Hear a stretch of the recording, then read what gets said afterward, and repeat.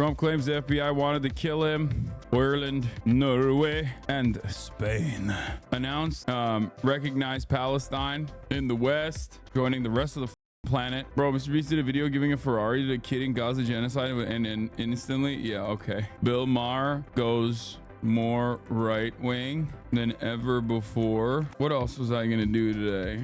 Come out today that US believes Russia will launch a space weapon in an American satellite path. Nice. You won't catch me giving props to Spain. I still remember. I mean, I'll give props to Spain. The Red Lobster conspiracy is so boring, I feel like, but why not? Are debates useful? And Batman Ep 3 later. You're just a seafood hater. Yeah, I just realized like Red Lobster as an institution falling has no bearing on my life. I just genuinely cannot get myself to care. Terrence Howard invented a new math. What the does that even mean? Have you never had Trump pulling up to the Bronx? Let's go. Yeah, I know. You should care. It's the same thing as VCs are doing with housing.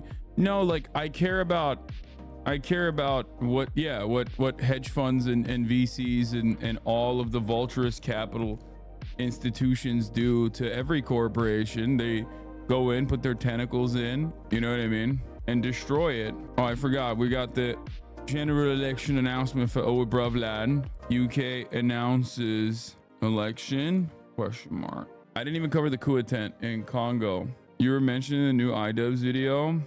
That's sick. Send me the timestamp and we'll cover it. Every Spaniard in chat celebrating Pedro Sánchez should remember that recognizing Palestine is something we've been promised for 15 years by different parties and that we still buying weapons for Israel and won't stop it. Something declaring bankruptcy doesn't mean they're closing. People don't understand this. The Red Lobster CEO had to come out with a statement saying yesterday this. Just joined and wanted to say the Batman gaming has been very fun and very political, surprisingly. Nothing is surprising about how political a billionaire vigilante is. What? What the Biden won't appear on Ohio's November presidential ballot.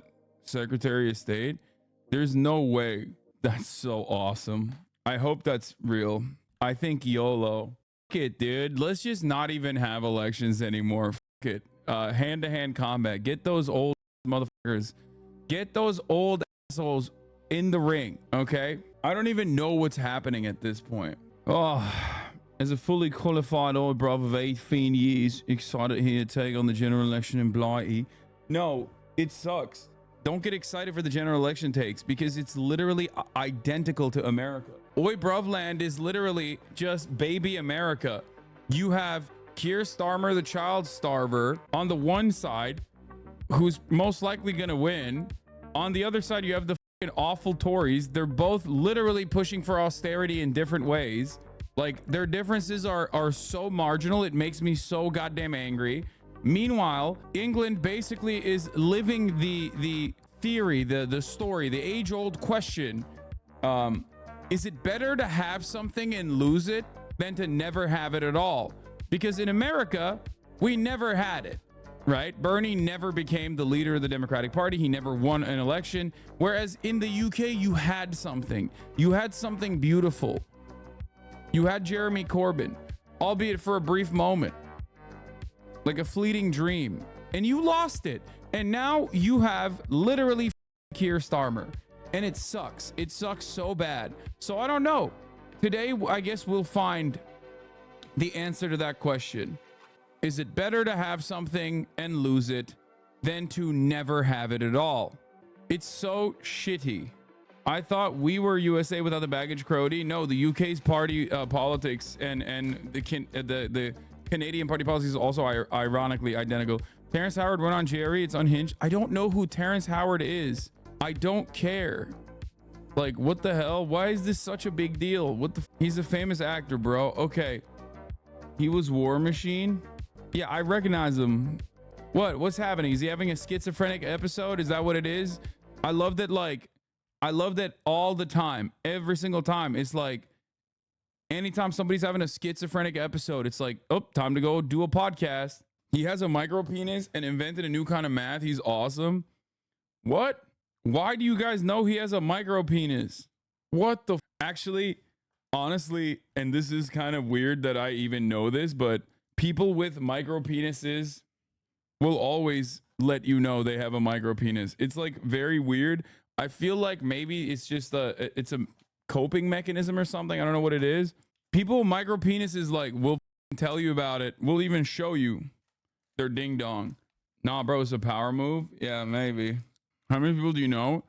Well, I have that one story of Cutie Cinderella getting targeted by a dude with a micro PP at a Denny's, and just like him showing it to her. And then I also have Jeff's guy, whatever the fuck his name is, Jeff's assistant. I thought it was Cutie Cinderella who told that story. Maybe it might have been someone else. It was her, yeah. In any case, we'll get to all of that. We'll get to Terrence McKenna, not Terrence McKenna, Terrence Howard. What is this? Terrence Howard leaves Oxford Union in shambles. It's just Terrence Howard showing the truth to the brainwashed kids at Oxford Union, wielding endless wisdom.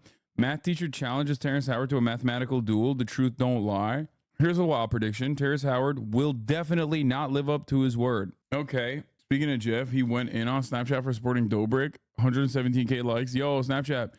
You're paying a guy that smashed my skull in for a prank and left me with lifelong injuries. He also filmed and organized multiple sexual assaults. That's why I stopped posting. I don't want blood money. I mean, that's part of the reason why he's only on Snapchat. Yeah, because there's no comments. He can run, but he can't hide. Let's go. His name is David Dobrik. He's traveling the world and partying on your dime while I have another surgery next month. My goat. I love Jeff, dude. Jeff is a king. Jeff must be protected at all costs. I do shit on him a lot, and I call him blind and stuff, but, you know, I hope people know that I have a lot of love for the man. Did Jeff really get fucked up like that? Yes, dude. What the fuck?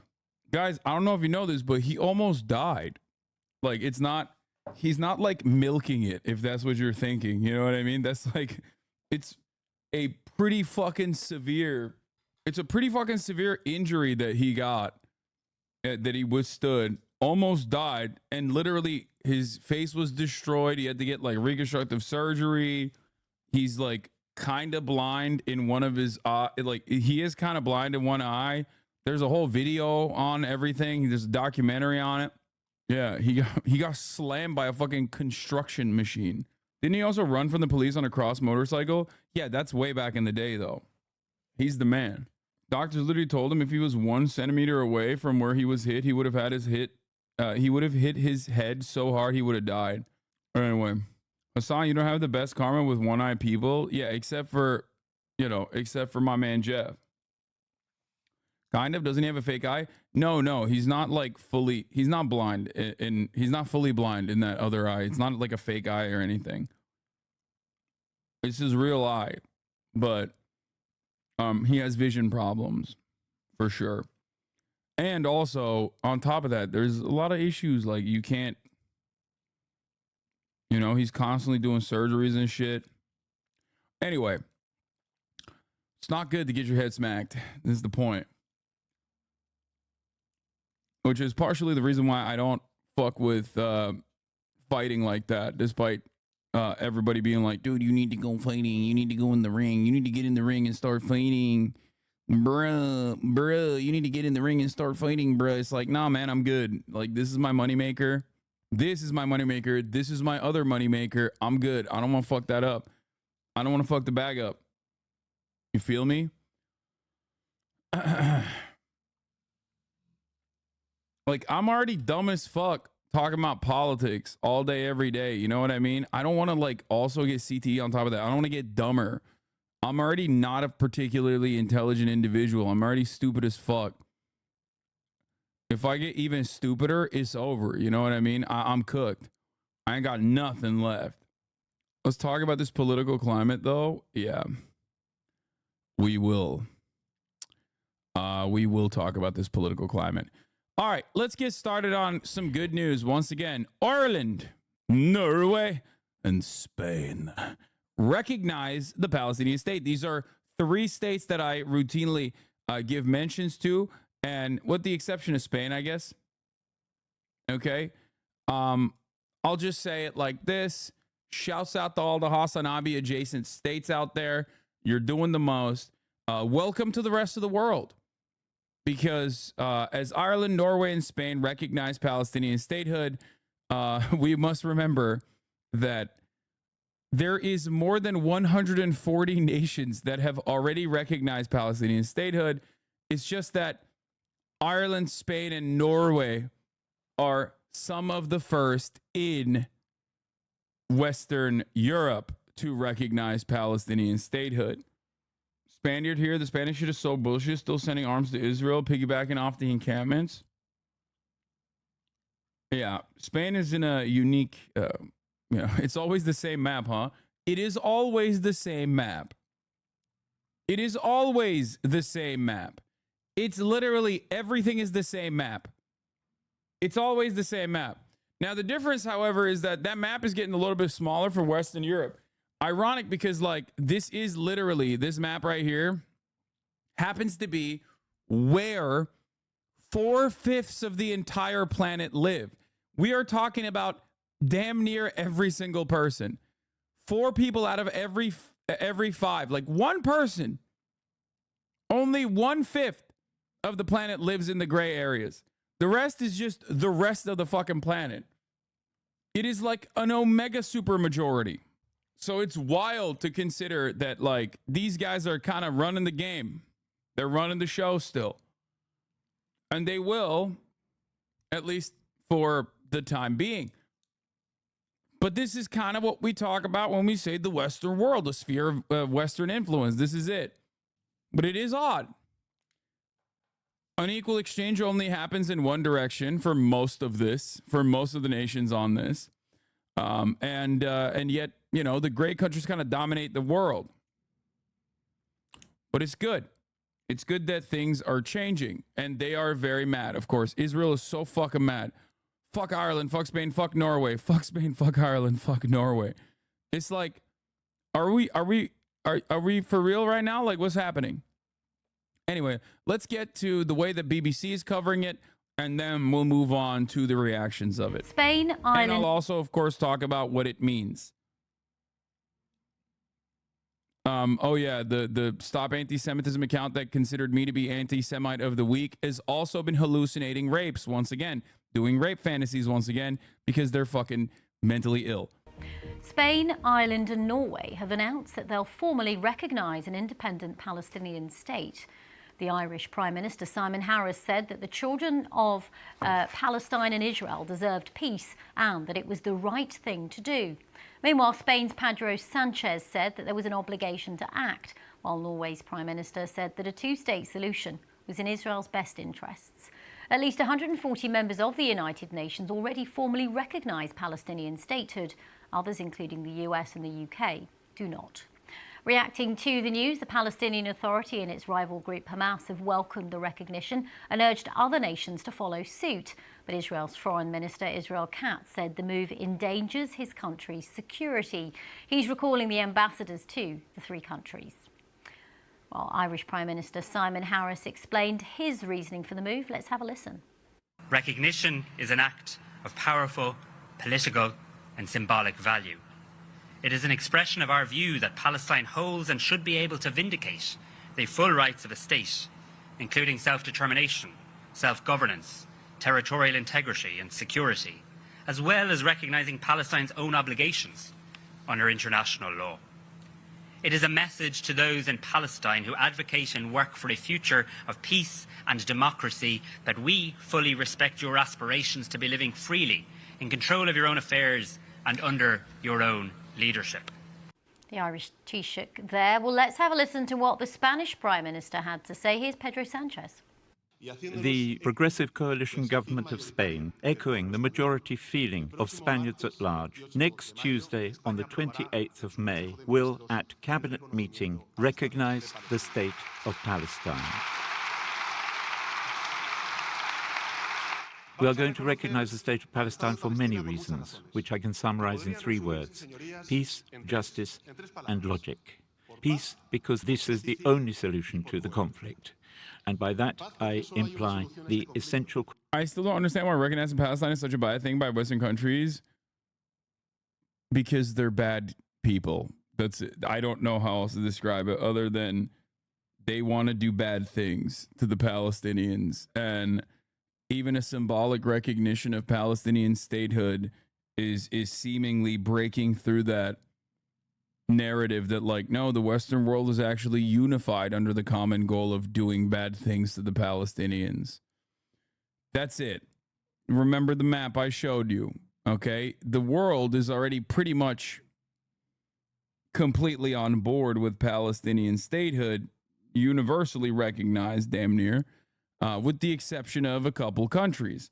Those countries happen to be the most important countries, of course. Those countries also happen to be the countries that are doing the most to the Palestinians. You're always talking shit about America bad, but have you considered America good? I would love to consider America good. It's just that America rarely ever shows me anything good. If it did, I would tell you America good. I want America to be good. That's the whole point of my commentary. If America was good, then I could move on and play Batman Telltale all day, every day, and try to get a Sexo run going. But, you know, we're not there. Now, a lot of people immediately tune me out because they say, oh, your opinion on the matter is tarnished by the fact that you are a campist, or you're a tanky, or you're an America hater, you're a Muslim Islamist fundamentalist piece of shit. Anything ranging from, you know, you just don't like America. If you don't love it, leave it, all the way down to like, you know, uniquely weird takes, hyper-specific takes, all of which gets it wrong. Okay? So for me, it is very frustrating to see America doing such egregious things, such awful things.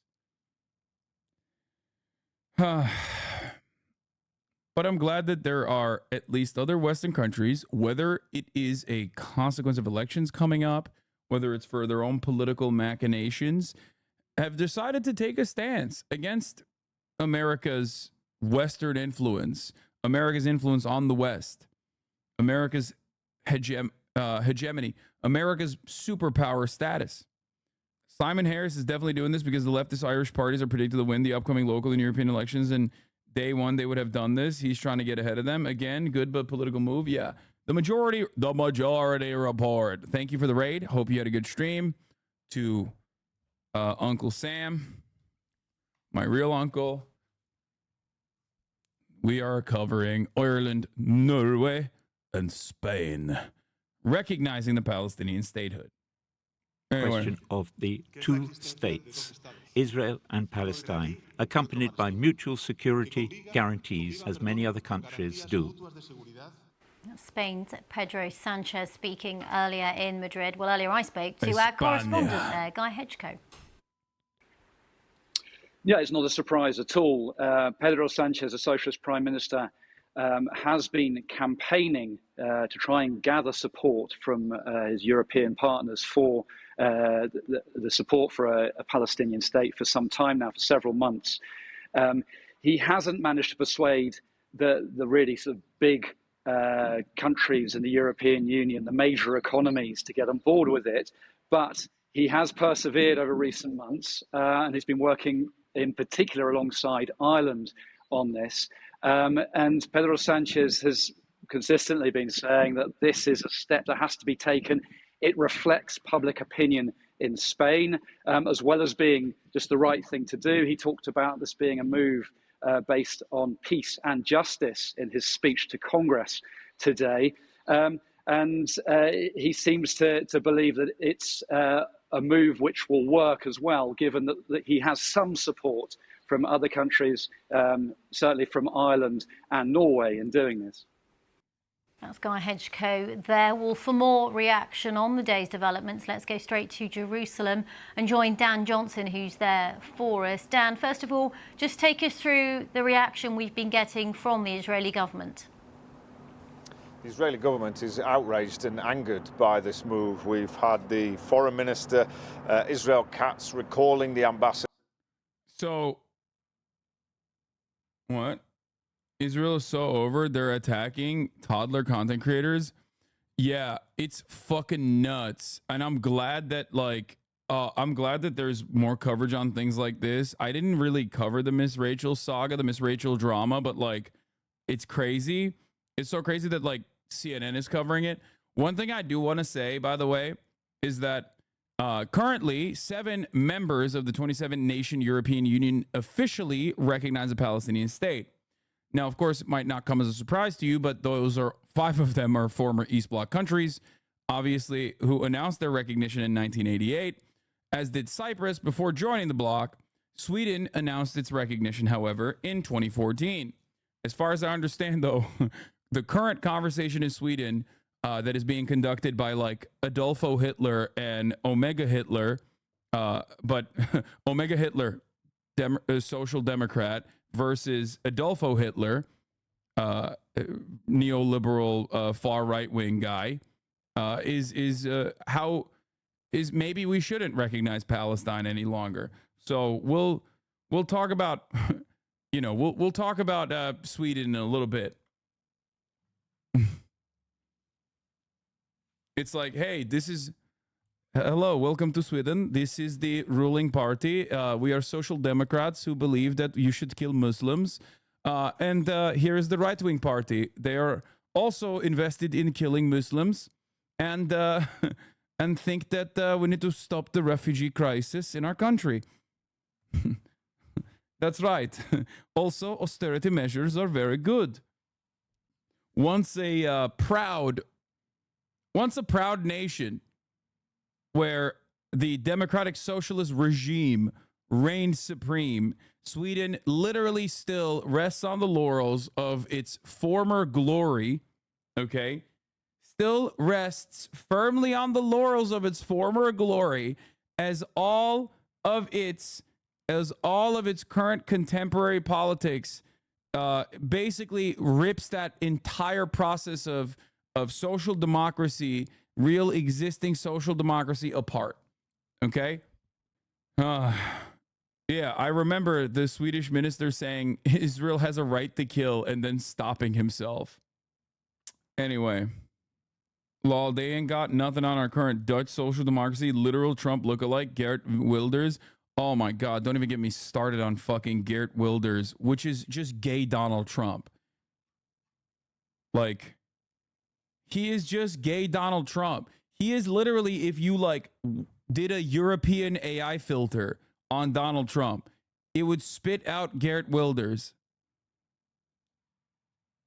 It's so funny. Wait, Donald Trump isn't gay? I mean, Donald Trump is zesty with it too. Here is another wonderful American civil rights movement organization, the ADL, weighing in on the decision. Shame on the governments of Norway, Ireland, and Spain for unilaterally recognizing a Palestinian state. This was always the wrong approach, but doing so in the wake of Hamas's genocidal massacre is a victory for those seeking Israel's violent destruction. It's just like, dude, you're an American civil rights organization. What are you talking about? What? Like, why does nobody go, that's weird that an American civil rights organization is chirping? You've tweeted that before. I know. There's a couple things that I just keep repeating over and over again until it sticks, okay? One of them, obviously, is calling the ADL the Apartheid Defense League. And also, the other one is consistently saying, fuck copyright. Those are two things that I will always repeat. Dutch Liberal Party is about to be ousted by the EU Liberals for joining a coalition with Wilders' extremist party just now. But I would love if it happened. It's kind of funny how much airtime is given to a few majority white countries recognize Palestinian human rights. Meanwhile, the rest of the fucking world recognizes at the top of the hour. God damn it, dude. It's 11:51. It's 11:51. Dude, it's not even like 11:53. That's crazy. Okay, that's cheap. That's cheap. You're being cheap. That is like, the grace period is 5 minutes. Okay, 11:55 and onward. God damn it. I got fucking blasted on that. And I'm annoyed, okay? I'm very annoyed. Here, let's listen to the Irishman, okay? Because honestly, I got fucking owned. I got owned. I will recognize that. But you got owned as well in some ways, because I was going to say that at the top of the fucking hour, there's a 3-minute ad break. And if you no longer want to see those ads, all you need to do is subscribe, ladies and gentlemen, boys, girls, and NBs. Because We celebrate Ireland here every day of the week, regardless. What a beauty. And at the top of the hour, we celebrate Ireland once again.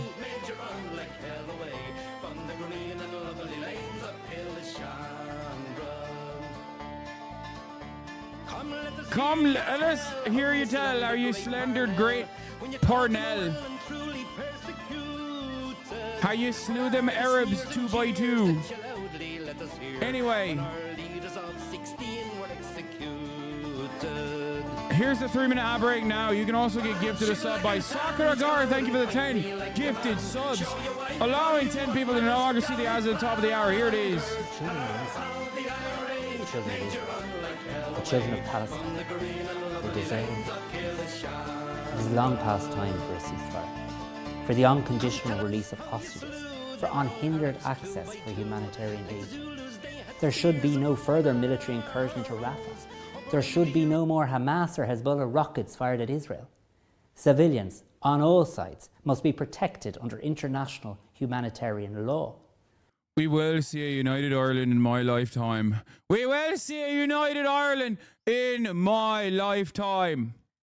Today's decision to recognise Palestine is taken to help create a peaceful future, because a two-state solution is the only way out of the generational cycles of violence, retaliation, resentment, hatred, where so many wrongs can never make a right.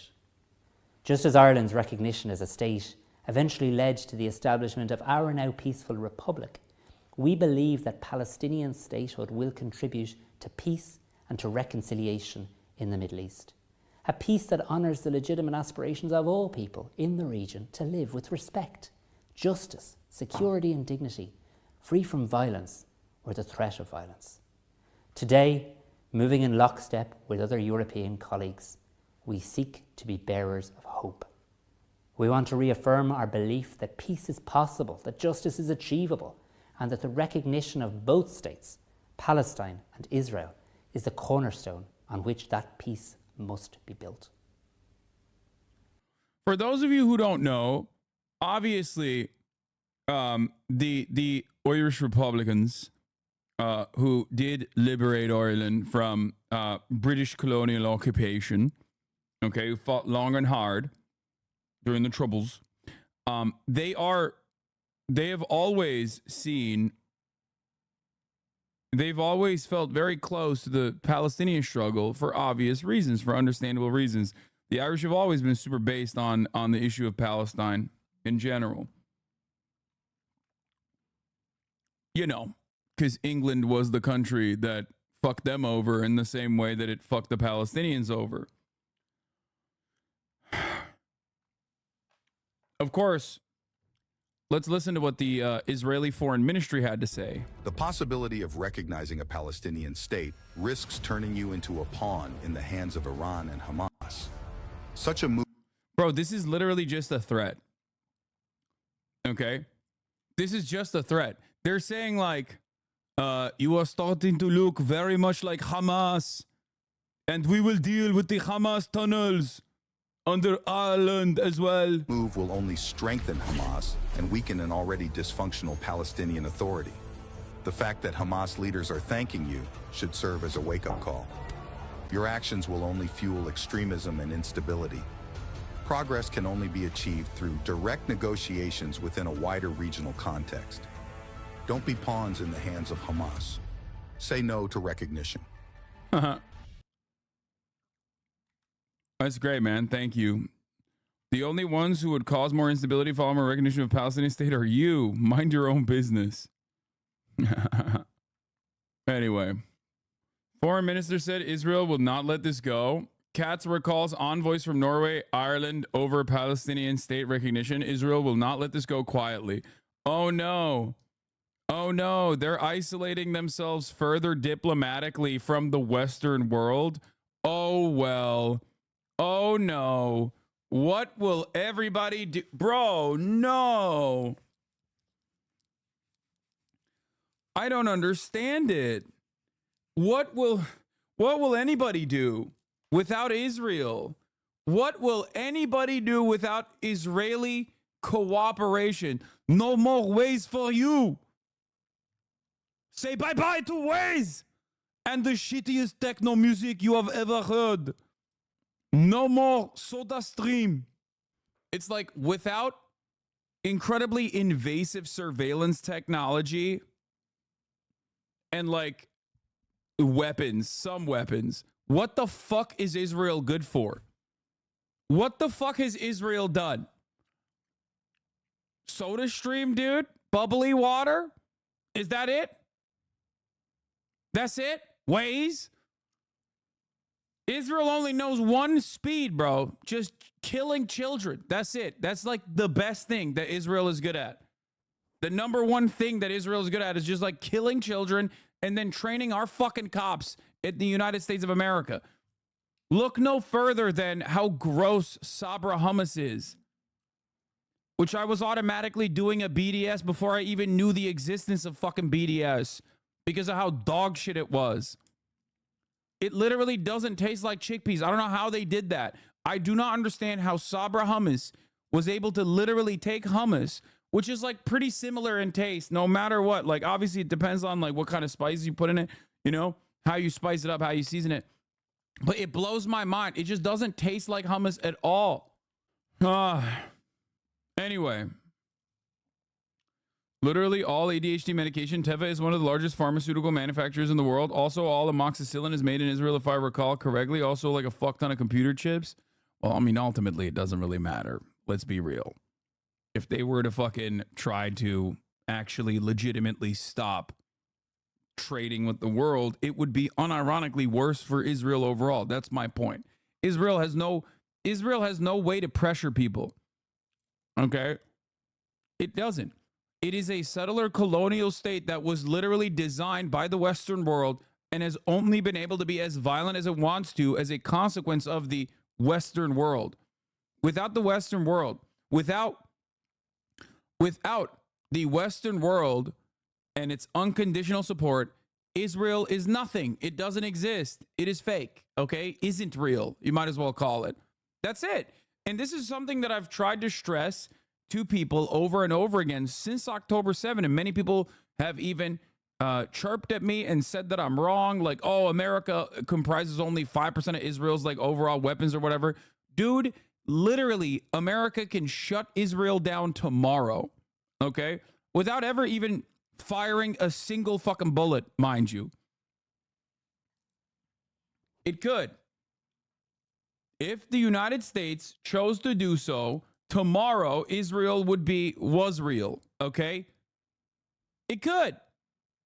I mean, we'll never do it, but that is the reality. Think about it.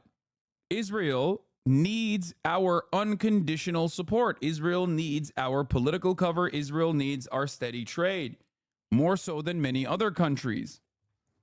It's not just the military support that we offer, even though we offer plenty of that as well. And its baby-killing endeavors and its ceaseless bloodthirst. America always has weapons. It's extremely funny to see the video mention Hamas leaders thanking them as something bad because most countries don't consider Hamas to be a terror organization. My country doesn't. Almost the same map as the recognition of Palestine, but inverse. Yeah, that's the other part of the process as well. But yeah. Foreign Minister Israel Katz recalls the Israeli ambassadors in Ireland, Norway for immediate consultations. Oslo announced it will recognize the Palestinian state. And with Dublin expected to make a similar decision. I'm sending an unequivocal message to Ireland and Norway. Israel will not let this go quietly. Ireland and Norway intend to send a message to Palestinians and the entire world. Terror pays, says Katz in a statement. Can I just also do another fucking I told you so moment?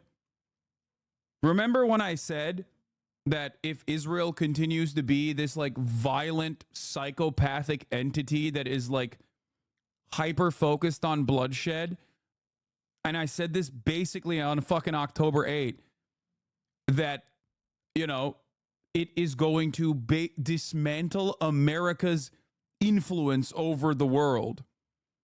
Our undying loyalty, our fealty to the state of Israel and its endless bloodshed is going to basically dismantle American power status, is basically going to is basically going to show the world that we have no fucking smoke. We cannot control our own attack dog.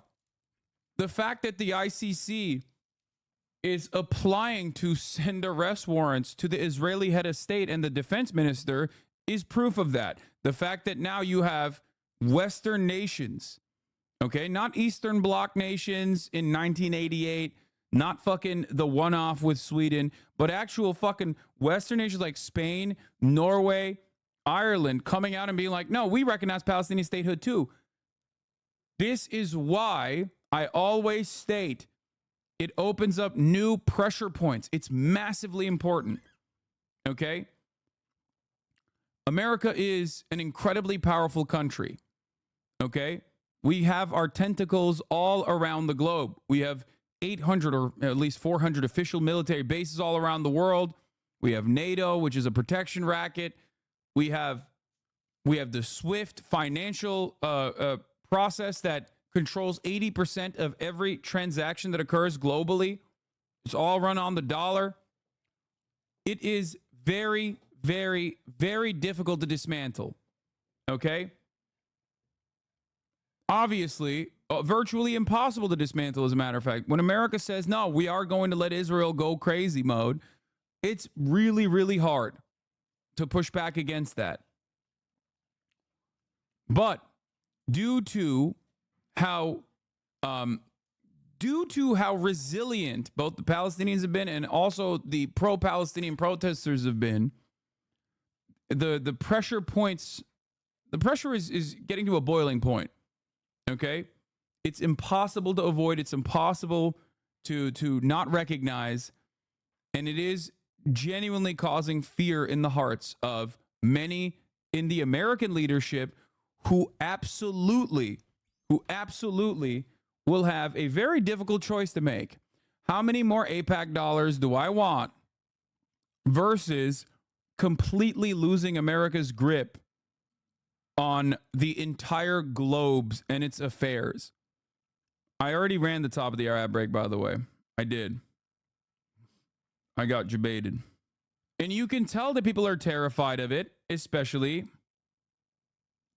the Israeli officials. I mean, look, Benjamin Netanyahu tweeted this out. The intention of several European countries to recognize a Palestinian state is a reward for terrorism. 80% of the Palestinians in Judea and Samaria support the terrible massacre of October 7. This evil cannot be given a state. This would be a terrorist state. It will try to repeat the massacre of October 7 again and again. We will not consent to this. Rewarding terrorism will not bring peace, and neither will it stop us from defeating Hamas. You make Bibi sound like Bernie? Bibi literally has a fucking Philadelphia accent. Don't even give me that shit. That's what he sounds like. Just to be clear, that logic doesn't even work on the Irish. I'm literally only a citizen of the UK because of terrorism. Anyway, just something to consider about when you hear all of the pro-Israel defenders chirping on the timeline. Yes, Benjamin Netanyahu is from Philadelphia. Do not let anyone tell you otherwise. Many Philadelphia boys out here, many Pennsylvania defenders will lie to you and act like he did not grow up and have most of his formative experiences in Philadelphia. He did. Okay? You cannot erase that stain, Philadelphia. He also went to MIT. Fuck it, I'm hate watching from now on. Listen, I love Philadelphia. Philadelphia has like decent public transit, all things considered, in comparison to other American cities, of course. But, you know, let it be known that Benjamin Netanyahu is from Philadelphia. He grew up in Philadelphia. Okay? Philly has not been doing well. Yes. You got the move bombing. You got Meek Mill, Big L. You got the Eagles. There's a lot wrong with Philadelphia. You wouldn't believe how mad the Israelis get when I deny them a stay in our hotel. They literally can't comprehend their actions have consequences to the West. They also stay arrogant like we are the evil ones. So far only tourists, but I'm doing my part. What do you mean? You're denying Israelis a stay at your hotel? I don't understand what that means. You can tell the dam is breaking when even Jerry's having takes like this. The Joe. Wait, what? Dave Smith? Oh, yeah. Dave Smith is like a libertarian. Philadelphia has Uzi Vert? Yes. That's a bonus. I think you just created a few more Zionists by going after the birds. Listen, man, I make fun of every fucking state. I make fun of every goddamn city, including Los Angeles. My fucking state, California, is the absolute worst when it comes to dealing with homelessness. Like, I got the smoke for all American states, okay? I got the smoke for all American cities. I got the smoke for all American states. Don't fucking cry and complain when I come after yours, okay? At least you're not in Wyoming. Like, think about that. Thank God every day that you did not grow up in Wyoming and you don't have to live in Wyoming. Imagine you don't got the smoke for my state of Ohio, bro. Okay. German government spokesman Stefan Hebestreit was just asked in Berlin whether the ICC arrest warrants would be implemented. His answer, of course, yes, we abide by the law. Hält sich die Bundesregierung an das, was der Internationale Strafgerichtshof entscheidet? Ich dachte, ich hätte durch meine normative Setzung die Frage beantwortet. Ansonsten, wenn Sie da noch Fragen haben, natürlich. Natürlich. Also, es wird umgesetzt. Ja, wir halten uns an Recht und Gesetz. This is the one thing, bro. This is the one redeeming quality of Germans, is that if there's a rule that they have already associated themselves with, like, they will abide by it. They're like, what do you mean? It's a rule. Excuse me, it's a regulation. Are you kidding me? What? Yeah, naturally, we will abide by the rules. We will arrest Benjamin Netanyahu. This is not a question. We love following orders. You give us a rule, we will follow it. Finally, Germany's just following orders on the right side of history. It's not even that. They just love following rules. It doesn't matter. Good, bad, doesn't matter. If it's legal, if it's regulation, they will follow. You could flip this entire script, dude. If you could just pass legislation in Germany that says, like, all genocide unconditionally is bad and wrong, oh my God, they'd be the #1 advocates for Palestinians. They love rules, man. They fucking love rules so much. Hält sich die Bundesregierung an das, was... What? Biden officials shocked that Hamas is recruiting people as Israel bombs their family members. Biden officials have become increasingly concerned that Hamas has been able to recruit during wartime, thousands over the last several months, allowing the group to withstand most of Israeli offensives. How did that work, man? That's crazy. I can't believe it. I can't believe that people, when they become orphaned, when their homes are blown up, they go, I am going to do everything in my power to physically fight back against these people that are destroying my life. That's so weird. How did that work, bro? That's so weird. I am so shocked. I thought people loved getting killed.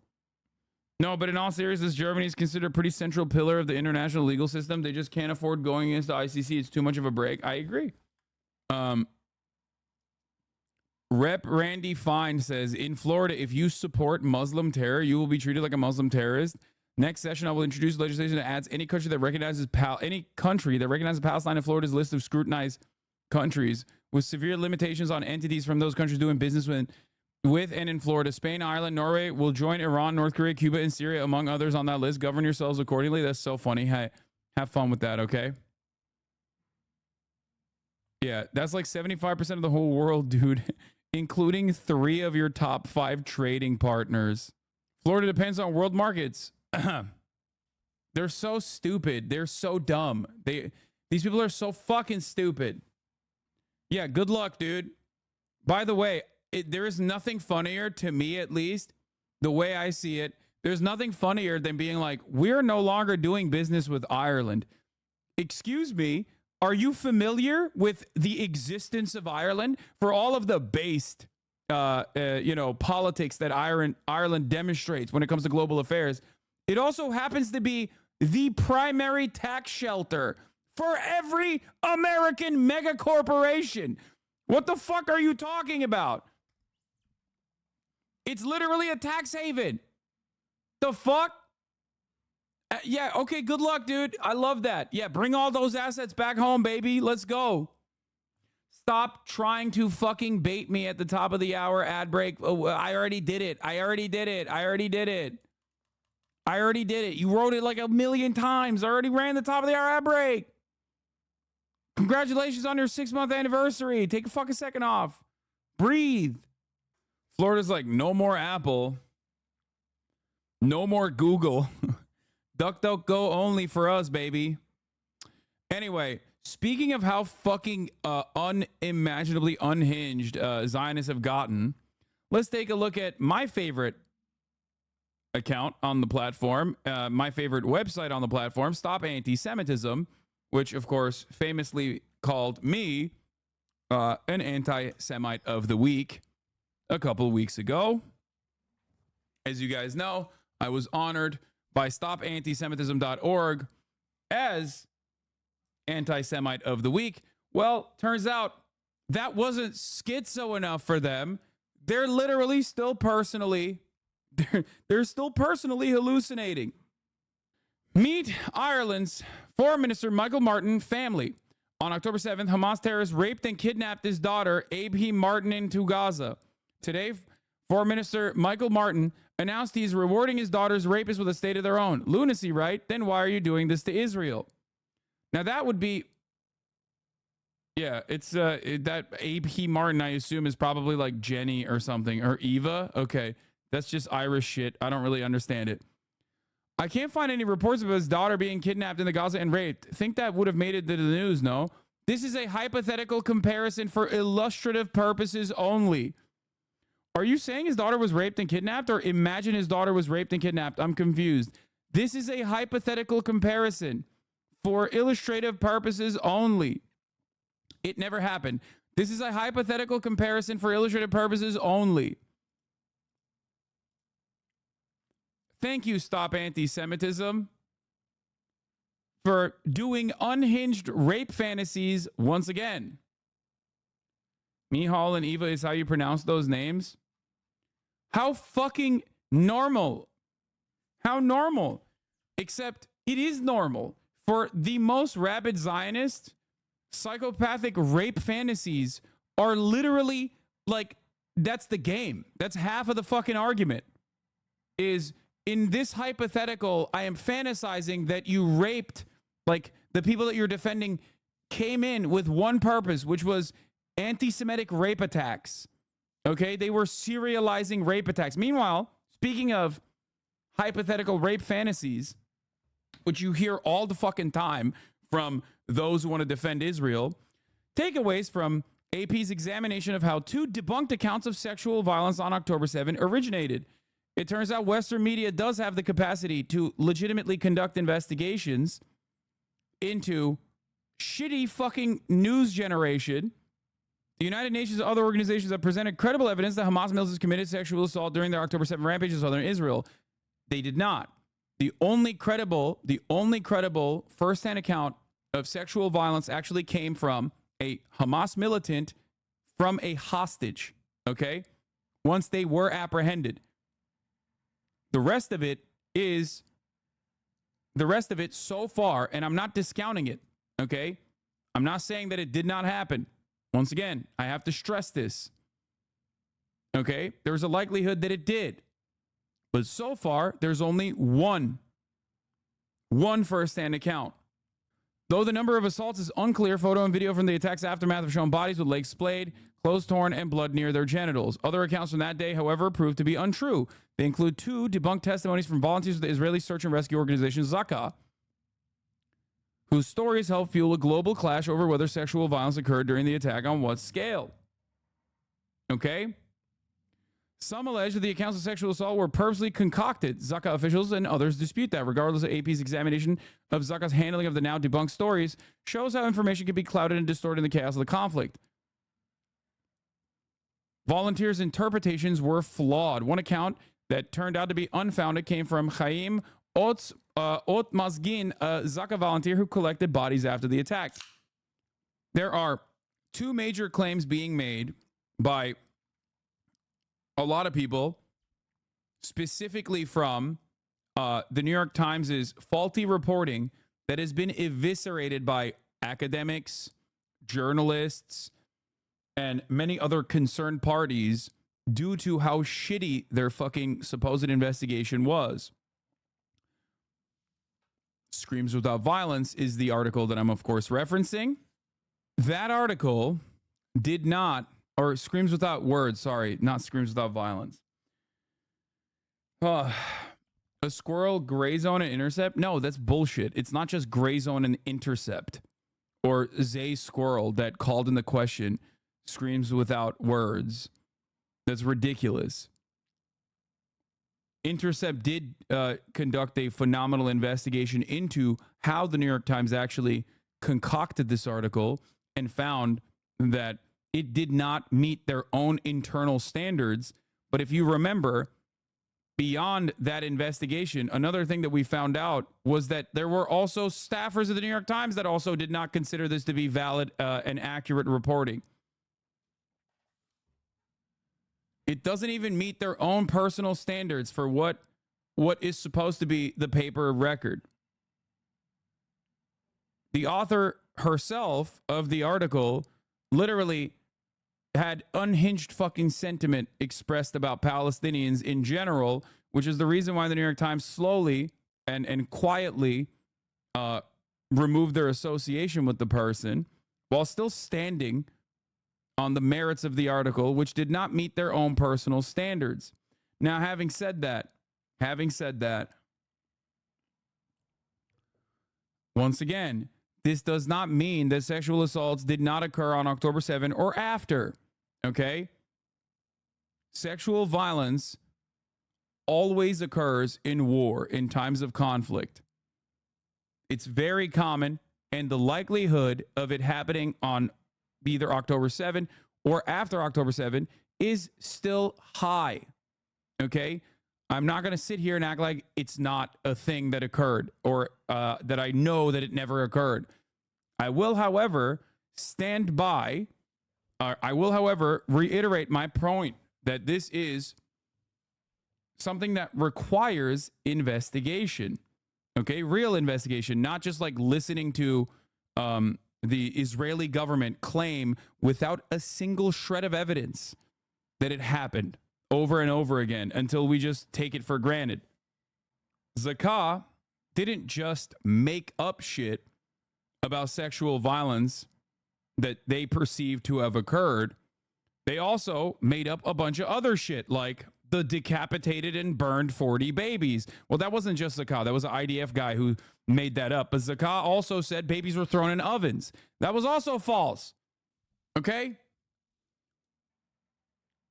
They have mishandled the forensics on they've mishandled the forensics on October 7 so dramatically that there may never be conclusive evidence on what truly happened on October 7. The victims might never receive closure as a consequence of their mishandling. And the first outlets that covered Zakah's mishandling were not Western outlets. They were Israeli outlets. And it wasn't even like 972 and Local Call, which I bring up quite frequently. Those guys are great. It was literally Haaretz and even Yediot.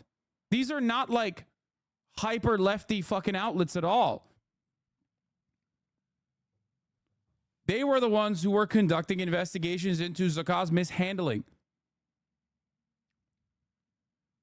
So that's something to remember. And yet we still continue with this. We still continue with this narrative over and over again. Haaretz, the communist propaganda brother. I know. This is like if you're fucking super far right, you think that and you claim that. But anyway. It's also crazy because Joe Brandon still repeats a lot of this unsubstantiated bullshit when talking about it 8 months after the fact. Like in his Morehouse speech, he said when he went to Israel 9 days after October 7, they showed him footage of a mother and a child being tied by rope and being lit on fire with kerosene. That's bullshit. Ryan Grimm investigated further and asked, Biden's own fucking team.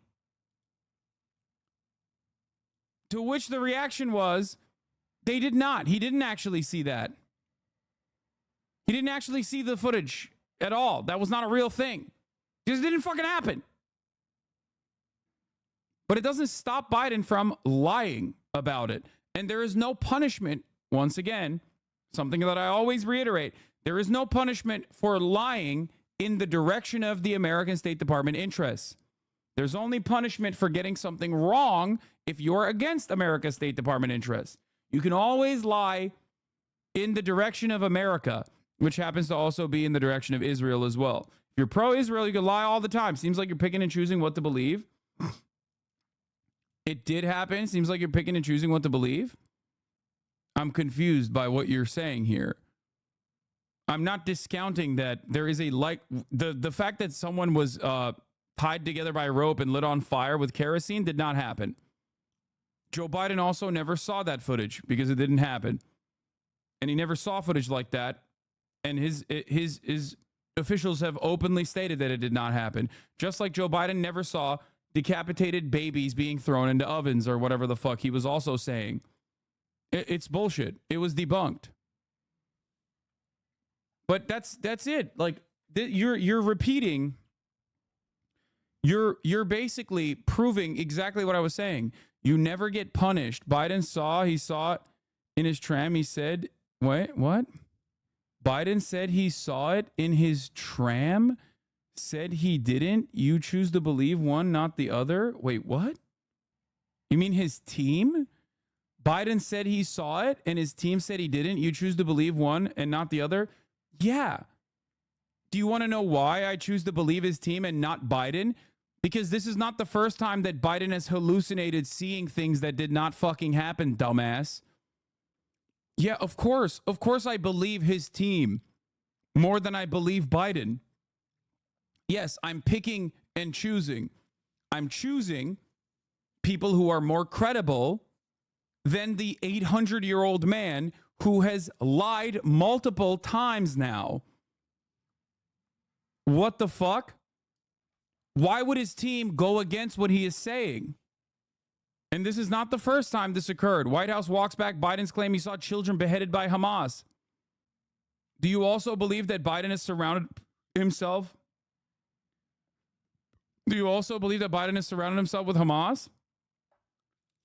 At this point, you're basically saying, no, you don't understand. You have to believe the hallucinations of an old man, a doddering old fool, over, like, zero evidence being presented so far. The question you must ask yourself is this. If Israel actually had this footage, would that not be plastered everywhere? Do you think that they do not have an interest in showcasing this footage over and over again? You would have seen it if it was real, trust me. You haven't cared about this conflict long enough to know the history as to why Biden is so much better than Trump here? I'm kidding. Baited, sorry. Oh, thanks, man. Good bait. In any case, let's get back to the reaction from the rest of the world. Ambassadors, at least from Dublin and from Oslo, and he'd already threatened that if Spain made the same move as Norway and Ireland, they would face consequences too. He says there'll be further consequences beyond just recalling the ambassadors. He said this is a distorted step which shows the world, bro. You gonna fucking treat them like Hamas? You gonna fucking blow them up? Is that what you're gonna do, bitch? That terrorism pays. We've had a response from Israel's finance minister as well, who is hinting that he will react to this by refusing to transfer any further funds to the Palestinian Authority, which represents Palestinians in the West Bank. There is a feeling that Hamas has been rewarded for the attacks that it carried out on the 7th of October, that is how this is being seen by some high up in Israeli politics. We've just had a statement from Itamar Ben-Gvir, the National Security Minister, who said the countries that have recognized the Palestinian state today are giving a reward to murderers and abusers. And I say we will not allow a declaration about a Palestinian state. I say one more thing. In order to destroy Hamas, we need to get into Rafah all the way. That is the city in the south of Gaza. In order to return our hostages, we need to stop the fuel, determine that humanitarian aid only in exchange for humanitarian steps. So he is suggesting the reaction to this should be a step up in military action in Gaza, should be a restriction on aid to make sure that none of it is going to Hamas. And we know already that the aid situation in Gaza has been dire. In contrast, this has been welcomed by the Palestinian Authority and by... It's so psychotic, but also in a way kind of comical that like every single time the rest of the world, like Western leaders are like, hey man, you should probably not kill so many Palestinians. Like, what are we doing here? Israel will be like, I'll show you. Like the world will be like, hey, you're really restricting a lot of aid from going into Palestinians' houses, like going into Gaza. Like, it's really fucked up. Israel will be like, I'll show you. I'll fucking restrict even more aid. Ha! Fuck you. And it's like ridiculous. They don't understand. They don't understand that like this is only further negatively polarizing the rest of the world against them. They don't understand it. I get that we want to be careful given Israel spreading misinfo and its use of anything to push genocide, but it's sad to see people just dismiss any non-first-hand account out of hand. First-hand accounts are always going to be rare for extreme sexual violence and extremists like this. It takes so much bravery to come out. There's other credible second-hand circumstantial evidence we should maybe handle with more care and empathy. I understand the instinct not to, but still, yeah, there needs to be more evidence conducted in order to make a proper assertion of what happened, especially as it pertains to sexual violence. I would like for us to be at a place where saying maybe there was some sexual violence doesn't make you a Zionist. I mean, I say that, and I don't think it makes me a Zionist. I say that as well. But if the conclusive evidence is coming from Zakah or the Israeli government or the Israeli police force claiming that they have a mountain of evidence, because remember, the Israeli police force said they had a mountain of evidence, and then when questioned on it further said they had no evidence whatsoever. Like, if all we can rely on is the word of the IDF, that's ridiculous. There is, however, evidence. There is, however, real evidence as far as like first-hand accounts and testimony, even second-hand accounts and testimony from hostages. So that part is real. That did happen, which is very important, and that was a part of the UN investigation that was conducted.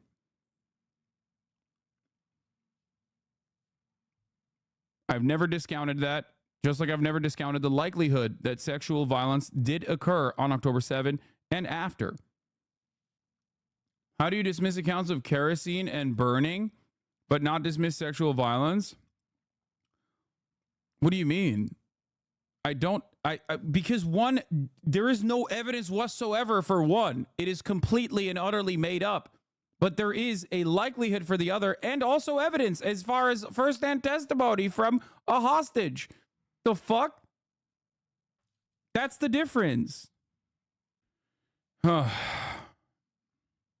Anyway, the problem, however, is that given the intensity and proclivity for the Israeli state to lie about things like this, and also other like non-professional forensic accounting being conducted on October 7, this has muddied the waters so much that understandably many people are like, what the fuck? How am I going to believe this?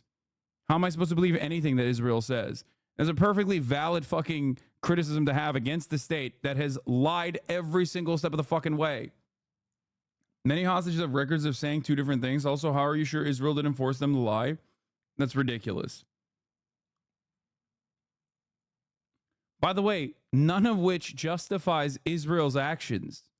So it doesn't even matter. None of this justifies that Palestinians have a right to dignity, a right to emancipation, a right to live fucking free lives, free from this occupation. Doesn't matter.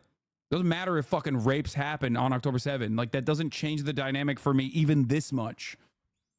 So that's the other part of this problem that many people that can't contend with. Like, the Palestinian resistance is not perfect. They're not like so good. They have magical bullets, and there's no criminal elements that could have conducted themselves very differently.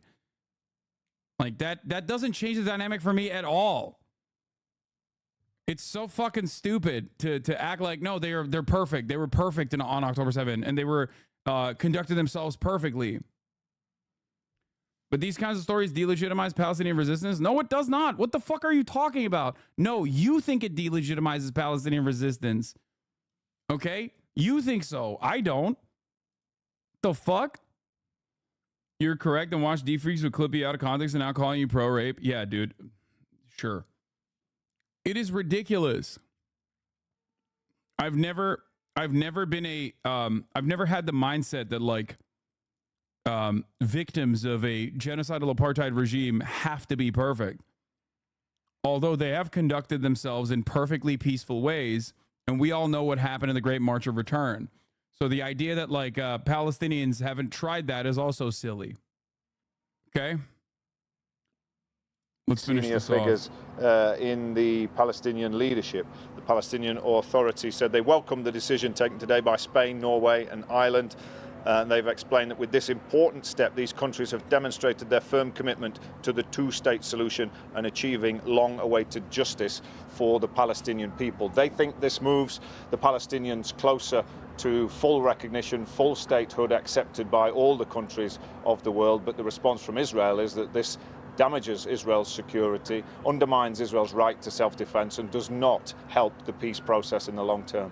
And Dan, all of this comes as we're hearing that the United Nations has halted food distribution in Rafah due to shortages and hostilities. Yeah, there's been a real difficulty getting aid into Gaza, whether that's over the land crossings or via the new maritime route that was opened up last week when the US military put in place this floating platform. We know some aid shipments have been able to get in via the sea route and via the land borders, but then there's a problem of distributing it. There's been a security issue. Some aid shipments have been ransacked by desperate Palestinians trying to get hold of food supplies and medical treatment, and that's prompted the UN to actually cease distribution. We know that very little aid's been coming in through that floating platform, despite the huge amounts of money and the effort that was put into putting that in place. They said they've got to resolve the security situation, make sure they can fairly distribute aid, make sure that it gets to the people who really need it, that it isn't intercepted and stolen. So there is a real issue here. The Israelis are being called on to ensure more humanitarian corridor safe routes so that aid workers can get around in Gaza safely, can do their work, can distribute that aid and get it to the people who need it. OK, Dan Johnson, thank you very much for the moment. And of course, we've got plenty more on that story on the BBC News website, where we continue to run a live page with... We have a major development this morning related to the war in Gaza. 3 European governments, all U.S. allies, say that they will recognize a Palestinian state next Tuesday. Now, as you know, Palestinians have wanted this for decades. MTS Tayeb is following this in East Jerusalem and has the latest on it. MTS, this is a very big deal. Can you help us understand the significance of this? Yeah. If having rapists in the neighborhood is enough to justify carpet bombing, Israel's going to need to rethink that non-extradition policy they have. Yeah, Israel is also relatively densely populated with, you know, that sort of thing. So I don't know. I wouldn't be talking about this like Gail, it's an enormous deal for these 3 European countries to do so. And as you can imagine, Israel has reacted pretty furiously to the move by these countries and their decision to formally recognize a Palestinian state. So angry that it's ordered back its ambassadors to Norway and Ireland and has called the plan, and I'm quoting here, a distorted step. As the fighting in Gaza rages on, a warning now to our viewers. Some of the images in this report are quite distressing. Today, Ireland, Norway and Spain are announcing that we recognise the state of Palestine.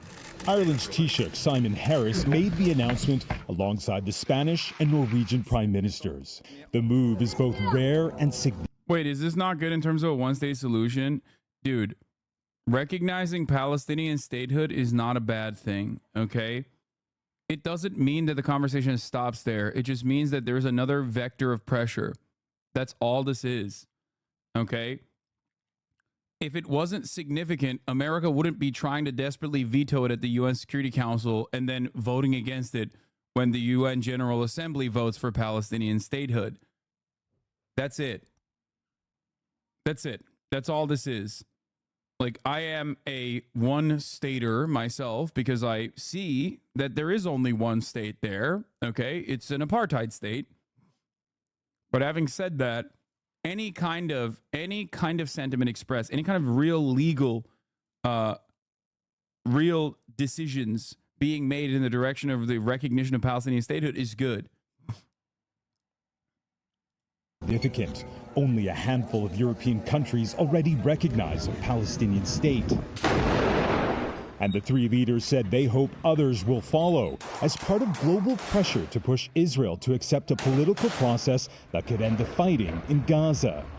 At the Kamal Adwan Hospital in the northern Jabalia refugee camp, 150 patients and medics had to run for their lives after the Israeli military carried out repeated strikes nearby.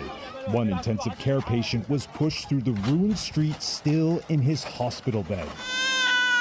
To the south, in Deir al-Balah, more violence and more death.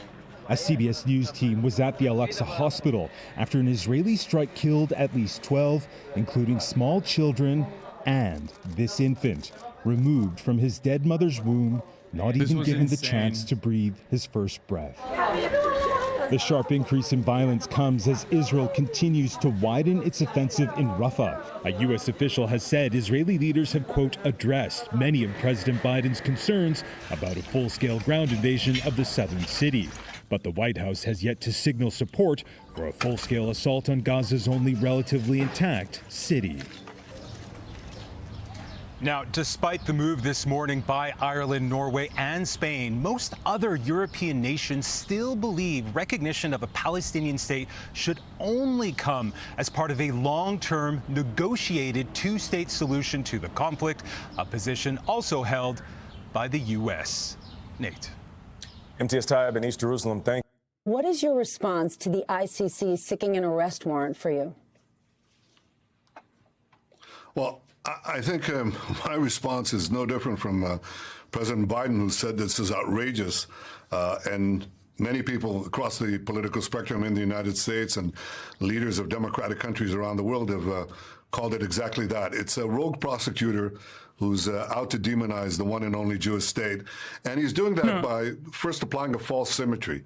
He's equating Israel's democratically elected leaders with the terrorist tyrants of Hamas. That's like saying, well, I'm issuing arrest warrants for, after 9/11, I'm issuing arrest warrants for George Bush, but also... Okay, I've heard this exact same thing a million times over. I'm skipping it, okay?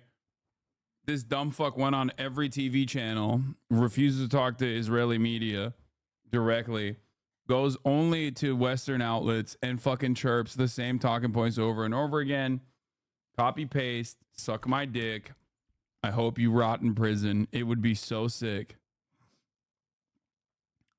Anyway, now let's get to the UK general election called by Prime Minister Rishi Sunak, right? Rishi in it. Oh, Rishi Rish. Ladies and gentlemen, for those of you who are in the fucking UK, let me tell you, there's a little thing called democracy, right? You probably forgot about it, considering that you've seen leadership change hands numerous fucking times at this point without a single vote being cast, yeah? It's called democracy, right? When you get to choose from one of the two fucking bellends who's the least worst option, right? Fucking hell. On the one hand, you got Rishi Rish, out of touch, billionaire's failed child, fucking major bellend, absolute knob. On the other, you got child starver Keir Starmer on a Labour Party. Two sides of the same shite coin. In the last 5 years, our country has fought through the most challenging times since the Second World War. As I stand here as your Prime Minister, I can't help but reflect that my first proper introduction to you was just over 4 years ago. I stood behind one of the podiums, upstairs in the building behind me. I told you that we faced a generation-defining moment and that we as a society would not be judged by some government action, but by the small acts of kindness that we showed one another. You met that challenge, and then some, and I have never been prouder to be British. And when I introduced the furlough scheme, I did so not because I saw a country simply in need of desperate help, albeit we were, but because I saw a country whose future hung in the balance. I could be bold and trust in the tens of millions of you at home that you would rise to the moment. Or I could accept the inevitable, millions of job losses, and pick up the pieces. In truth, it was no choice at all. I have never and will never leave the people of this country to face the darkest of days alone. And you know that because you've seen it. As I did then, I will forever do everything in my power to provide you with the strongest possible protection I can. That is my promise to you. Because for so many of us, it's easy to forget the scale of what we've been through. We were hit by a pandemic that upended normal life. Who would have thought that the government would ever tell us how many times a day we could leave our homes? Then, just as we were recovering from COVID, war returned to Europe, with Putin's invasion of Ukraine sending your energy bills spiraling. I came to office, above all, to restore economic stability. Economic stability is the bedrock of any future success, whether that is rising wages and good jobs, investment in our public services, or the defence of the country.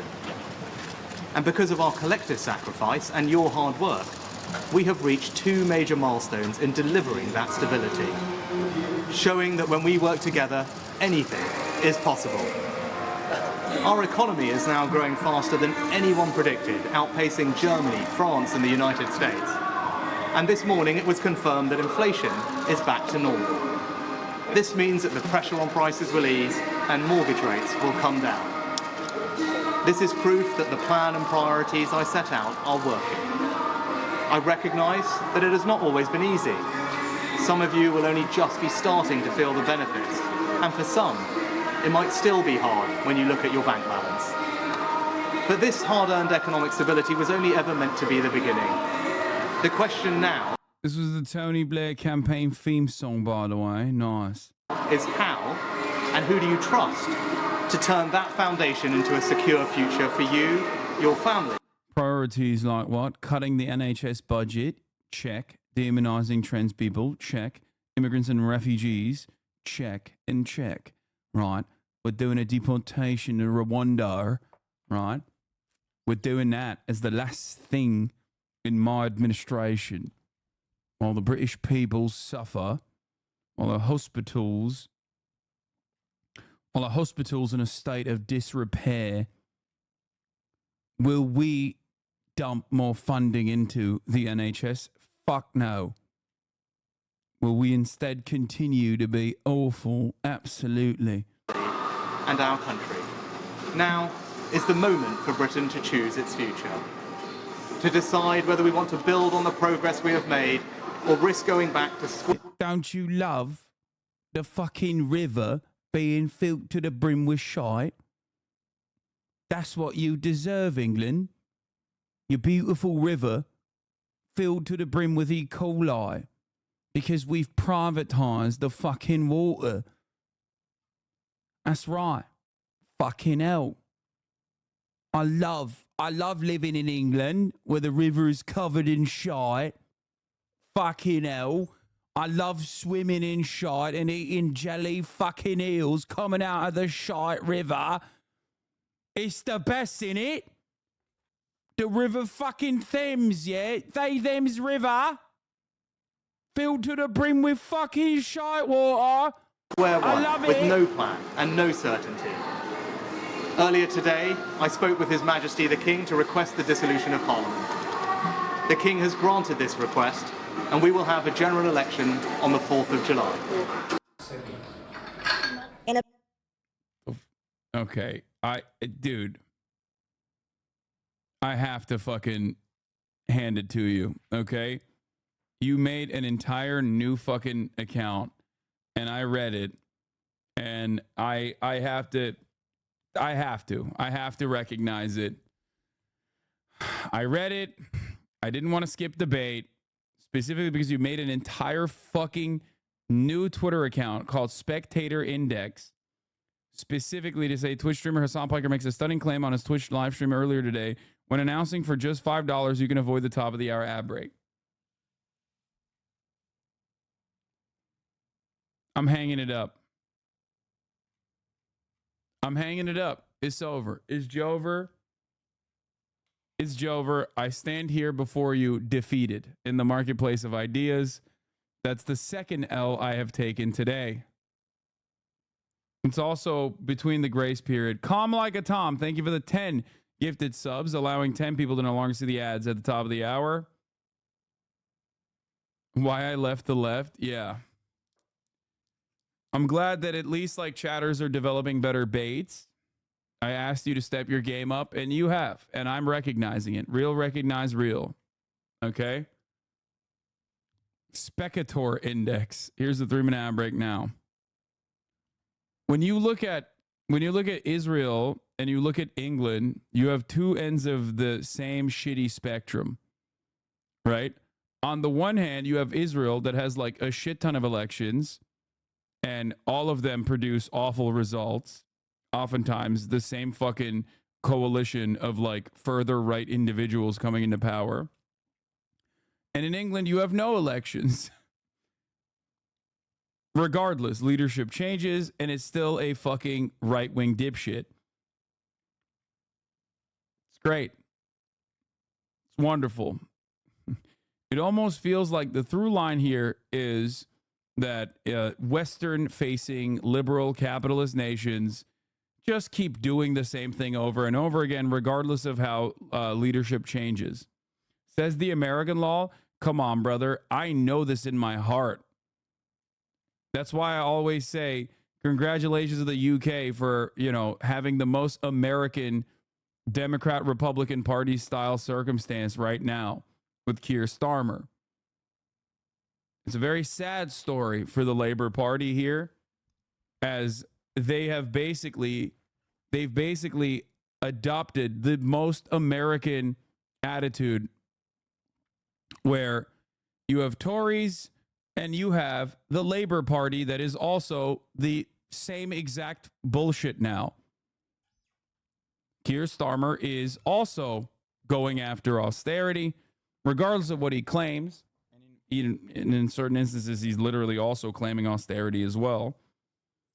Trying to outdo the Tories on being right-wing. It's great. Wonderful, wonderful circumstance where every election, regardless of whether or not it's a multi-party structure or a two-party structure, always comes down to a duopoly. 99% Hitler, 98.99% Hitler. Everywhere. In a pub called The Exchange, just off Morecambe's Parliament Street, we watched and listened to him. And we will have a general election on the 4th of July. And then, more importantly, talk to people who will get to vote on what next for the UK. I've not been following the news today, so it's actually come as a little bit of a shock to me. I really wasn't expecting it quite so soon, but I think the country is ready for an election. I think it's time to go to the polls, isn't it? And let people have the say again. With inflation down, giving the PM a reason to go early, the economic optimism wasn't shared by everyone. It's making life better for certain people. But the thing they want to progress on is the immigration, because the immigration is what's happening in this country, and it's costing this country a lot more. July the 4th. Yep.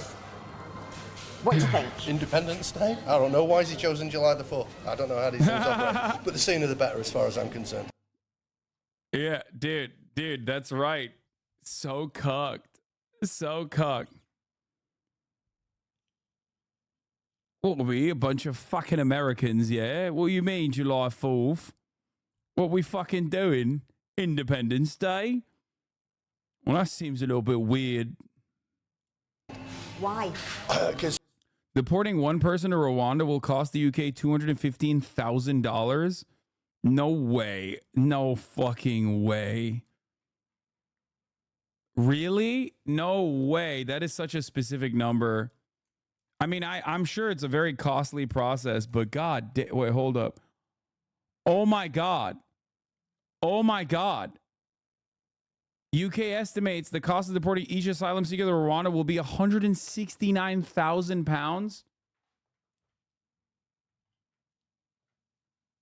Oh.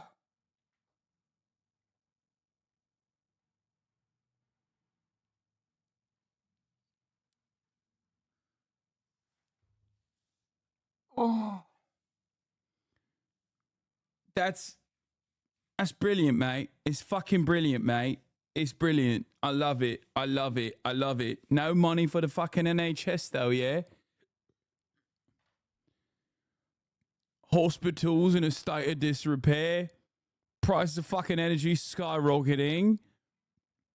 The river is filled to the fucking brim with shite. And we're out here doing what? Using our fucking money wisely. No fucking thank you. All right? Absolutely mental, innit?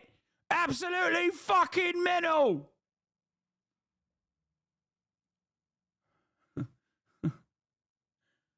Oh. That's awesome. No, that's great, man. Every country on the planet, every country in the West, just cucking themselves. There was a John Oliver bit on this, popular in spite of the right-wing anti-immigrant sentiment. This plan, I cannot stress this enough, is not even popular. Like, people literally are like, this is fucking straight fascist. Like, you got Tories criticizing this. So I just want to point that out really quickly. Like, he's just kind of doing this as a last-ditch effort, I guess, in a way to, permanently fuck up the situation. Are these people even from Rwanda? No, they're not. No, they're not. No, they're just setting up processing facilities in Rwanda.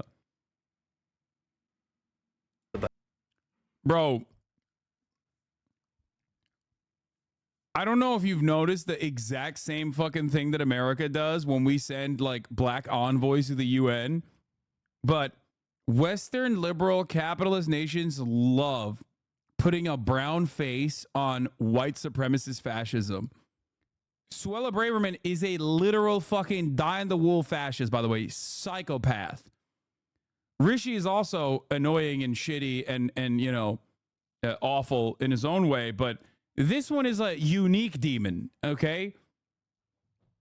Like, she was too racist for the fucking Tories even. Just like this is some Nazi shit. Like, here, we've done a concentration camp here in Rwanda. And it's beautiful. Isn't it fucking beautiful? That's crazy. Seeing the picture of Suella Braverman standing laughing at a detention center being built in Rwanda to house refugees has sent shivers down my back. This is where the UK is now with the Conservatives in government. The Tories have no empathy, no understanding, and desire to help. Look at this. Remember this and take this image with you the next time you enter a polling booth. Now, of course, they're Indian, bro. Oh, that's the other part about this that's crazy. Because, like, depending on what time frame we're talking about, depending on what year we're talking about, there's plenty of people who would advocate for her to also be shipped off to Rwanda. And Rishi Sunak as well. That's the other part of the weird nature of putting a brown face on white supremacist fascism is that, like, you yourself will be targeted as well.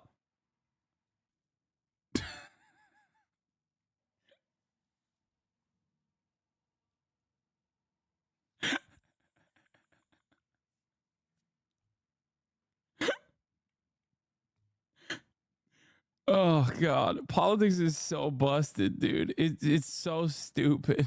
Sending the first 300 migrants to Rwanda is £1.8 million each. School funding is around £7,600 per child per year. So the cost of sending one... You don't understand, right? It's like we have less fucking black and brown people in the country, in it. That's why we're doing this, because we're fucking racist, right? You don't get it. You don't fucking understand. We don't want the children to be fucking educated. We want to send the fucking black and brown people to Rwanda. Do you not fucking get it? I'm fucking racist. One migrant to Rwanda would give 234 children an education for a year. We might spend a lot of money to send some people back to Rwanda, but if that has the effect of not back to Rwanda, just to Rwanda. They're not coming from Rwanda. These people are not coming from Rwanda. He said back to Rwanda because in his mind, it's like, yeah, they're fucking black and brown, right? Yeah, Africa. That's where we need to send them. Back to where they fucking came from. I don't... Lost that person now? Wait, what do you mean? What do you mean that they... What?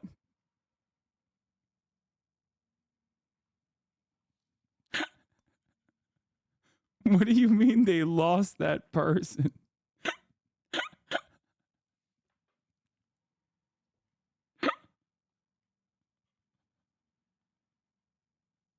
He took the money and ran. Let me find the article. Wait. What?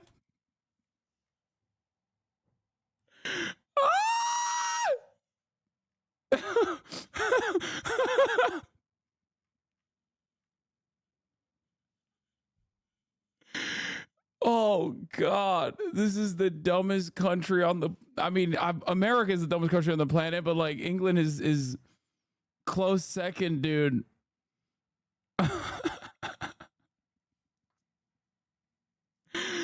Oh, Jesus Christ. That's so fucked up. Oh my God. Oh, that's awesome. Once again, something to remember. Something to remember. First, migrants sent to Rwanda with 3,000 pounds, nowhere to be found in African nation. Where is the actual article? He got his money up and not his funny up. Dude, listen to me. Listen to me, okay? The government denies losing track of likely Rwanda deportees. Most of the asylum seekers initially earmarked for deportation to Rwanda cannot be immediately located. But only 2,143 continue to report to the Home Office and can be located for detention, the documents say. No 10 said it was not accurate to say Home Office was unable to locate the others. The PM spokesman said the Home Office continues to have a wide range of tools to maintain contact with them.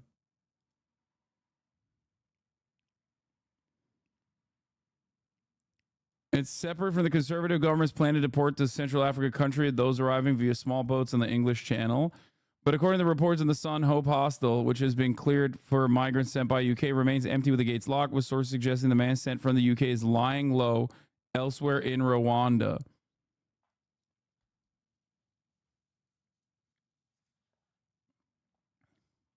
It'd be pretty funny if he made his way back to the UK only to take another 3K. To be like, no, I'll voluntarily go back to Rwanda. What do you mean? It's an infinite money glitch, yeah? Fucking hell. He comes back with a top hat. Yeah. Something to always remember. Something to always remember. As Americans, we think British people are smart automatically, okay? Because, like, usually the way they're portrayed in American media is like, oh, if you have an accent like this, you're a nerd, you're very intelligent. We often forget that we are descendants in many ways of the British. This country is filled to the fucking brim with white Anglo-Saxon Protestants. So, of course, Americans, in their endless stupidity, are going to be just as stupid as the British.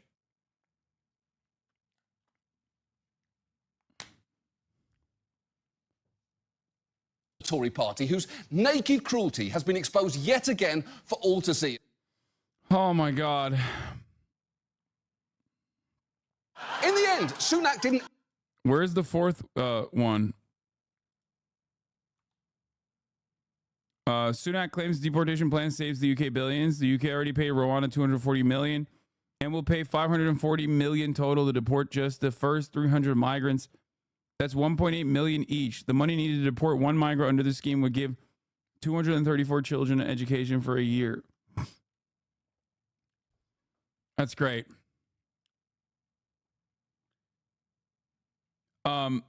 Here, let's also check in on the River Thames. So I've just got back from my expedition and I'm down at the sewage outlet because this week Thames Water have had a number of what they call blips. That is sewage outages into the Thames and our local nature reserve. This is not the best otter footage I've had since I've been away, but it is right in the middle of one of those blips. Going down the edge here, I've seen big piles of brown slurry. There are coots and ducks swimming around inside of it. Our local neighbours have got in touch. They've said they have resolved the issue and consider it closed. Phosphate and nitrate results are off the chart. I've taken some samples which I'm sending to Bangor University to have assessed for things like E. coli. That's just shit. He's literally just putting his hand in shit, direct shit. And other more serious pathogens. Watch this space. This in the week when Thames Water have said they will not give any money to the suggested infrastructure boost for the water companies, that they want to increase customer fees by 40%, that they want to reduce payments that they should have to make for their own pollution. And that they want to be able to increase dividends and to get a massive bailout to boot. I would love to hear what you think about this. Please put it in the comments below because myself and my good friends at River Action are determined to do something about this. England is turning back the clock to 1850. Bro, I'm sorry. There is nothing more English than literally taking a working active sewage structure from the Romans and Roman civil engineering, which is a genuine marvel for its time, and turning it into a grouping of people who don't know how to fucking wipe their asses properly. This is very British. This is positively British. Do you understand? It's the most English thing you can do. Remember this Sunak TikTok? We've introduced tough new measures today to help us stop the boats. The Yeah, new illegal migration bill means that if you come here illegally, you will not be able to stay. You will be detained, and then you will be swiftly removed to your own country if that's safe, or if it isn't, then a safe third country alternative like Rwanda. And we will make sure, like Australia and America, that if you've arrived here illegally, you will not ever be able to return. Now, this is how we're going to break the cycle of these criminal gangs and take control of our borders. Bro, it's so wild that he's so happy talking about this. People need to know that if they come here illegally, that they will be detained and swiftly removed. And once they know that, they will stop coming and we'll be able to stop the boats. The UK courts have decided it is unlawful to send any refugees to Rwanda. The sewage stuff is just fallout from the Thatcher era, where everything wasn't nailed down in terms of public utilities and services were sold off to Tories and their mates. Yeah, it's cool though, man. It's actually pretty dope to privatize all of the other like government affairs normally that you're supposed to take care of. Things are certainly going to change for the better eventually. Anyway. Oh, the UK. Wonderful place. I swim in the sea, and it's great, but it's been a bit of a brown sea recently. You're all getting this mighty wrong. Water companies before privatization were owned by... What? By... In fact, yeah, our seas are swimming with all of that kind of stuff.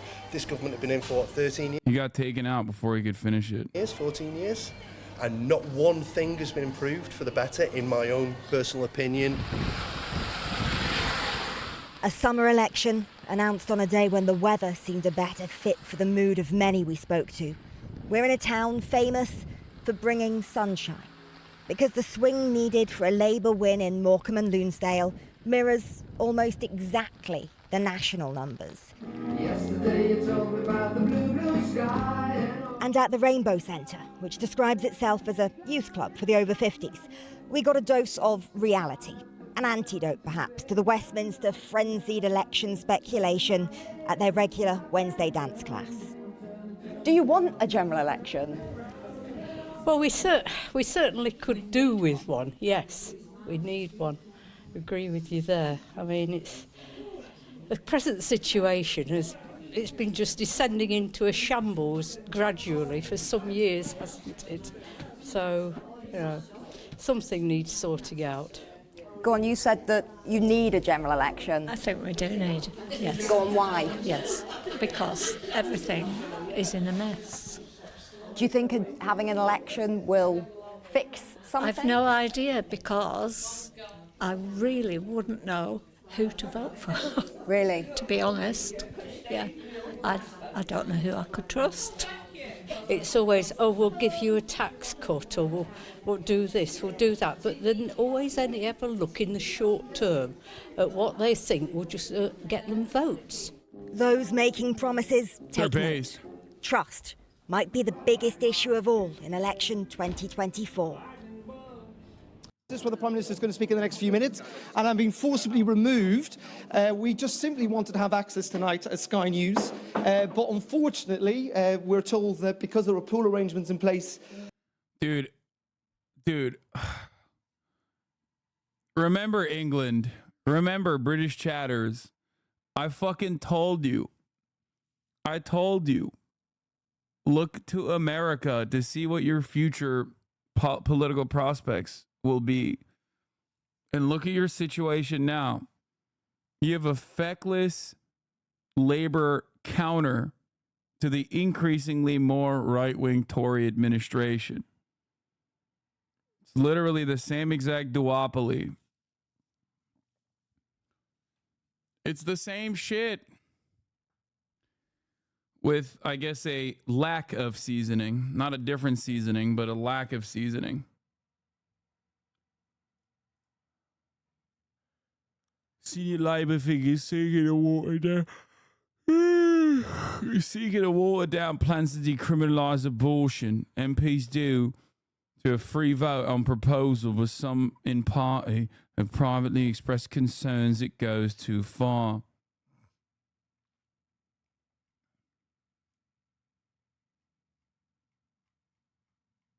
It's the same old fucking shite, different day. We're not allowed to be here. This is, by the way, what we're trying to film is the campaign event where the Prime Minister is due to speak in the next couple of minutes. It's in front of Conservative activists. It's essentially trying to get across the message that we had in Downing Street today from the Prime Minister, talking about stability. I'm sure he's going to talk about the decision he's made. But as you can see, we just don't have access to it. It's not entirely clear why we don't have access to it. But, as I say, this was meant to be the campaign launch for the Prime Minister, for the Conservative leader, in front of party activists, in front of those loyalists who are going to support him during this campaign, who are going to go out and knock on doors, etc. The hope, of course, of the Prime Minister is this is a decision, a gamble that he's taken. So we're going to be put into an elevator here. Our bags are up here. We're probably going to have to leave at this stage because we're going to lose contact. We have to go into an elevator through security. But I will hand back to the studio and hopefully we'll come up live afterwards after you've had the speech. The Prime Minister is due to speak in the next couple of minutes. Extraordinary stuff, Darren. I mean, Darren, I was, throwing to you there, expecting you to be there in the live position, ready to take it away. What I was not expecting to see when I went over to you is a security guard forcibly evicting you from the conference centre. We can see there that your comms are starting to... treating me like I'm Palestinian or something. Go what down. The fuck is Darren, this? I don't know if you can still hear me, but did you get any sense of why the decision was taken?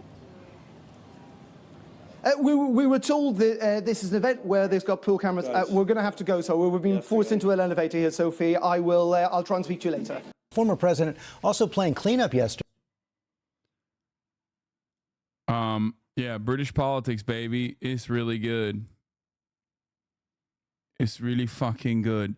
Here's some fun Suella Braverman antics.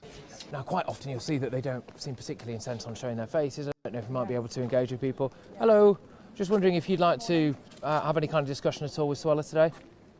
Anything? Hi, I'm Suella. I'm keen to find out your views and what you're protesting about. Nothing at all? No? Interested in why you're covering your faces. Is it a COVID or a health measure? No comment. No. Can I just ask, are you students at the university or just from around the area? Nothing? No? No, fine. OK, interesting. Yeah.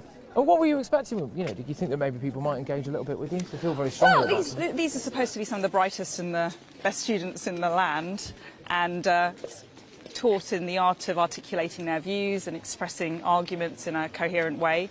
And I'm interested in hearing their arguments. Yeah? Anyone? Engaging and listening. What would be your main question to some of the individuals? I'm really keen to hear what your message is. By the way, the British High Court found that the anti-protest legislation Suella Braverman brought in as Home Secretary last year was both unlawful and also undemocratic, and now must be scrapped. It is kind of wild that she was doing that. She was pushing for that while simultaneously also trying to talk to the fucking protesters, while giving police almost unlimited powers to crack down on any protest it deemed as causing more than a minor disturbance. This is an incredibly broad and deliberately vague definition, unsurprisingly dragged whole swaths of protesters into the criminal justice system. Hundreds of people, including Greta Thunberg, have already been arrested under this unlawful legislation, as well as several other laws introduced in the recent years, including more than 600 people last November alone.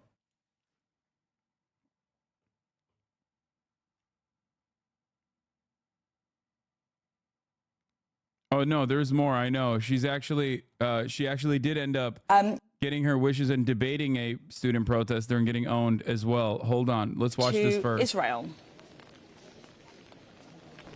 I gotta pee. No. Nothing. Interested to hear your message to Hamas. No comment. Okay. Do you think the hostages should be released now? No. Is there? No, hey, we keep walking. Not very. Don't know if you would like to have a quick chat with us, sir, at all today. Hi there. Go on. Very nice. I'm Suella. Can I ask you what your message is to Israel? Yep. Right. Can I ask you what your message is to Hamas? Silence. Guys, anyone willing to just explain a couple of bits and bobs? What you guys are doing here, why it's so important to you, what the demands are, anything? No? Vegan and nut fruit needed. Vegan and nut-free food. Oh, that's what it says. Is needed. Right, well, there we go. Morning, everybody. Hi, I'm Suella Braverman, MP. Here to inquire about what you're protesting about and give you an opportunity to send your message onto national television. No? OK, all right. Well, it's fascinating, really, because I thought that maybe they would give some form of response or reaction. But yeah, I thought people they'd who have a clearly line. feel so strongly about it.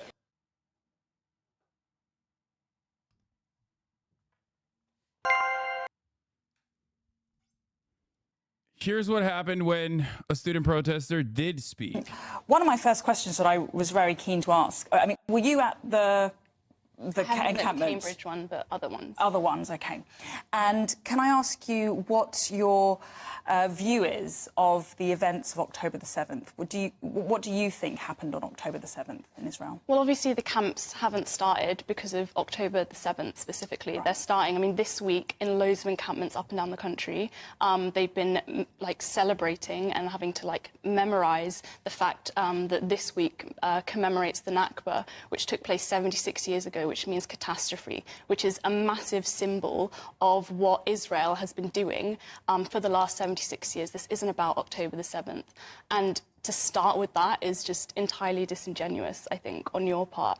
I really want to say that I think it's great, actually, that you went to that camp today and tried to talk to those students. And you kind of embarrassed yourself, I would say, whilst doing that, because it was a reminder for me, and I'm sure for other people watching, that actually the Palestine movement brought you down, and the Palestine movement has the potential to bring down lots of other Tory ministers and the whole Tory government, and not just the Tory government, I would say any government and any mainstream political party that is backing what Israel is doing right now, which is a genocide, and that's what people want to protest. Do you want to come back to that? It's so sick. It's great. Fiona Lally, National Campaigns Coordinator for the Revolutionary Communist Party. Wait, is this the same fucking Wait, what? It's not. Is it the same? Is it Baba Vakian? No, it's different. No, it's IMT. It's not the same. She's Chairman Bob's daughter, yes. No, she's not. We just made a constitution 2 months ago. It's new. The IMT renamed themselves recently to the same name as the Baba Vakian group. It's dumb. Why is your chat cheering this person on? Please remind them she's British. It doesn't matter. Remember, there's only one war, and it's class war. We are united in our struggle. And that person is just like you. That person is just like you, but in the UK. Just like you, but British. Anyway.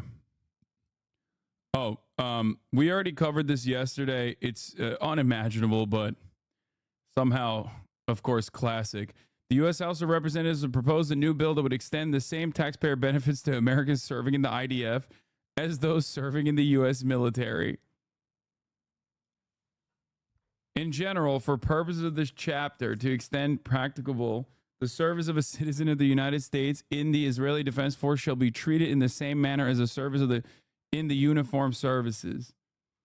Once again, proving what I keep saying, Israel is an American state, and a cool one, like one that we do care about a lot.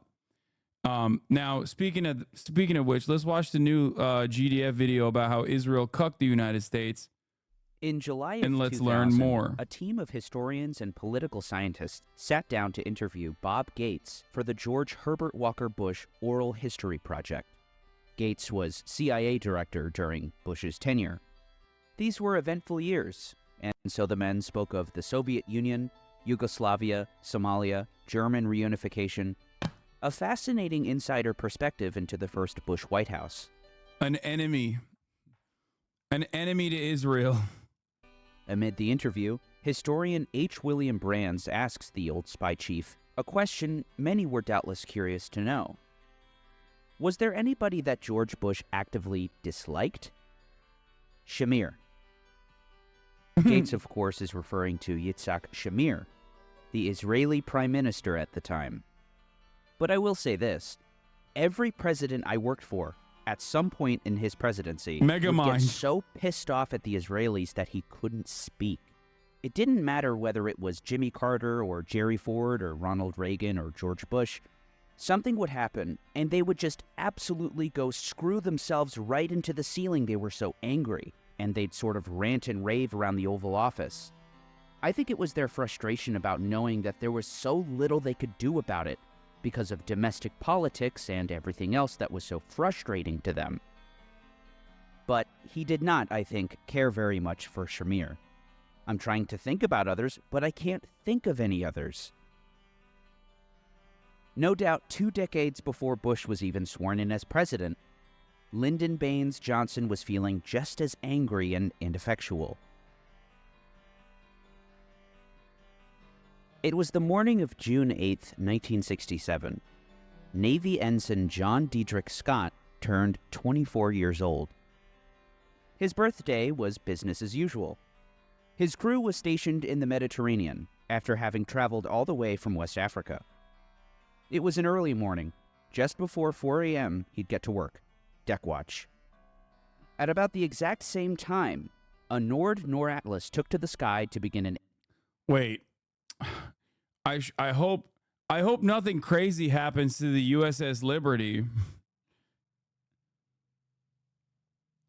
Especially not in the hands of our most significant, most important ally, which is not even an ally at all, but just a mere extension of the U.S. state.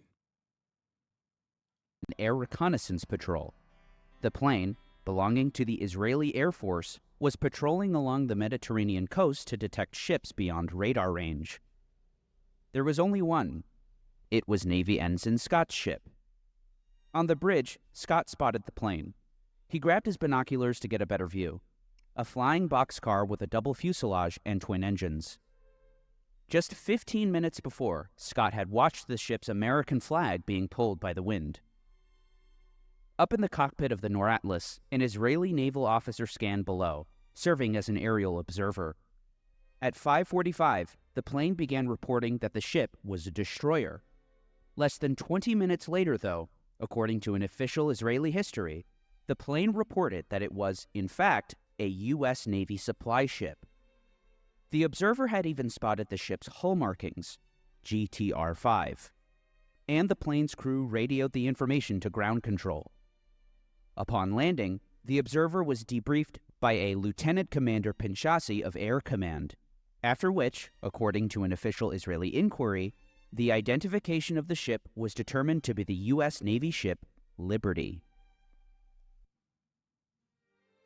Hi, my name is GDF, and you can probably tell by the direction that this video is going in that I'm not very advertiser-friendly.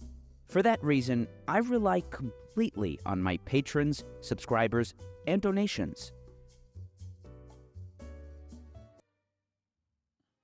Hours before the attack, Israel knew not only that an American ship sailed nearby, but that it was the spy ship Liberty. Aboard the USS Liberty was a signals intelligence and cryptology command called the Naval Security Group, an organization which reported to the National Security Agency, the NSA. It was a spy ship. Yeah, for the NSA. The problem is, it was spying at the behest of the Israeli government.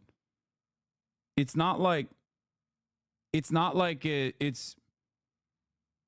I mean, there's no world in which like blowing up that ship is allowed or correct.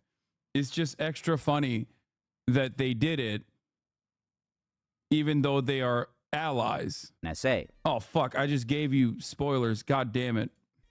Outfitted with 45 towering antennas and a satellite dish on the ship's stern, which bounced messages off the moon to Washington, the ship's true mission was a poorly kept secret. Ugliest ship in the Navy, and the most unusual, and therefore the easiest of all ships to recognize. The ship's captain, William McGonigal, would later testify that the configuration of the ship with unusual mast antennae arrangements had resulted in some surveillance from the Southwest African countries during its first 2 deployments. Its usual stomping grounds.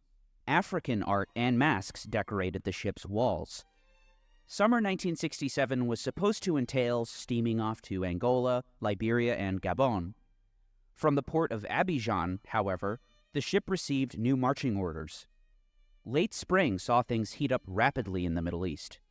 Egypt and Israel appeared ever closer to war.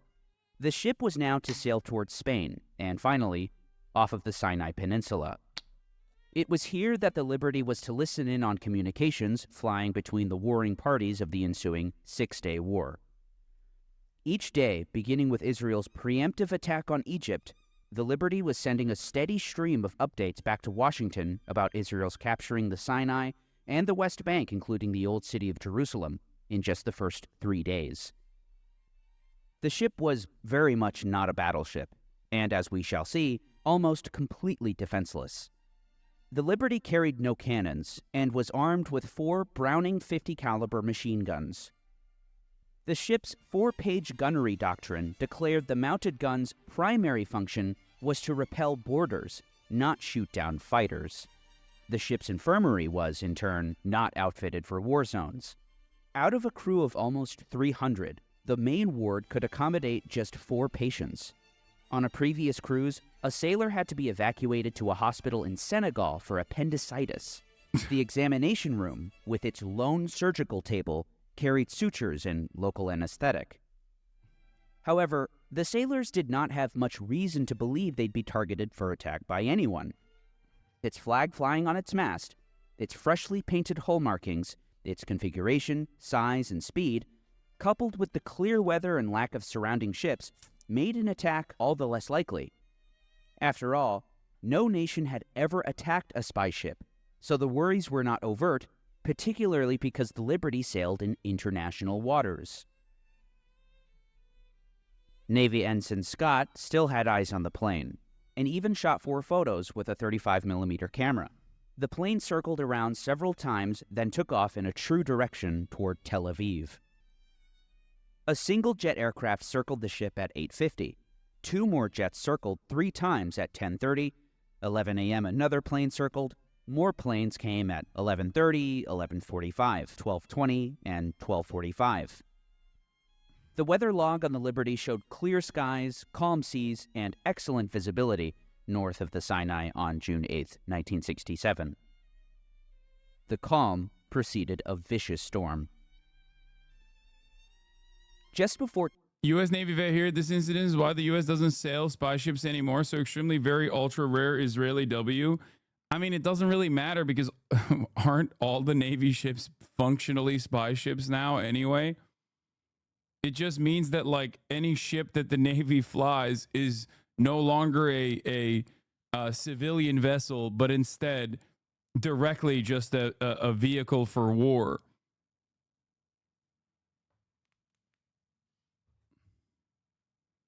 We use submarines for that now. We did that / do that, I promise.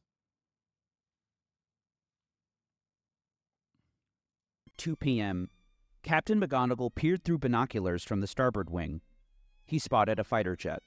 Also, yeah, we have satellites, we have submarines, we have so much. Ensign Patrick O'Malley studied the radar. On the screen were 3 blips. We've got 3 unidentified vessels, steady bearing, decreasing range, coming right at us. As a captain, I've never seen anything approach the ship this fast. McGonigal turned to Lieutenant Junior Grade Lloyd Painter. I think they're going to attack. French-made Mirage jets strafed the Liberty. The bridge was first. Rockets and 30mm cannon rounds pummeled the vessel. Shrapnel flew everywhere. And I could see orange flashes just dancing down the deck. Men in the forward gun mounts, both forward gun mounts were literally blown into the air and end over end. The Liberty never stood a chance. From just the first burst of bombs and bullets, the ship's machine guns were destroyed. Antennae were smashed. Basketball-sized craters littered the deck and bridge. McGonigal alerted the crew to increase speed to maximum power, but the jets had blown out one of the ship's 2 boilers. The Liberty's max speed would be just about 13 miles per hour. Jets tag-teamed the ship and attacked it in a crisscross formation. The fighters first strafed the Liberty from bow to stern, targeting the bridge, machine guns, and antennae. With those destroyed or on fire, the attackers crisscrossed the spy ship to target the engine room, the Liberty's heart. The attacks came in waves, about every minute. Radioing for help proved increasingly impossible as the jets targeted each of the ship's 45 antennae. 6 minutes into the attack, the radioman switched transmitters hoping to get a message out, but the receiver blared feedback noise. Thinking this was just a malfunction, the men were horrified to find the same noise on every frequency, leading the radiomen to conclude that the attackers had jammed the Liberty's communications, since only between the attacks could the operators receive signals. The Mirage fighters were just the beginning. The second phase of the attack saw the fighters replaced by Mystère bombers armed with napalm. Burning at 3,000 degrees, The explosion sent smoke barreling through the bridge. Bits of flaming jelly charred walls and blistered paint. Fuel barrels caught fire and sent more smoke in the air. Wait, who carried out this attack? Nobody knows. Israel, man. Israel did. Israel blew up USS Liberty. What do you mean? Oh, who could have done this? Unloading their payloads, Israel. The bombers too vanished.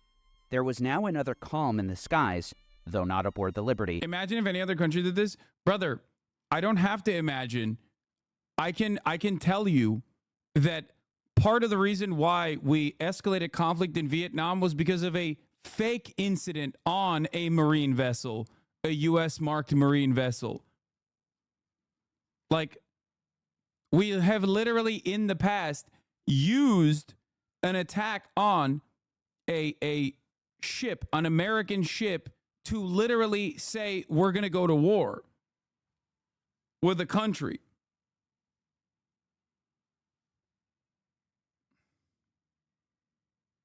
Spanish-American War, remember the Maine?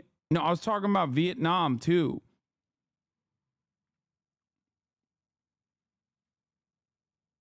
So this is like, it doesn't take much. It doesn't take much for America to be like, oh, dude, yeah, I can't believe you shot at our vessel. Time to go to war, except for when Israel does it, in which case we're like, nope, never mind. We would love to. We loved it, sir. Thank you so much. Please give us more.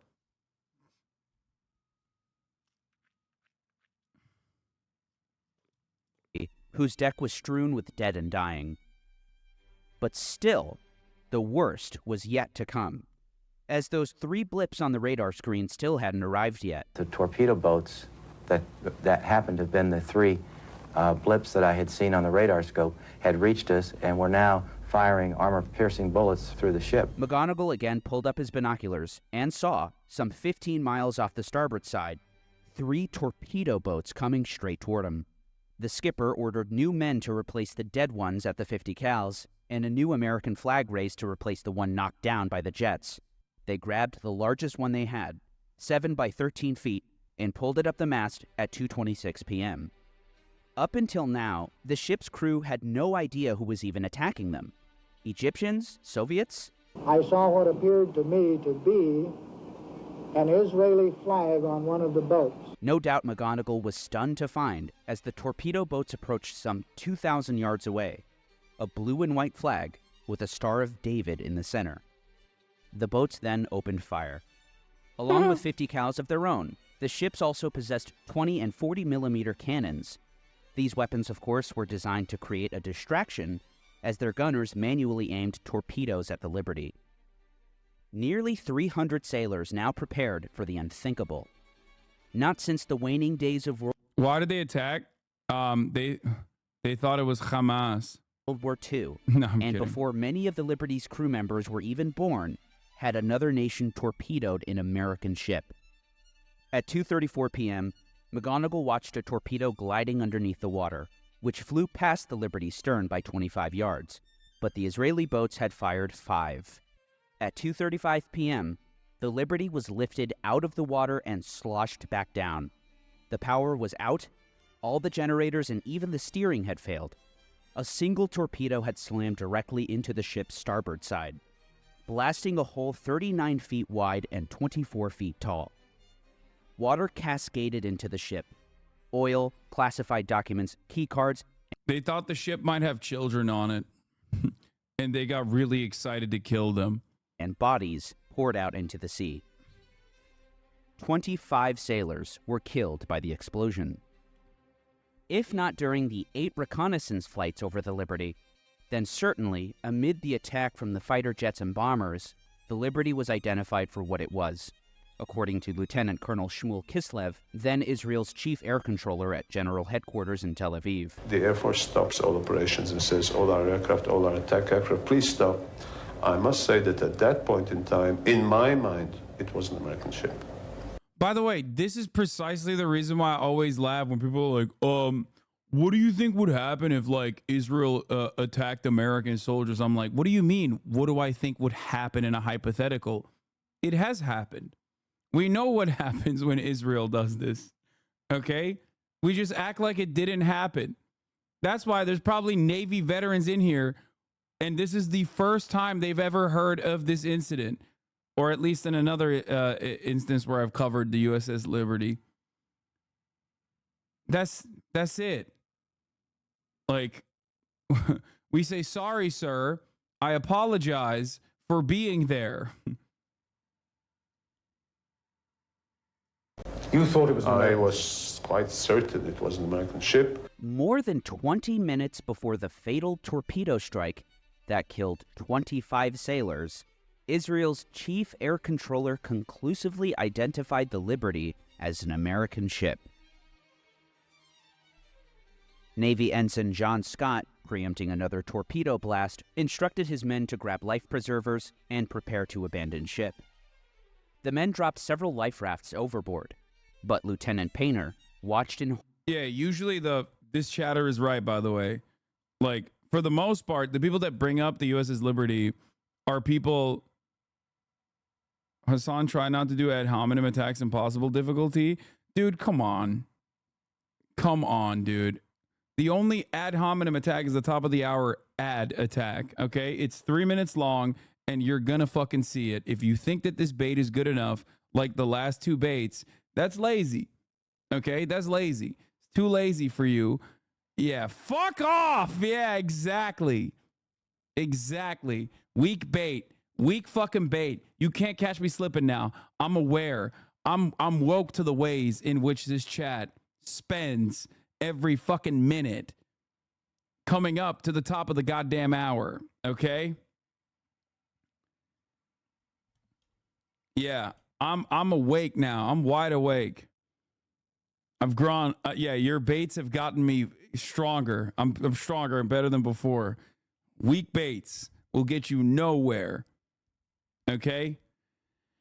At the top of the hour, however, you'll see a 3-minute ad break unless you subscribe for $5 or for free with a Twitch Prime. By connecting your Amazon Prime account to your Twitch account, you get 1 free Prime subscription a month. There's a 3-minute ad break now. Horror as one of the torpedo boats zoomed past and machine gunned the rubber rafts. The torpedo boats continued to rain shells. Lily the Chaos God, thank you for the 5. Get the subs. And armor-piercing 50 caliber rounds at the ship. Finally, the firing stopped. One of the torpedo boats approached to about 500 yards away from the Liberty. At this point, the Liberty's crew were using a lamp to signal U.S. naval ship. Bizarrely, the torpedo boat signaled back, "Do you need help?" "No," they replied. "Do you want us to stand by?"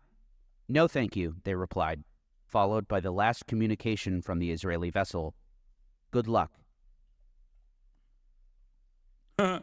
It was still morning in Washington. At 11:04 a.m., President... Is this why right-wingers hate learning, especially history? Because then we find out these truths? No, right-wingers love the USS Liberty. Nazis fucking talk about it all the time. Nazis who are anti-Semitic, and that is the reason why they hate Israel, because they're jealous that Israel gets to have an ethno-state for Jewish people, and they don't get to have a white ethno-state for white people in America, who just hate Jewish people because they think that all of the Hitlerian arguments are real. Those freaks love talking about USS Liberty because it's like it is a very clear, shameful moment. They're always jealous of Israel and Japan. True. They also are very jealous of Japan too. Johnson left his White House residence. He had just learned what happened. He stopped at the Oval Office and then made his way into... Yeah, they also think it's hidden knowledge. That's the other thing that's like funny. They're like, ooh, what about the USS Liberty? It's like, yeah, what about it, man? The Situation Room, where he was greeted by Defense Secretary Robert McNamara, Secretary of State Dean Rusk, Walt Rostow, the National Security Advisor. Also joining them was Clark Clifford, chairman of the President's Foreign Intelligence Advisory Board. "We were baffled," Clifford later wrote in his memoir, Counsel to the President. "From the beginning, there was skepticism and disbelief about the Israeli version of events. We had enormous respect for Israeli intelligence, and it was difficult to believe the Liberty had been attacked by mistake. Every conceivable theory was advanced that morning. It became clear that from the sketchy information available, we could not figure out what had happened. Despite doubts in the Johnson administration, and as we shall see, from Johnson himself, Congress was either completely silent or came to Israel's defense. As the Liberty crew was clinging to life, turning their mess hall into a makeshift emergency room, plugging hundreds of shell holes to keep the tilting ship from Is being anti-Zionist bad? This guy has to be Turkish, right? Zionist. What? No. Being anti-Zionist is not bad at all. It's very good. Anyway.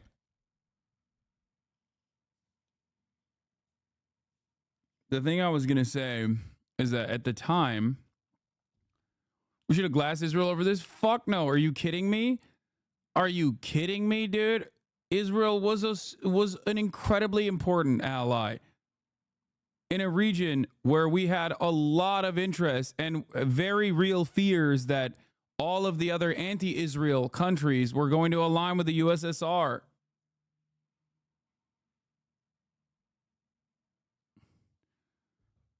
Israel could have killed hundreds more American soldiers in that area in that same time frame, and America still would have been like, dude, what are you talking about? No, it's fine. Nothing happened there. Shut the fuck up. Flooding and counting 34 dead sailors, Jacob Javits took to the Senate floor. The government of Israel has already stated that this was an erroneous attack by Israel's forces. The government of Israel has apologized. I am sure that it will do everything that one would expect by way of compensation and other appropriate measures, said the senator from New York. Senator Frank Laushi of Ohio, a member of the Senate Committee on Foreign Relations, praised Israel for its great valor during the war, calling it heroism unequaled. Regarding the Liberty, extreme caution should be exercised by the United States so that there will not be reimposed upon the Israel nation conditions on U.S. aid.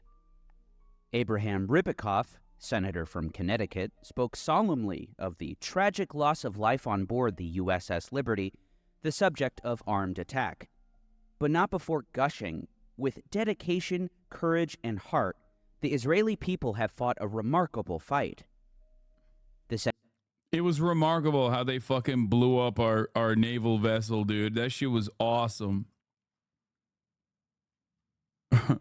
They demonstrated profound courage when they torpedoed our NSA civilian ship.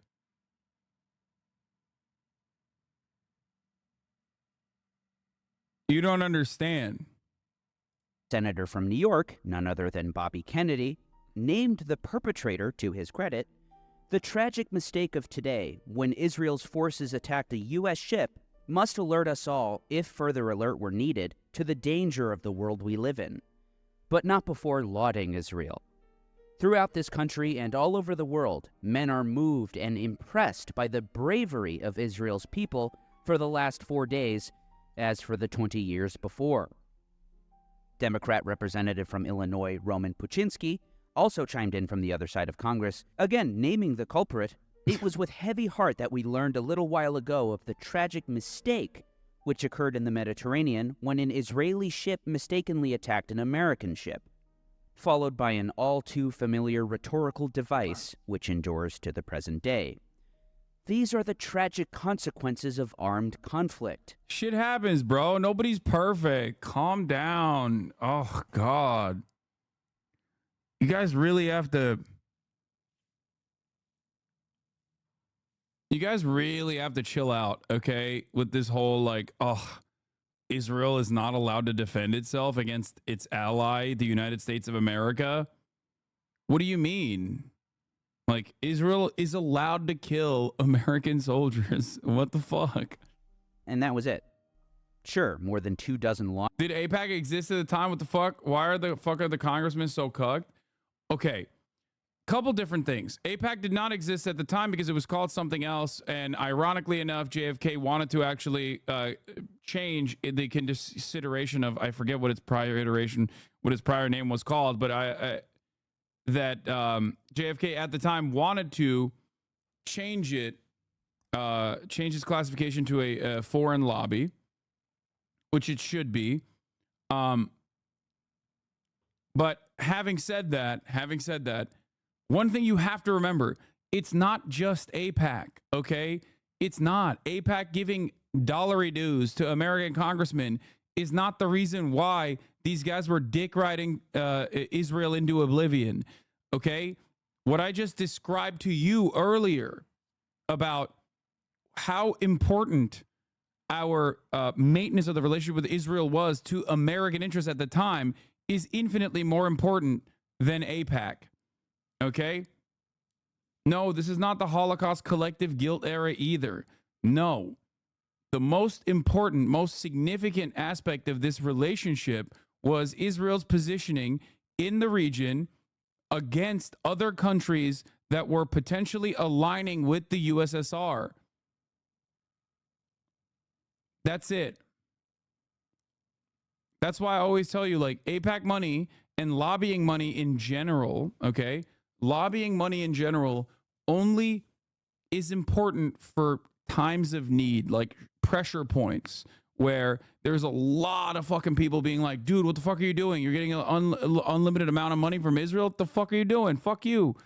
Do something about it. We can't be out here fucking slaughtering children with our tax dollars. Like, spend it on us instead. That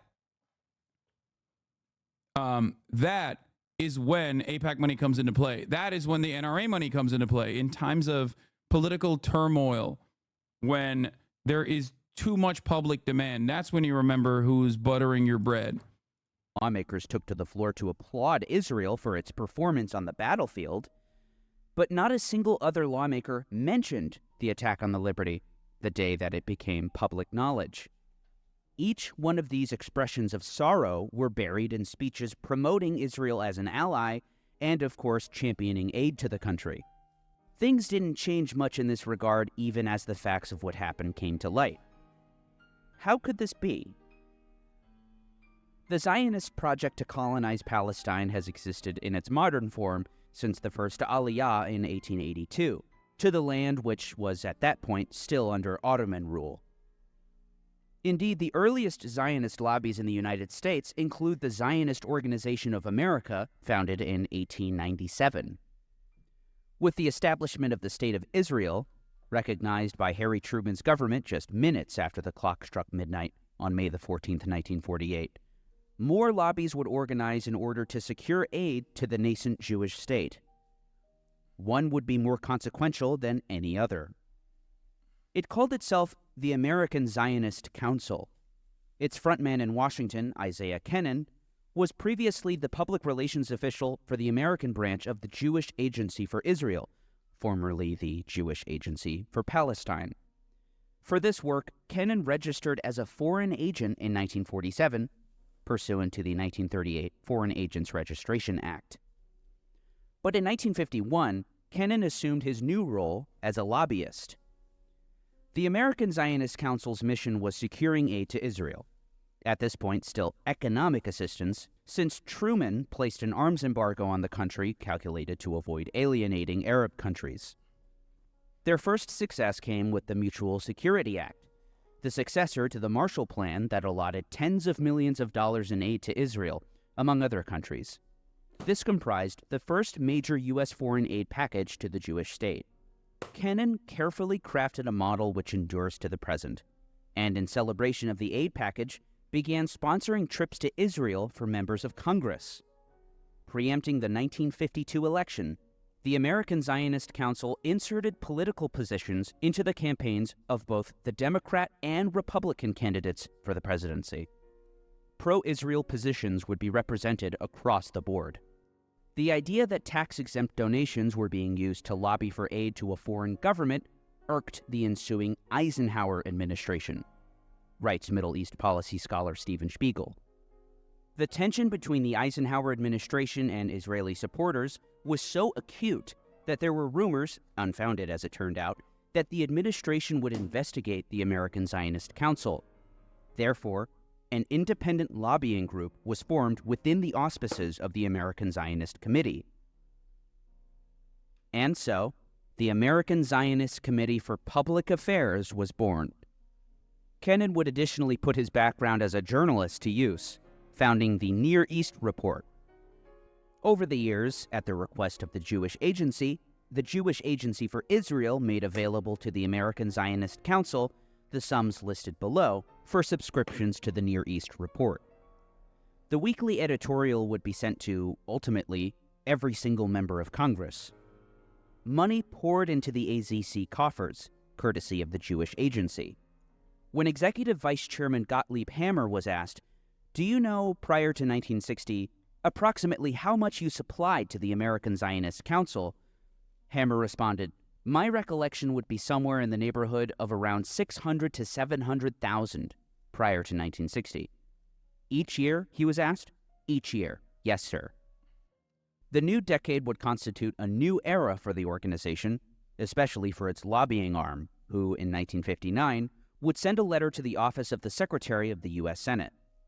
This is to advise you that the American Zionist Committee for Public Affairs, which is registered with you, has changed its name to the American Israel Public Affairs Committee." At daybreak on June 9th, deck crews began cleaning up the wreckage of the USS Liberty, all that remained but the bodies, which were being stored in freezers and air-conditioned rooms. With hoses, they washed blood, flesh, and bone off the deck.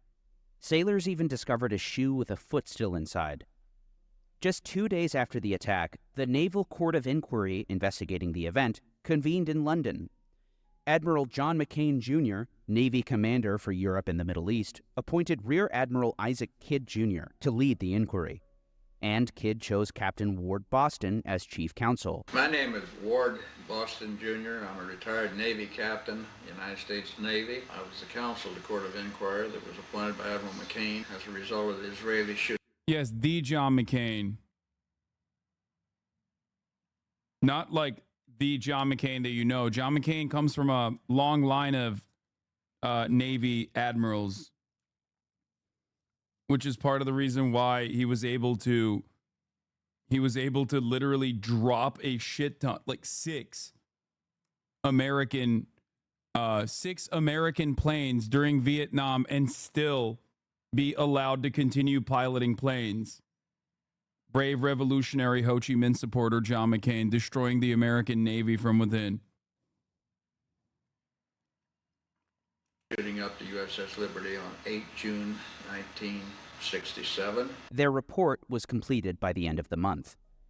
Among their findings, the ship was hit by more than 821 shells and rockets, many of them incendiary. Notably, from the time of the first air attack onward, attackers were well coordinated, accurate, and determined. Criss-crossing rocket and machine gun runs from both bows, both beams, and quarters effectively chewed up entire topside, including ship control and internal communications. Well-directed initial air attacks had wiped out the ability of the 450 caliber machine guns to be effective. As for the torpedo boats which followed the jets, PT attack first developed from starboard side and was identified as a high-speed run-in. And very shortly thereafter, the commanding officer identified the Star of David flag on this lead boat. The inquiry addressed a number of Israeli explanations for what they maintained was an accidental attack on the Liberty. Namely, the claim that the Israelis had mistaken the Liberty for the Egyptian El Qudsr, which they say was sailing in the vicinity of a shell bombardment on the Sinai. Navy investigators called this resemblance highly superficial, saying El Qudsr is less than half the size and lacks the elaborate antenna array and distinctive hull markings of Liberty. The location of the superstructure island, a primary recognition feature of merchant-type ships, is widely different. Further, they concluded, it is inconceivable that either the IDF Navy or Air Force would associate Liberty with her 450 caliber machine guns, or El Qudsr, armed with 2 3-pounders, with a shore bombardment. Of course, the Israeli claim that the Liberty flew no flag was roundly contradicted by each witness, including Ensign David Lucas, Lieutenant Junior Grade Lloyd Painter, Ensign John Scott, who we'll remember was up. Excuse me. Who are you going to believe, dude? Your own fucking military or the most moral army on the planet? Yeah. According to Lindsey Graham, Israel's defense brigade, Israel's defense force, and its generals are more trustworthy than our generals. Our Department of Defense is compromised. They're gay. Israel, not gay. Up at dawn for deck watch, Lieutenant George Golden, RMC Wayne Smith, and of course, none other than the captain, McGonigal himself. Despite these findings, the report concluded that available evidence combines to indicate the attack on Liberty on June 8th was in fact a case of mistaken identity. The findings of the report were made in spite of a number of limitations, which would be described in detail in a searing confession by the chief investigators themselves years later. Projections for the 1960s looked promising for the American Zionist Council, and their expenditures for 1962 to 1963 would constitute a media blitz, including a cultivation of editors, TV and radio interviews, positive articles in the Christian press and in academic journals, seminars in universities, distribution of books to libraries, monitoring of Arabs, among other initiatives. But the ambitious American Zionist Council would be cut short in their prime. Or would they? The AZC had caught the attention of the powerful Democrat senator from Arkansas, the chair of the Senate Foreign Relations Committee, James William Fulbright. Beginning in 1961, the Senate committee would charter an investigation into the nature and extent of efforts of foreign governments to influence the content and direction of United States foreign policy.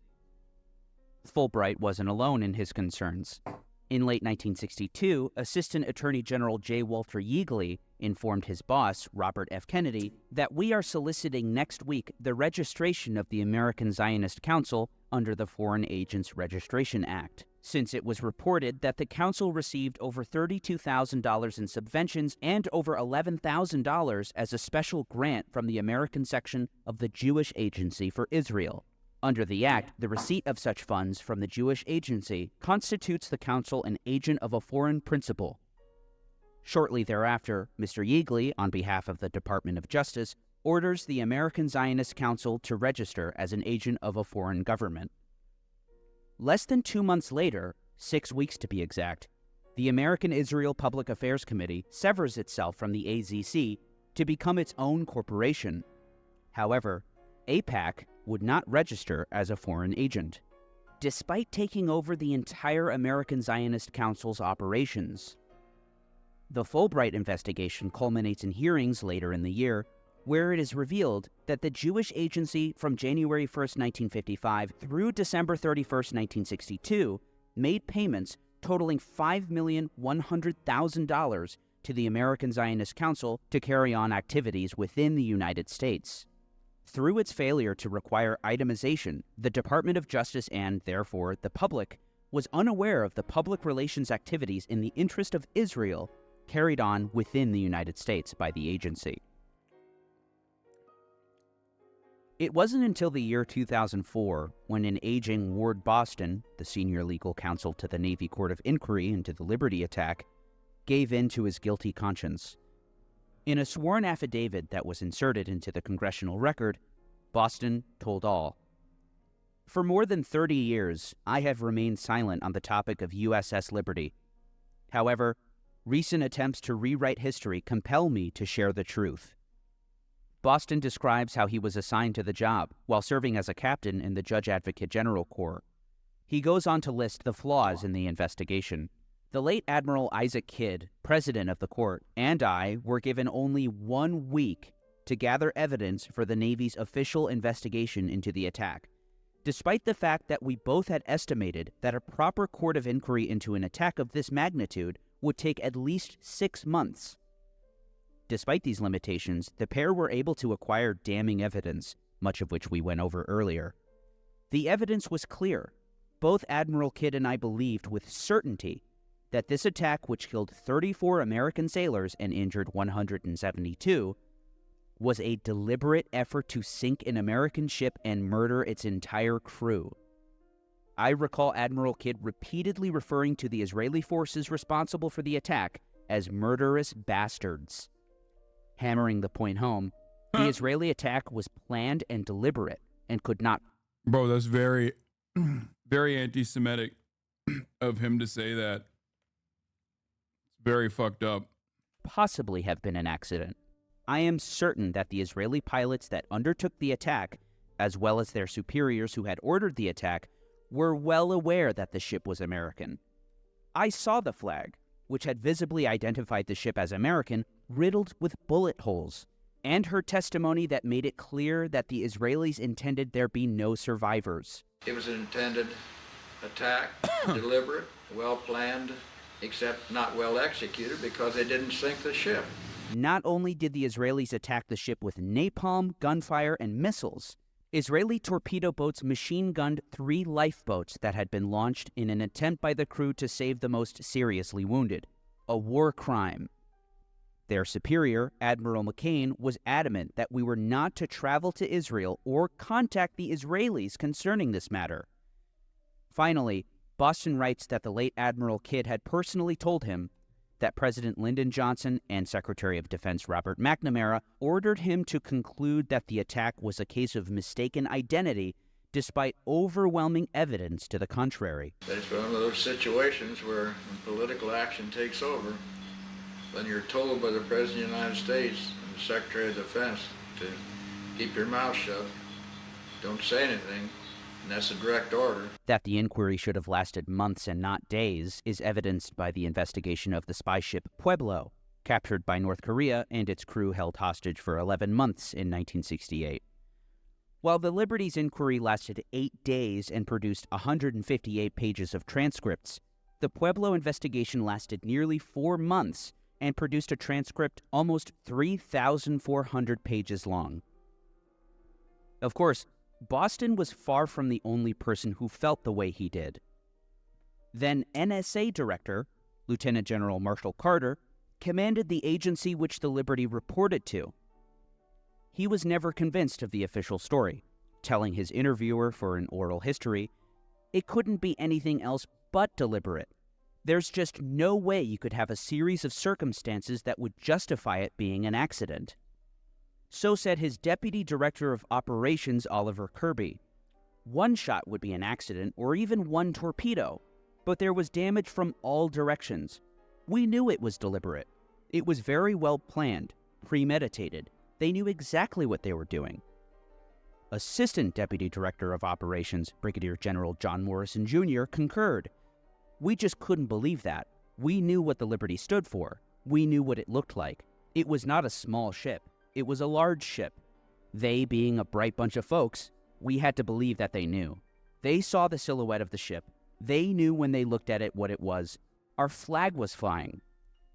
Thomas L. Hughes directed the State Department's own intelligence agency, the Bureau of Intelligence and Research. In 6 strafing runs, it appears remarkable that none of the aircraft pilots identified the vessel as American. He'd type in a memo to Acting Secretary of State Nicholas Katzenbach 5 days after the attack. The torpedo boat attack was made approximately 20 minutes after the air attack. The surface attack could have been called off in that time had proper air identification been made. Liberty crew members were able to identify and record the whole number of one of the small, fast-moving torpedo boats during the 2 minutes that elapsed between their attack run and the launching of the first torpedo. But the Israeli boat commanders apparently failed to identify the much larger and more easily identifiable Liberty at 11,000 tons, 455 feet long, large identification numbers on hull. Granville Austin was director of the Near East and South Asia office at the Bureau of Intelligence and Research, making him a centrally placed official for intelligence on the attack. Everybody knew it wasn't an accident. They knew damn well what it was. That it was an accident, of course, was nonsense. At CIA as well, doubts persisted and permeated through the highest levels. An official CIA history of Director Richard Helms's tenure, which included the attack on the Liberty, reads, "Although Israeli authorities in Tel Aviv immediately apologized for the grievous accident, many informed Americans soon came to believe that the assault had been anything but accidental. CIA initially resisted this judgment, but the cumulative weight of the evidence rapidly undermined this position." The CIA history also quotes then Deputy CIA Director Vice Admiral Rufus Taylor in a letter to Director Helms. To me, the picture thus far presents the distinct possibility that the Israelis knew that Liberty might be their target and attacked anyway, either through confusion in command and control or through deliberate disregard of instructions on the part of subordinates. And let's not forget the director himself, who would sit down for his oral history interviews in 1984. About the Liberty, Helms said, "Since this is for the agency's record, I don't think there can be any doubt that the Israelis knew exactly what they were doing. Why they wanted to attack the Liberty, whose bright idea this was, I can't possibly know. But any statement to the effect that they didn't know that it was an American ship and so forth is nonsense.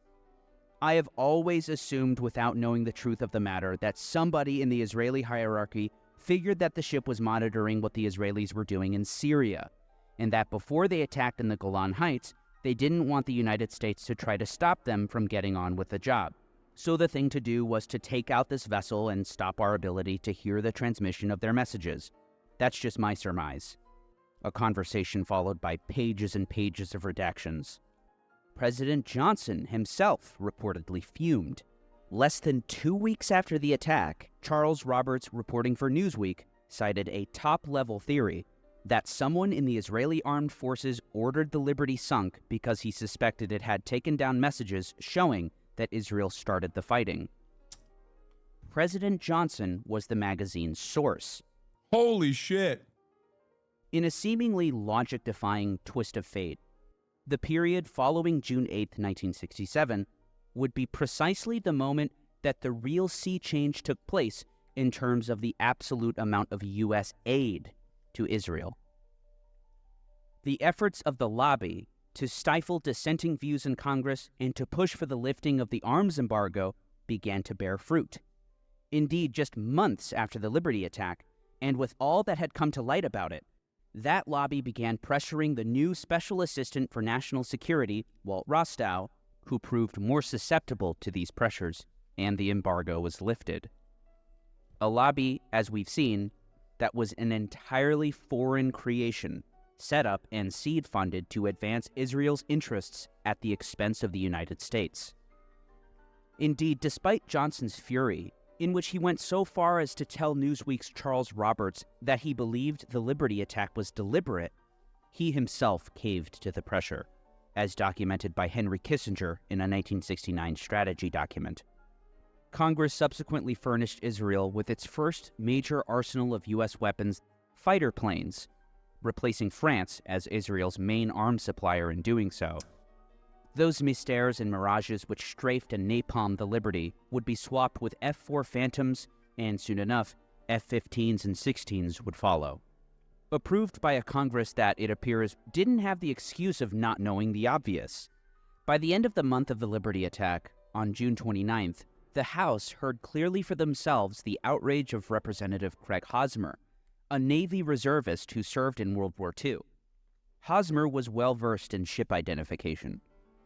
I can only conclude that the coordinated attack by aircraft and motor torpedo boats on the USS Liberty, 15.5 miles north of Sinai on June 8th, which killed 34 officers and men of the Navy and wounded another 75, was deliberate.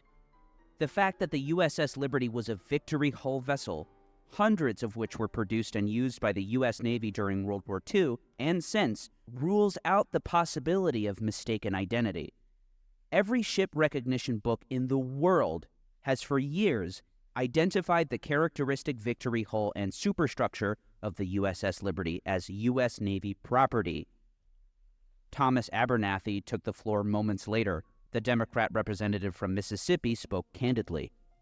I have heard members of this House and many, many others say that if this had been done by others, the leaders of our government would have moved in with sternness and appropriate demands or even retaliatory action. Regardless of who is responsible, friendly or unfriendly, when American sons are unnecessarily killed by unprovoked military attack, even in a case of mistaken identity, Uncle Sam as a rule demands to know why, and ordinarily we do not stop with just a demand. The ship was well marked, so said the Pentagon. Its name was painted on its stern. U.S. letters and numbers were on its bow. The day was clear. and it was distinctly flying the flag that you and I... So the people asking why, the speculation at the time is the most likely reason is because they thought that America would potentially move against Israel if they saw what Israel was planning to do in Syria, and that they were surveilling Israeli communication as well, and they wanted to put an end to that. I heard Israel never attacks first. Yeah, well, part of the reason why you think that is because even when Israel attacks first, which is almost all the time, it's seen as not premeditated, but actually defensive. They'll wipe out the entirety of the fucking Egyptian Air Force and then be like, we did it defensively. Stood here and so praised and respected just a few days ago on Flag Day. What complaint have we registered? What has Washington said? To tell you the truth, this great capital, as well as this great government, if it can still be called great, was and is as quiet as the tomb regarding this horrible event. Few other elected leaders said or did anything. Of the 435 House members, only Hosmer and Abernathy spoke out during the 3.5 hours that legislative body met. No one in the Senate, which met for less than 2 hours, mentioned the attack. It's not a mystery as to why. The reason for such silence from Congress, and for, not to mention, impunity from consequence, from the invasions of Lebanon, siege of Beirut, the occupation, annexation, and apartheid in the Palestinian territories, the continued genocide in Gaza, or from the very outset, the deliberate attempt to sink an American ship and its crew, the reason for such total impunity was there all along for everyone to see. That a foreign government has operated freely through its agents in the American democratic system. When I was a kid, we were taught that Israel never attacks first and that the 6 Day War was preemptive defense. Yeah, but like, think about that. Preemptive defense seems odd, no? Don't you think? Like, it literally, within it, basically gives the game away. Not all the time, but almost always provoked or preventable. Israel tried to provoke the 6 Day War using operations in the Syrian DMZ. The Yom Kippur War only happened as a result of Israel's rejection of the jarring mission, etc., etc. Today. Anyway, let's talk about restricting contraception. Trump is trying to do messaging and failing to do so. After posting a Nazi phrase on his website and suggesting restrictions on contraception in an interview. Rachel Scott has the story. Good morning, Rachel. Hey, George, good morning to you. Former President Donald Trump was asked directly whether he would support restrictions on birth control. The former president said it was something they were looking at, only to backtrack hours later. This morning, Donald Trump walking back his comments, suggesting he's open to restricting birth control if reelected. Do you support any restrictions on a person's right to contraception? Well, we're looking at that, and I'm going to have a policy on that very shortly. And I think it's something that you'll find interesting. And it's another issue that's very interesting. But you will find it, I think, very smart. I think it's a smart decision. But we'll be releasing it very soon. In an interview with a local Pittsburgh TV station, the former president asked to clarify if that meant he would in fact support restrictions on contraception. You may want to support some restrictions, like the morning after pill or something. We are also, you know, things really do have a lot to do with the states. And some states are going to have different policies than others. The Biden campaign seizing on those words, saying women across the country are already suffering from Donald Trump's post-Roe nightmare. And if he wins a second term, it's clear he wants to go even further. And then hours later, Trump backtracked, writing on social media he has never and will never advocate imposing restrictions on birth control. It's so funny that, like, the Republicans keep giving gifts. Like, it's a handoff. It's a back and forth. Every day that the Democratic Party is like, yeah, we love giving Israel unlimited funds, shut the fuck up, is another day where Americans are like, what the fuck are you doing? Every day, on the other hand, that the Republican Party turns around and goes, actually, we are going to literally kill women for having abortions, is another day where they're just basically handing it back to the Democrats. It's awesome. New GDF video. Oh man, that seems awesome. We should probably watch that. That's got to be a joke, right? There's no fucking way that chatter literally just now, like just at this very moment. No. He's memeing. There's no way. I refuse to believe that chatter came in here right now. Wait, dude, I just hopped on. No.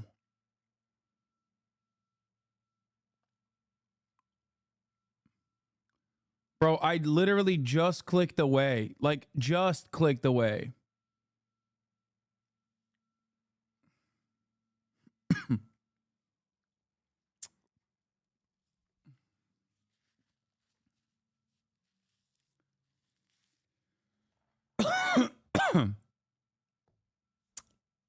It almost always happens. Like, I feel like it's a bit at this point, and it turns out it's never a bit.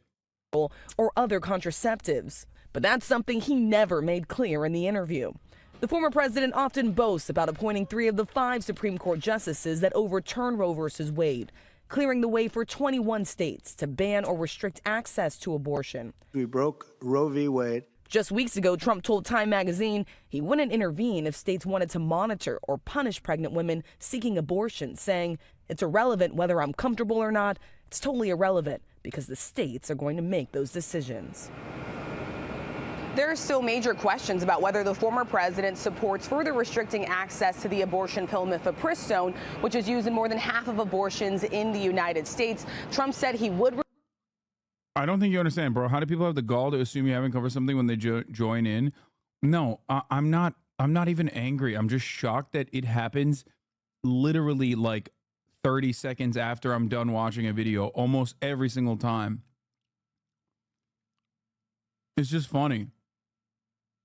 Like every day, I will watch like a YouTube video from one of my friends, and it'll be like a 47-minute YouTube video like the one that we just watched. And I'll cover it for approximately an hour and 30, maybe even 2 hours sometimes.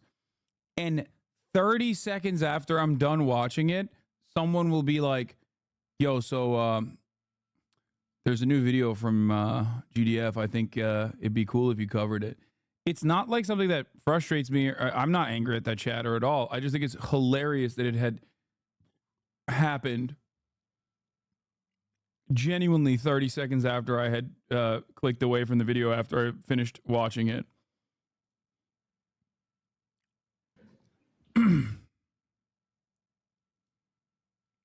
Released his position weeks ago, and he still has not done so, Michael. Yep, still waiting there. Still waiting, Rachel. Thank you. It's all good, Robert Guy, man. It's not a big deal. I did watch it, though. I watched it for like 2 hours. Like, if you look at the VOD, you will laugh. Anyway.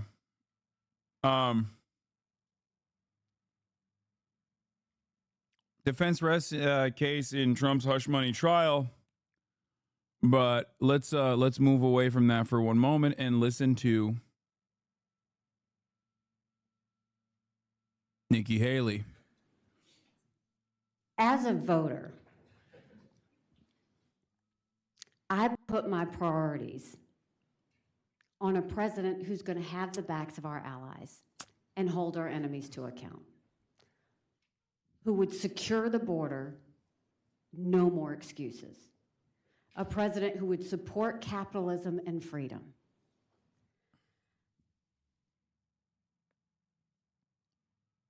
Yeah. Unlike Joe Biden, who is a socialist open border president. Like, come on, dude. Oh, another byproduct of our fucking idiotic duopoly. But I don't get it. I thought Nikki Haley was the one who was going to save us. We need you, Nikki, right now, I thought. A president who understands we need less debt, not more debt. Trump has not been perfect on these policies. I've made that clear many, many times. but Biden has been a catastrophe. So I will be voting for Trump. Having said that, I stand by what I said in my suspension speech. Trump would be smart to reach out to the millions of people who voted for me and continue to support me and not assume that they're just going to be with him. And I genuinely hope he does that. Well, you just came out and said you are giving him lol to go for Nikki Haley voter strategies, instantly cuck, centrist libs, where you at? Yeah, I don't get it. It seems to me like she's openly stating right here that she's going to vote for Donald Trump. I'm confused. There are no good Republicans. Yeah.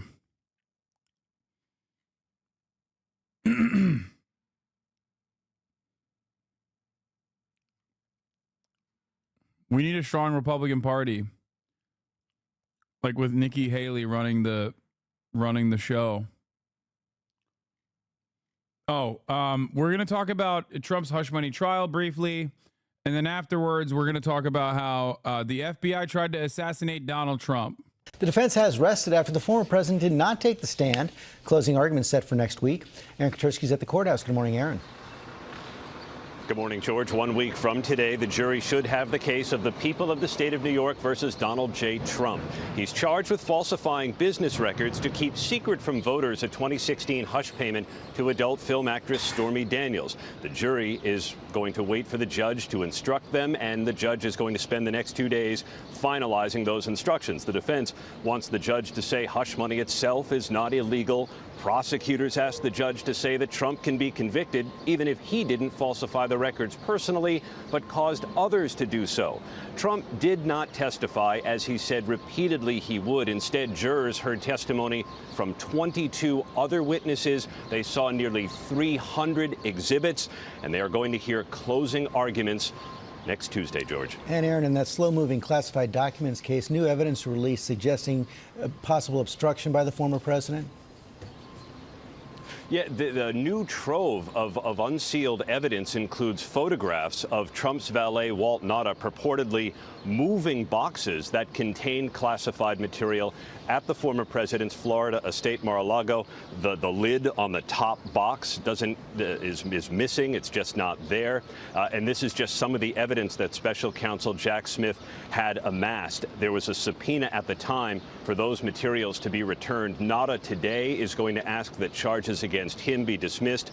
There's no telling when Trump is going to stand trial. So, George, that leaves the case right here in New York as the only one so far that Trump faces to actually go before a jury. Right, George. almost certainly the only one before the election. Okay, Aaron, thanks very much.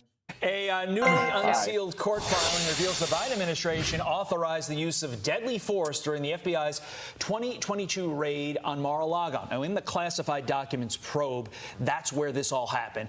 Former President Trump reacting on Truth Social, writing, quote, crooked Joe Biden's DOJ and their illegal and unconstitutional raid of Mar-a-Lago authorized the FBI to use deadly, lethal force. Now we know for sure that Joe Biden is a serious threat to democracy. He is mentally unfit to hold office. 25th Amendment. There's a lot to unpack here, and Pam Bondi is going to help us do that. I love this story. I love the Republicans freaking the fuck out. And it's totally fake, by the way. Like, they're not actually mad about this. They know exactly what happened here. But I love, personally, having Donald Trump's own lawyers directly argue in a court of law that the president should be able to do exactly what they're fantasizing, which is to send armed assailants to their political enemies' homes and kill them. Okay? Even though the actual story is just, as far as I understand, look, I'm no big city lawyer, but pretty sure that's just regular fucking process. Like, yes, they have the capacity, if they are shot back at during a raid, they definitely have the capacity to, shoot. They have the prior authorization. It's the fucking FBI. She's a Trump campaign surrogate, and of course, former Florida Attorney General, and joins us now. You just saw me in your shot. How dare I get in the camera shot? Yes, the theory is with the Mar-a-Lago raid, which is pretty funny because Trump was not at Mar-a-Lago. Why wasn't Trump at Mar-a-Lago? Because the Mar-a-Lago raid was actually facilitated with Trump's own lawyers. That's why this story is fucking hilarious.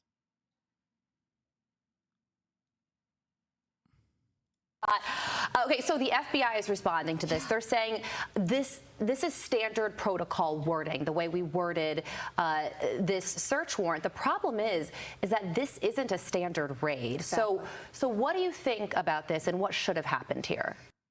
Yeah. It's not a standard raid because it should have never happened at all. Yeah, dude, it's not a standard raid. That's why they were in plainclothes, dumbass, because they did not want to, again, create a chaotic situation. Trump famously is the reason why we even know Mar-a-Lago got raided, because he tweeted out, "Cops are raiding me."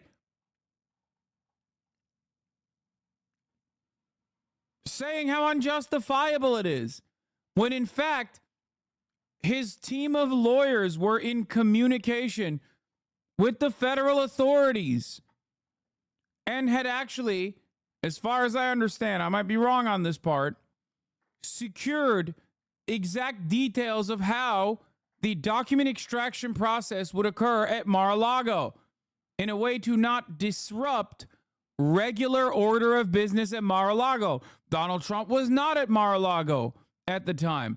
Neither was his Secret Service. That is deliberate. That is by design. So, Carly, I was in trial with President Trump all day yesterday. We walk out of trial and then get this news. And how upsetting is that, especially to all the great men and women of the Secret Service who were in Mar-a-Lago? It was a safe place. I've been a part of executing multiple search warrants. Nothing about this was standard. It was a siege by land, by sea, by air of Mar-a-Lago. There were other federal agents there. Nothing about this was normal. Yet we've heard now that they even had medics and EMS there in case there could have been a shootout. Can you believe that? No, nothing about this was standard. What you do is you coordinate with other federal agencies before you go in there. The FBI, in response, said, quote, FBI followed standard protocol in this search, as we do for all search warrants, which includes a standard policy statement limiting the use of deadly force. No one ordered additional steps to be taken. So what you're saying, Pam, just to be clear, is that that statement really isn't the full truth, because this isn't normally how it has worked, at least in your career, when you've done something like this. Well, when you're executing, it's nothing about this is normal. When you're executing a search warrant and you have a coordinating federal agency, you coordinate with them. You are on the same team, even though they are protecting the president. The president wasn't at Mar-a-Lago. That was why they chose to execute the search warrant then. And remember, Mar-a-Lago is one of the most secure places in the world. Listen, if they were looking for a serial killer who they thought was hiding there, yeah, it's maybe a little different. But they were looking for a box of documents. So what was the thinking here? What do you think happened? I have no idea. I have no idea why they wouldn't coordinate with.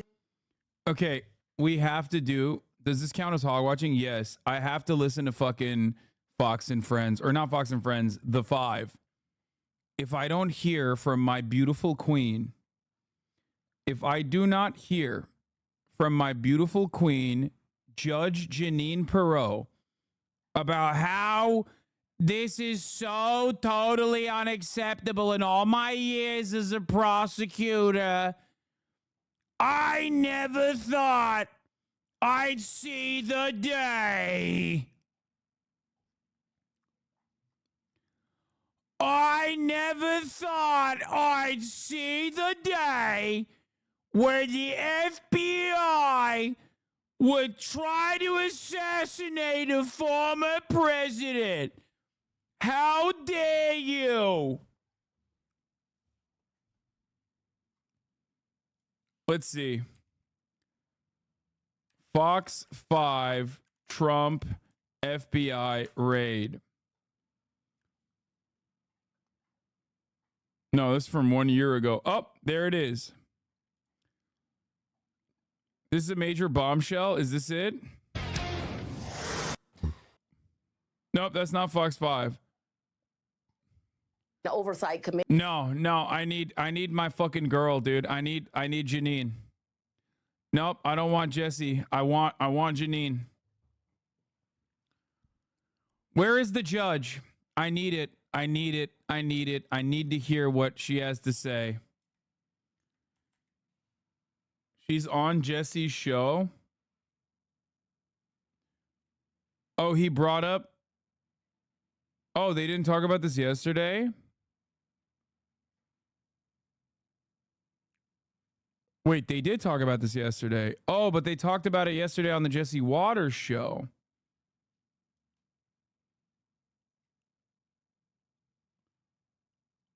So they're talking about it today, right now. Oh, no. Wait, let me see. Let me go to Fox News Live. Let me hear it. Let me see if I can see it. I need to hear it. I need it so bad. What? Judge Janine Pirro is here. Authorized armed agents to use deadly force in the Mar-a-Lago raid. That is insane. Is there any justification for that? Absolutely not. The thing that concerns me about this, the approval of the use of deadly physical force to engage the president and his security detail, who you know, Jesse, is the Secret Service, is a... Who was not there, Janine. Because guess what? Trump wasn't there, Janine. So the Secret Service wasn't there either, Janine. In all my years, I've never heard of such insanity. Is a pre-authorization where they assume something's going to happen and they don't even call us for the use of force. We're giving it to you ahead of time, preemptively. But more important and more telling to me is that they told them not to wear shirts that identified them as law enforcement agents, just to wear unmarked polo shirts. Yeah, I wonder why. Yeah, it's because they did not want to cause a chaotic situation that would disrupt the regular daily business of Mar-a-Lago. Not for some other secret reason. And I think they wanted to cover up they keep law enforcement equipment concealed. Now, why would they do that? I don't know. Maybe because they are raiding the former president and it's like a historic act due to the fact that the Trump administration literally left the agencies no other choice but to conduct a raid because they just, one, refused to cooperate with authorities and then actually lied and hid evidence, hid some of the documents. Perhaps that's the reason why. And even then, they still didn't want to make a big stink. And that's the reason why they were wearing polo tees. Yeah, no, it's because they wanted to secretly assassinate the president. That's why.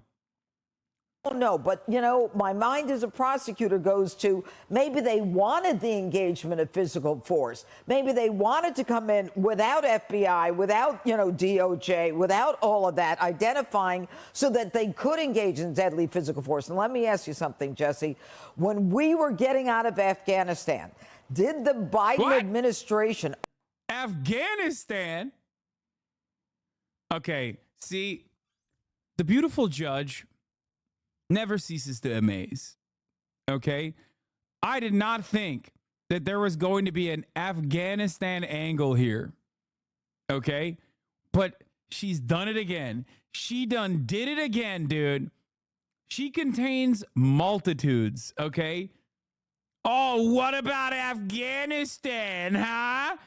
What was Sleepy Joe doing in Afghanistan when he was pulling out of Afghanistan?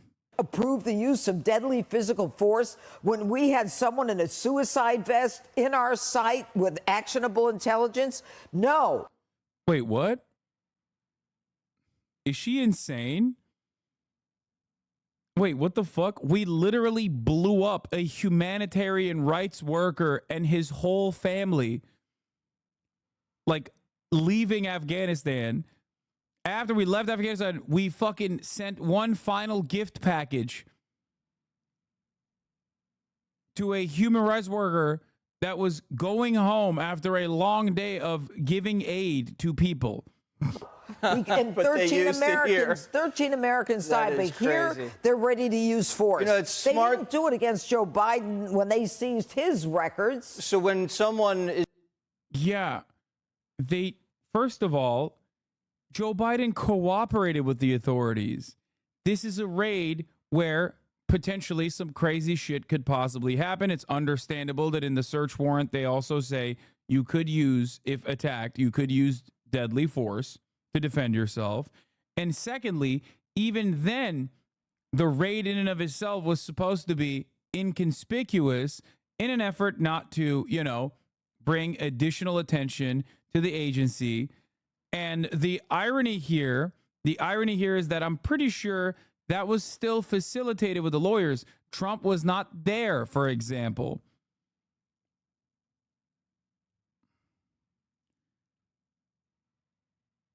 Are you claiming the police never use excessive force? Dude, the only excessive force the police use is at the top of the fucking hour, okay? If you come at me at 2:59 with this bullshit, I'm gonna fucking give you the excessive force and I'm gonna serve you the 3-minute ad break. Now, of course, you won't experience that because you're a 43-month subscriber. You should know better. Yeah, exactly. Oh, excessive force at the top of the hour, lol. Yeah, you should know better as a 43-month subscriber that kind of bait is not going to work. It's weak. It's weak. It's pitiful. I'm locked in. I'm fucking locked in. Oh. But if you no longer want to see those ads, well, then you have a right to defend yourself by getting gifted a sub from Perk Twitch. Thank you for the 5 tier 1 gifted subs, allowing 5 people to no longer see the ads at the top of the hour. Okay, here's the 3-minute ad break now. Is being chased by an undercover when they're tackled and cuffed, you often hear them say, "Oh, I didn't know you were law enforcement. Right. You were dressed like plainclothes." Maybe they were looking for a little action. Maybe. Tell me about this 1-week vacation that this jury is getting. Have you ever seen a judge say, "Take the week off," right before the case goes to them? First of all, taking the week off, their memories aren't as sharp. They have the opportunity to have other people, plead with them, especially in the New York area. You've got to convict this guy as a bad guy, all that stuff. Then they come back to a charge where Merchant is not going to be, he's not going to be fair and balanced. He's pro-prosecution. And when I was a judge, as soon as the defense finished its case, if it had a case, I would tell all my jurors, you're going to bring an overnight bag and a toothbrush in case you're going to be sequestered. And as soon as they get that evidence, they go to the hotel. And we do not let them out until they come out with a verdict. Why are they talking like this is the trial of a century? Like, it's like he's not going to jail, okay? Calm down. Anyway, the rest of this is unrelated to the major point of contention here, which is that Trump was literally assassinated by the FBI. And none of you liberals are talking about it. And I am not like you. I'm one of the good ones. And that's precisely why I did. Bill Maher is also running as a new book is coming out. Bill Maher has been running around doing media hits over and over again.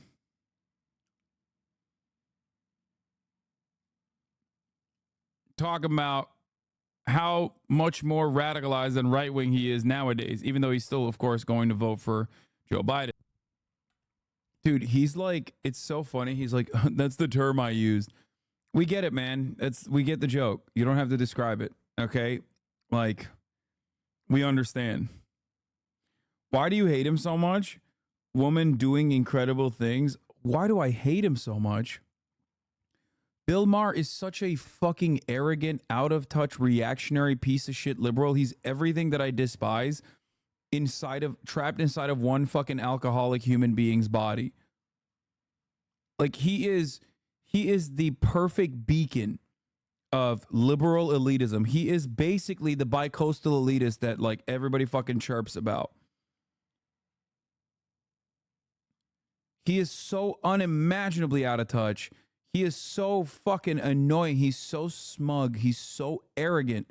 He is such a classic arrogant know-it-all, and he doesn't know anything. And to top it off, of course, he's unimaginably reactionary on social issues, constantly being like, these kids, all they do is protest. How about you go to Iran and die? That's it. That's literally his entire shtick. I just described to you Bill Maher's political commentary to a T. On college campuses, these woke homosexual students want to protest against the beautiful state of Israel. Well, how about I send a one-way ticket to Iran so they can stone you for being gay? Under Islamic rule, you would be killed for being gay. That's all he does. And it's like every stupid libtard fucking parent of yours watches that shit and eats it up, okay?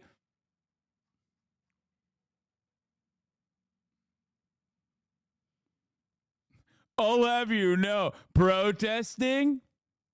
Kids these days, they want so many different genders. They're doing gender science. Why don't you go to Iran for being gender?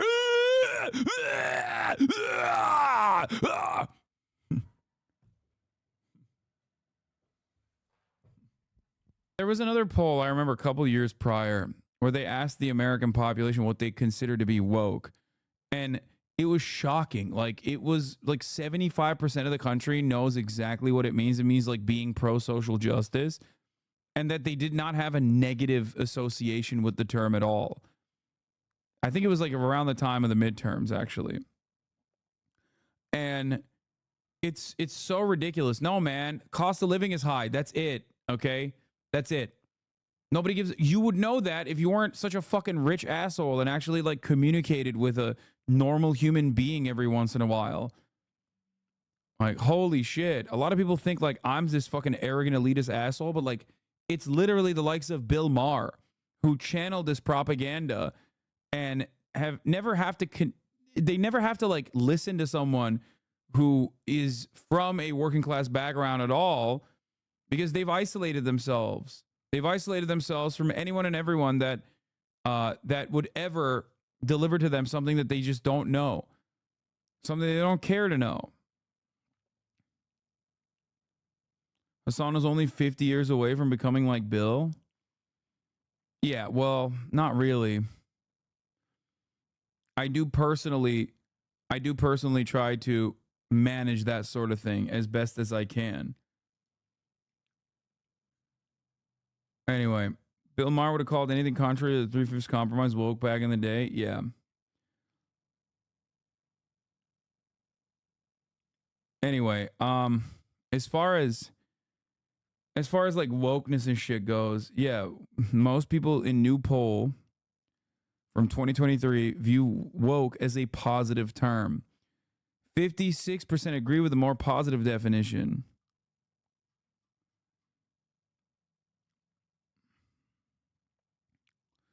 While 56% of Republicans said wokeness meant being overly politically correct, 78% of Democrats understood the term as being informed on social justice issues. Anyway,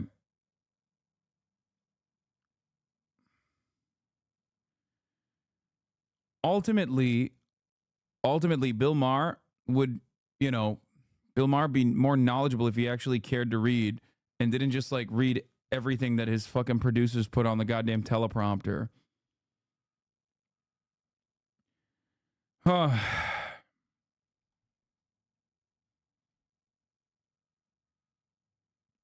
It's very stupid. This discourse these guys have been pushing for since like 2016 is just podcaster nonsense, okay? It was crafted. It was crafted by podcasters like the Joe Rogan Orbit. Joe Rogan Orbiters consistently talk about this shit. That's it. How much of Bill Maher's rhetoric is because of his writers and producers? No, it's him. He directs the writer's room. No, he doesn't. He's not. He's going to say he does because he's in a liberal panel, but he doesn't. Of course he doesn't care. He's literally talking about how, like, these women are facing gender apartheid in Gaza, which is why we need to send them genderless JDAMs. The International Criminal Court just today issued. Yeah, Palestinian women have higher education degree rates higher than Israeli women. That's number one. Number two, okay, we're talking about like women are second-class citizens. Like half of the fucking Israeli Knesset is literally a party specifically designed to advocate to make sure that women can't read, okay? Shut the fuck up. This is why it is laughable when these supposedly anti-religion dumb fucks literally turn around and say Israel is the best country on the fucking planet. It's like, bro, what are you saying right now? The idea that like Israel is not a literal supremacist religious ethno state is laughable. It is straight up in the charter, man. Israel is a nation for Jews, is what Benjamin Netanyahu says all the time. What does that mean to you? How does that not go through your filter? And then every single time he's just like talking shit about Islam this, Islam that. It's all these countries that we fucking destroyed, okay? All these countries where we put the most reactionary, most fundamentalist psychopaths in positions of power, or they rose to power as a consequence of our fucking actions, dismantling socialist secular people half the goddamn time. Because pan-Arabic nationalism was terrifying. Most of these Arabic nations were aligning with the USSR. Can't have that. But hey, no, let's not talk about that. That's too much. That's old news. Nobody cares about that. Meanwhile, it's like all of America's greatest allies in the region are doing exactly the shit that he criticizes. And also simultaneously, you can say that about Israel too. How can you claim to fucking hate religion and then literally eat the dick of a religious ethno state this fucking hard? This is what's very morally bankrupt. Not to do the hypocrisy baiting all day, every day, but it's so fucking stupid.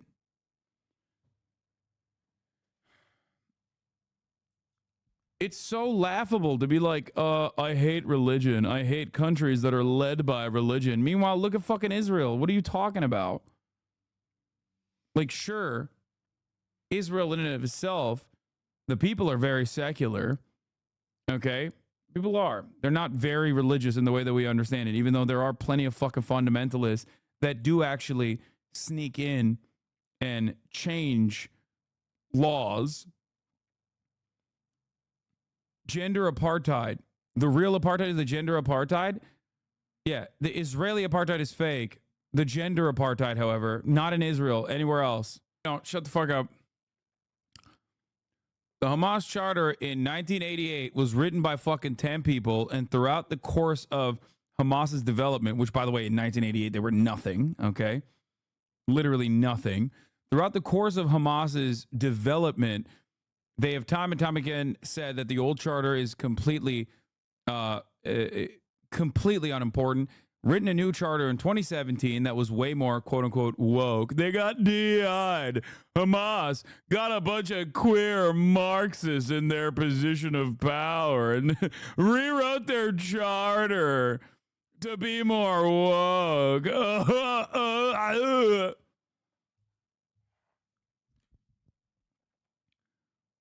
Yeah, meanwhile, the Likud mission statement has never fucking stopped being the same thing, which is what they're doing. That's PFLP. Wait, what? What do you mean that's PFLP? Oh, you're talking about PFLP joining the ranks? Is that what you mean? Anyway. Lamau, I know Hassan loves that sound. I can't. You're being weird. I can't. I hate him.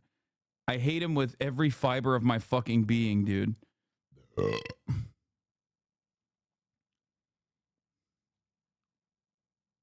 Israel. That's what from the river to the sea means, okay? And they say it very openly. They say... He's like, again, this argument fucking falls apart when you look at what Israel is doing, which, you know, she's trying to bring up here. Israel kills 35,000 people, openly says that they're fighting human animals, says Amalek, says that they're going to fucking kill everyone, says everyone is basically Hamas, okay? And routinely says they're going to keep doing the things that they're doing. I sleep. That's not real. That's not real genocide. Oh, shut up. The real genocide. Oh, no, that's not real. But then a fucking college protester says from the river to the sea, Palestine would be free. An emancipatory slogan. No, that's genocide. That's real genocidal sentiment being expressed. Why don't you go to Gaza? And then they'll throw your queer ass off of one of the many roofs that Israel hasn't blown up.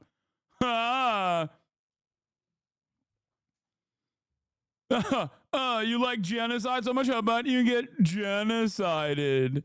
Yeah, Israel small bean. Israel always the first to be attacked, except for every single instance where there is a ceasefire negotiation. Hamas actually follows through on the conditions of the ceasefire.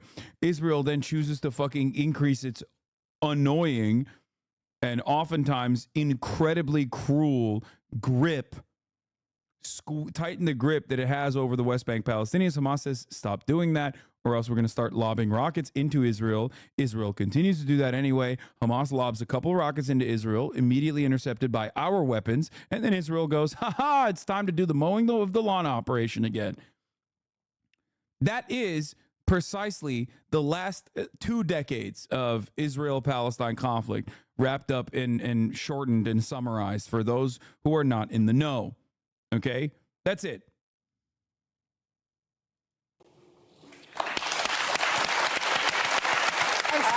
Oh my God, I'm gonna fucking, I can't. I'm done. I can't watch the rest of that. It will, it's causing me to fucking die a little bit. Let's look at some fun shit. Apparently, what part of this live stream do they talk about debates? And I do think it's important sometimes to open things a little bit and realize that people that we looked up to or thought were interesting or important were not good. Irish philosopher to be hallucinogenic substances, you know. But I did that. 1,000 hate former President Donald Trump to say there's no joy on the left. But you know, there's some evidence to that. But what we look into, we talk about some fun philosophy in it, is this idea that, you know, pursuing truth, justice, goodness, and beauty is not necessarily always a fun or easy or happy journey, but there is a satisfaction, not a satisfaction, a meaning, a purpose, a joy that comes through seeking out the truth that is way better than a satisfaction that comes from accepting the world as it is. If that got you a little bit hard, then you're going to like the video that comes out on Friday. In the meantime, as we approach our 10th anniversary, I would love us to get to 1,000 patrons. I did say this on Twitter, so it's legal. This is Wisecrack going live and talking about and it's a series called Don't Put That in the Video. People let me know and we'll do the old 3, 2, 1. Just a 30-second clip of a 5-minute video where producer Olivia gets outtakes from things I say when we film that are way you got to be. Track Patreon. Still shilling the Patreon. Chat, the best gang on the internet. And today's main topic is the question, is debate useful? Now, we all know as people that spend time on the internet, on spaces like YouTube and Twitter, that there's a whole subculture, not even a subculture, a whole culture of debate. People whose entire careers these days are debating ideas. And for many of us, this can be an interesting way into exploring new ideas. It can be a mechanism by which our own assumptions are challenged or pushed. And a lot of us, I wasn't one of these people, but a lot of people do debate in high school and college, and it's a way that they, get smart, get good at argumentation, get good at pointing out the flaws in others' logic, things of that nature. So, there's value in debate. And of course, one of my interests in debate is that it's at the heart of the philosophical tradition, right? People have been debating for a very long time, and a lot of early text in philosophy are not just, dude sits in a room and writes stuff. They are the recounting of conversations and dialogues that took place. So, we go back to Plato. In particular, we go to Socrates and Plato's Socrates. And all those texts, if you've ever read them in like an intro to philosophy class, they're just conversations. They're back and forths. Now, the reason they were back and forths is because the idea is that when we explore ideas collectively, when we participate in dialogue, we're able to go further. We're able to push each other. If you think about it in terms of, I don't know if we got any jazz heads in the chat, but think about improvisational music, like jazz music. It's the combination of instruments doing different things and having different POVs that pushes things in new directions. It creates something bigger than the individual thing. For any of us who've ever participated in creative projects, we know that working together on something can often help us get further. So the thing that got us thinking here is there is a interview, and we'll go in reverse order here. We're first going to watch the reaction to an interview, and then we'll watch the thing itself. That sort of made, let me see this one second, that sort of made things go viral this week. And it is a clip, and we have it, I'm sure Henry will get that pulled up, and we'll do our little countdown to watch it. This was posted by Slushy. It is a clip from a Destiny stream. He's watching a Hassan Piker interview, an interview that we will look at some of later, and he reacts to some comments that Hassan Piker makes about debate. So we're going to check that clip out right now using our high-tech countdown system. Okay, so we're going to go 3, 2, 1. Debate and like how it's stupid. Yeah, well, that's the thing. Like, debates are just purely for entertainment. I think it can have an educational component to it for sure, but overall, it's not about like whose facts are solid. It's more so about who says them in a more solid way, and also it's the theatrics. It's a good way to maybe bring some people over to your side in the margins, but overall, it's not activism. It's not doing something meaningful. It's not even it's not activism or doing something meaningful, like convincing people that you're correct about a thing. By the way, that's all of politics. You fucking retard, right? Like if you look at the founding of the country, you look at like any big like people arguing in Congress over amendments that you're trying to pass. Like the founding fathers, like literally writing fucking pamphlets and shit to try to debate people into like, hey, here's why you should support the federalization of our fucking country. Here's why you should support like writing pamphlets and shit. The Federalist Papers, writing pamphlets, it's literally debating people on fucking politics. Here's my political opinion. Here's why I think it's right. Please support it so we can have a fucking country. No, debate isn't real politics. What real politics actually is me driving home from Starbucks in my $300,000 car so that I can get in my $3 million house so that I can come into my $5,000 or $50,000 or $150,000 a month. Just a normal reaction to someone saying something objectively true, by the way, which is that debates can have some educational components, but ultimately it's about whose side has better rhetoric and not actually about the facts, which is precisely why someone like Ben Shapiro could technically own someone who is infinitely more knowledgeable on any matter that they're speaking of in the marketplace of ideas, but that doesn't mean that Ben Shapiro is correct. And debate itself also usually creates a very hostile environment that is just simply there for the blood sport. Okay?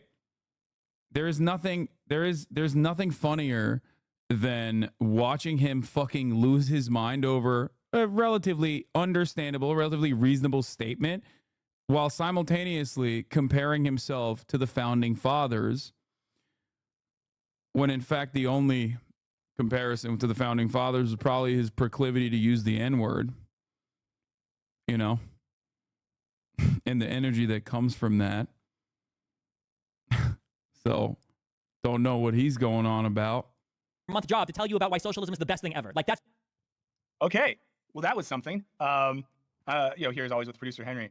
Henry, I'm curious. Your initial reaction to, I guess, Hassan Piker's comments and then Destiny's reaction.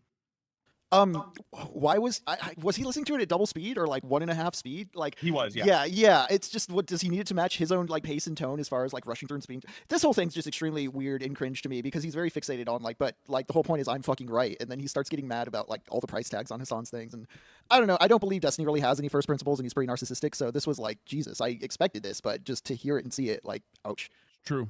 Yeah, it's interesting that Destiny makes this connection between debate and I think he said like the Federalist Papers, and he talked about Congress and government and the way in which debate leads to direct politics and forms of activism. Yeah, he's equating what he's doing with like the writing of the Federalist Papers, but like the Federalist Papers were written by people who were like participants in government at the time, like who were also like actually acting on enacting legislation or like writing the law. It wasn't like on the internet you can be this hyper removed voyeur to the whole process and just be arguing from afar. Like it's a completely different like technological context than when like pamphlets were the main way information was spread. Yeah, and I do think as well that there's a pretty marked difference between streamers debating, and I'm just repeating, what Henry just said, and politicians sitting in a room hashing out ideas as they form the underlying logic of a government or a political philosophy, I don't doubt that when, for example, This is so funny. That guy is a debate guy and then goes straight to an ad hominem as a response. Yeah. Another funny thing that this dude, Pyotr Kropotkin, noticed. When Marx and Engels were sitting around, when they were Mr. Breadbook himself watching Wisecrack. That's crazy. sitting around with workers in pubs in London talking about ideas, I'm sure that debate happened. But I think there's maybe a difference in what they're talking about here. But to be, we want to be fair, we want to be balanced, we want to be grounded. FunGPT brings up founding fathers, finding the 14 fathers. For anyone who doesn't regularly listen to the show, just so you know, it's canon that I have 14 dads. But we'll take a look at the interview itself, where these comments come from. I'm going to fast forward to the 30-minute mark, and I have the transcript pulled up as well. So I think you said, Henry, around 30 minutes is when they start talking about the drama stuff. Great. Now this is a interview from a Wired podcast with Hassan Piker and McKenna Kelly and Leah Feiger. Fun fact: Leah Feiger is my cousin-in-law. I want to give credit where credit is due. What credit? Credit that they married into your family? That's such a funny way to reveal that. D is using the fallacy of equivocation. You weren't using the word debate in the sense of discourse surrounding ideas. Hassan meant the internet blood sport of debate streamers that are making entertainment for midwit fail sons. Yeah. Like, I'm not saying no discourse should ever occur, of course. But ultimately it doesn't fucking matter, because all of the discourse online is simply about the aesthetics and simply about the drama in and of itself, which moves you away from actually caring about the issues. I do have, I was just given Leah Feiger's number. Probably won't be able to get her on right now. But maybe in the future, we'll see if Leah Feiger from Wired will come on and talk to us. So hopefully this is about the point where I have it pulled up here. So it was a wide-ranging interview. It's from the Politics Lab podcast. You guys can go check out the full thing for yourself. But, we want to listen to Piker's comments here on drama and debate and, see if there's something that was missed in the clip that went viral, and kind of see what his point is. As always, please, whether you're listening to this live or after the fact, jump in. And listen, we're not upsetting anyone here today. We're just here as objective, apolitical observers to see what's happening. So I'm going to start this interview right now, and we'll pause throughout as necessary. Organizations as well, including like Heal Palestine. So like we're trying to look for charities on the ground that are actively working on the ground right now. Talking about other creators, there is a lot of drama on Twitch, and yes, I'm curious, do you get stuck in it? I will entertain drama from time to time, specifically because what a way to put it. Yeah, I mean, specifically because like I am human after all. I am weak, and also because I think that that's like what a lot of people in the margins, that's what they care about. They care about the drama. So I'll use that as a launching point, as a jump off point to like go back to more serious news coverage. So like, I bring in the eyeballs for playing video games, or I bring in the eyeballs of the collaboration, and then I try to refocus their interest on something that's like genuinely important. And for every 3,000 people that come in just for the drama, if 500 stick around to hear my coverage on what's going on in Rafah, right? And then that's great. That's what I'm trying to do. I'm always, the reason why I'm trying to grow always isn't necessarily because like I'm on my Sigma grind shit. I'm always trying to fucking max out on my revenue. I'm rev maxing. Like, no, it's also because like I want to bring awareness to certain causes and try to instill some. Why is everybody throwing up copiums for fucking video games? Like, what the fuck? I play video games all the time. What are we talking about? It is you who is throwing up a copium that doesn't actually watch me play video games. Shut the fuck up, chatters. Some charitability in a broader audience. That's like an interesting idea there. We'll keep going, but the idea that Hassan Piker is saying that he instrumentalizes both drama and the desire for consuming content around drama to bring people into broader conversations they might not be privy to otherwise. That sounds fair. I'm not mad at that. We'll keep watching now, like it if you're here. We'll then listen to what I have to say on certain issues instead of going, oh, I hate that guy. That guy's like a socialist with a nice car. Fuck that guy. So turning these like dramatic moments and like beefs with other creators into teaching moments for your audience. I try to, yeah. Like the last round of this was like so laughable to have this conversation like with adults, but. Are you bringing up Destiny? Is that what Yeah, I was about to say like. And I just want to note the name Destiny was said by a host of a podcast that we are listening to.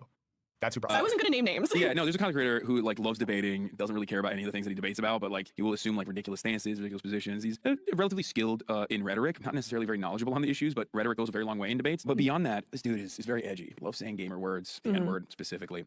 Okay, so let's pause there for a second. So, Hassan just said that there's a kind of creator who loves debating, doesn't really care about any of the things that he debates about, and is relatively skilled in rhetoric. I think it's really interesting. I think we can learn something about this, and I know a lot of us know this history, but we look back in the history of philosophy, especially Greek philosophy, you see a distinction between, let's say, like a Socratic figure, right? And what marks a Socratic figure, or literally Socrates, Socrates' followers, Plato's students, was an underlying motivation for knowledge and wisdom. In particular, an underlying motive for knowledge of oneself and understanding oneself such that they can understand the world around them and seeking out ideas like truth and justice. And of course, a knowledge of their fundamental ignorance.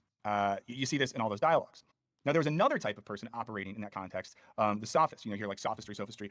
And these are people who are skilled in rhetoric as an art, who are good at giving convincing speeches. But these are often people whose aim or goal wasn't self-interrogation and external interrogation about wisdom, truth, beauty, meaning. The motivation was currying favor, being on the side of the politicians, making money, convincing people to follow your ideological program, or just getting attention, right? So I think that when we think about debate and rhetoric, one of the things I think about is, you know, what is the motive for those things? And here, at least, Hassan Piker is describing someone who debates because they love debating, debates because they're skilled at rhetoric, not because they are knowledgeable, not because they care about those things. And I think this is important, and I do think, we'll talk about this more, when it comes to debate, I always think the first thing you have to ask, or at least the first thing I would ask myself is, does this person care about the thing they're speaking on? Do they have an invested, emotional, or like in the Greek sense, pathetic, pathos-based interest in the thing? Or is this just like a sport or a game for them? You know? And whether that's someone debating political ideas, debating their favorite games, debating music, people who love the thing are always going to be more interesting, and people that have a humility and are willing to interrogate themselves, always going to be more interesting. And of course, Hassan brings up that a lot of these people, one person in particular, loves saying gamer words, the N-word specifically. And, you know, we don't have politics or stances on Wisecrack Live, but Henry, are we comfortable in agreeing that white people just don't get to say the N-word ever? Yeah, I think we are. Yeah. Oh shit, dude! It's time. It's time to do another fucking. It's time to do another sequence. We have to fucking come after him now.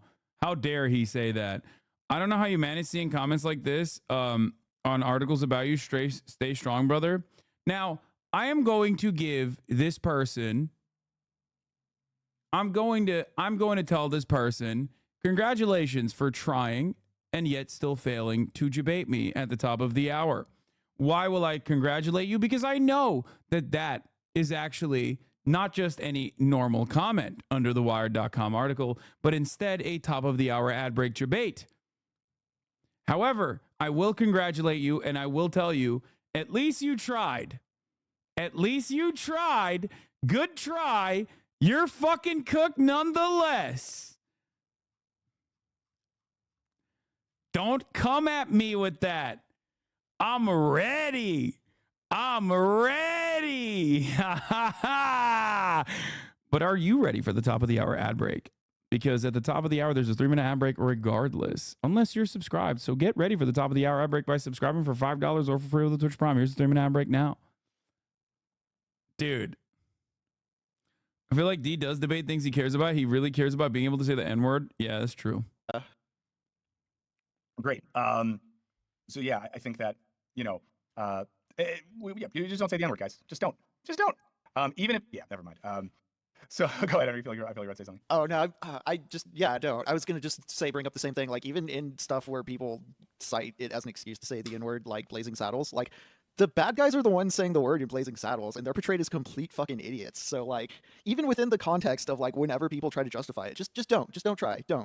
Yeah, and I think that's the thing too. Like if someone who presents themselves as an intellect or a rhetorician or a debater, you just ask yourself, if someone takes the time to try to intellectually justify using the N-word as someone who's not a black person, what is the motive?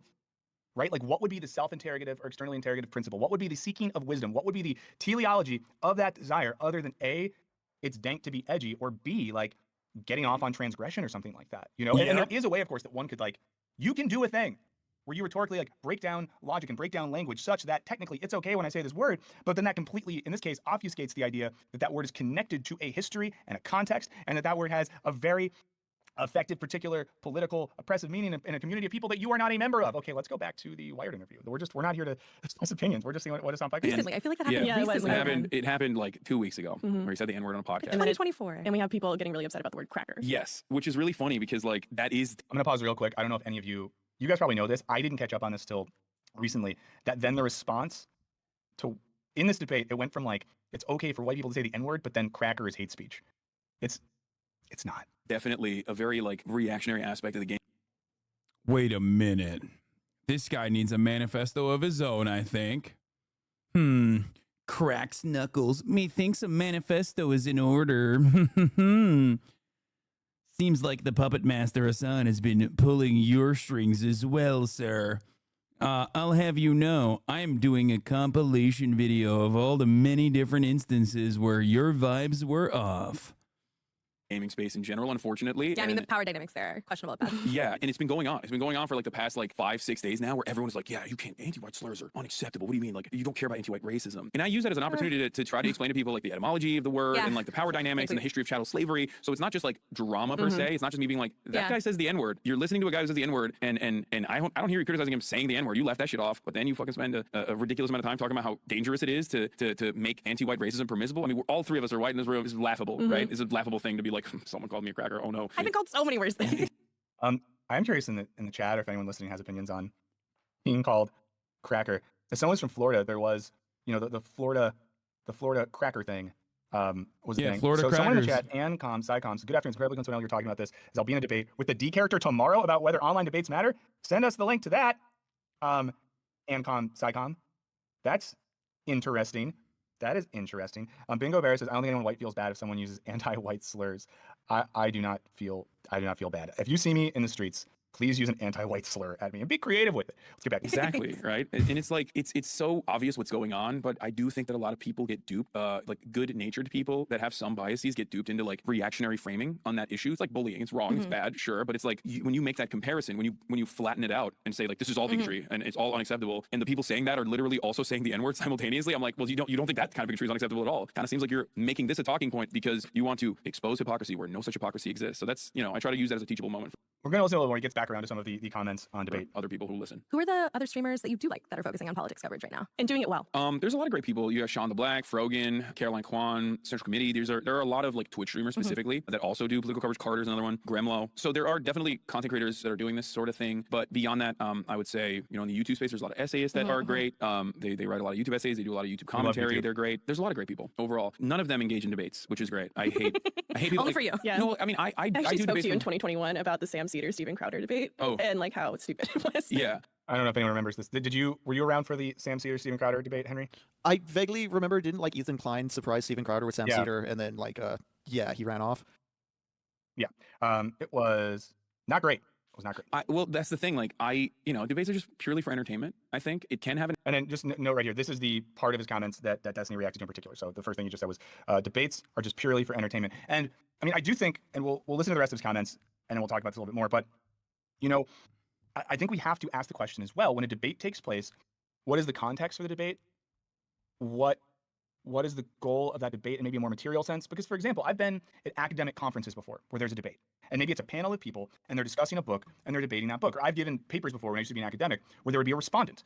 And in that room, at that setting, I would say it was always one of two things happening.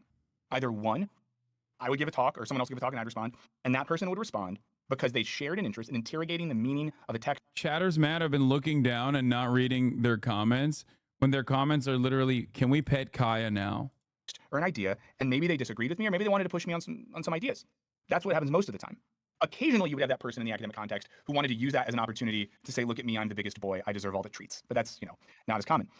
But some of these debates that happen now, we have to ask ourselves, like, they're happening on platforms that are designed to grab our attention, to get clicks. They're monetized. They're people trying to sell us things. So I think to act as if a lot of the modern online debates weren't at least, if not purely, at least in part or large part for entertainment, seems disingenuous. We'll listen to the rest of Piker's comments. An educational component for sure, but overall, it's not about like whose facts are solid. It's more so about who says them in a more solid way, and also it's the theatrics. It's a good way to maybe bring some people over to your side in the margins, but overall, it's not activism. It's not doing something meaningful. It's not even like genuinely learning about an issue. It's more so learning the talking points. Which honestly, so that's the end of the interview. There's a couple other comments there. Again, that's on Wired.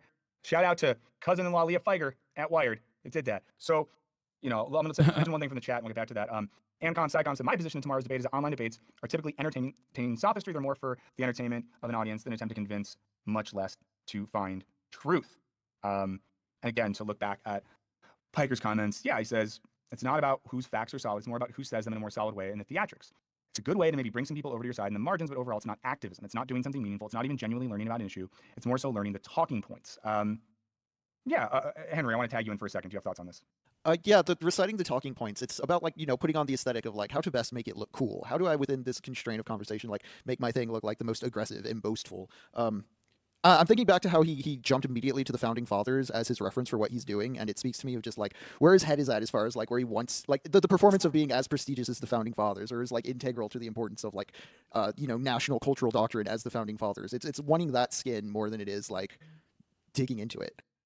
Yeah, I mean, it makes you think. A couple weeks ago on stream, you can go back and check this out if you guys missed it. We talked about the Kendrick Lamar and Drake beef, and some of what happens in the context of online debate just reminds me more of rap beef in terms of like who's the loudest, who says the craziest thing, who makes you.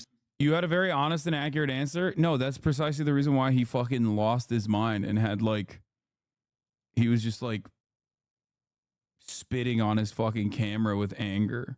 Say, oh shit, and that sort of stuff. Because I don't think, when you, some of the big online debaters, whenever I force myself to watch these things, it's a lot of yelling, it's a lot of name calling, it's a lot of aggressive emotion. And there's not a lot. I mean, and we'll talk more about this because in a second we're gonna have our buddy. He had no fucking arguments, which is why he immediately was like, "You have a nice car. You have a nice car, and you have a nice house. I hate it." Okay, thanks, man. It rings a little bit of kayfabe, even from wrestling sometimes, where people seem like they are just like they're all in on it because they know that it's going to benefit them all in terms of their ability to produce content. I do agree that Kendrick had more impressive arguments when it came into that. Beatmaster, we're not avoiding Vosh. I'm not as knowledgeable on the depth of the debate space because some of that stuff makes me, I don't know, want to take a cold bath and too many edibles. But I think the big thing here, and a couple things I'm at least struck by is, the underlying motive of these debates. What are we trying to do? What do we think the goal is? I am fairly unconvinced that the type of debates that we see online are having material social and political effects. I do believe that there are instances in which watching those debates might expose people to new or different ideas. Sometimes those ideas are good. Sometimes they might be radicalizing ideas, which are not so great. But I do not believe in my heart of hearts, and there's a little bit of projection here, that many of these debatemen, they're mostly men, I do not believe their motive is Socratic. And by that I mean, I do not think they are attempting to interrogate themselves and the world around them with the overall purpose of leading others towards a sense of truth and wisdom. And I'm not going to get too into this, but I had this pulled up. Let me see if I can find it real quick. So there's oh, go ahead. Oh, something you're bringing to mind to me is I had friends who, they had their political awakenings in their 20s and they became bigger political participants. And I think stuff like Destiny and that particular flavor of debating just kind of turns people off in general. Like in a wider swath, I think some people just like look at that and that's what they see.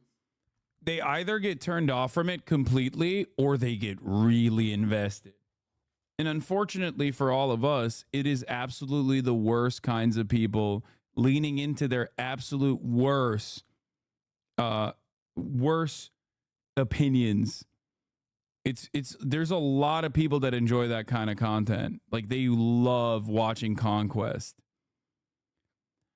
And it sucks because those people are unimaginably malleable and can be swayed and don't necessarily have like a real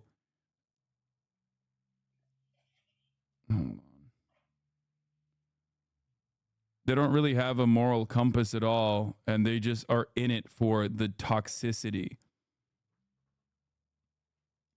See or generalize as like politics as being is just like being angry, unhappy, and like petty online, and it may dissuade people who may otherwise be motivated.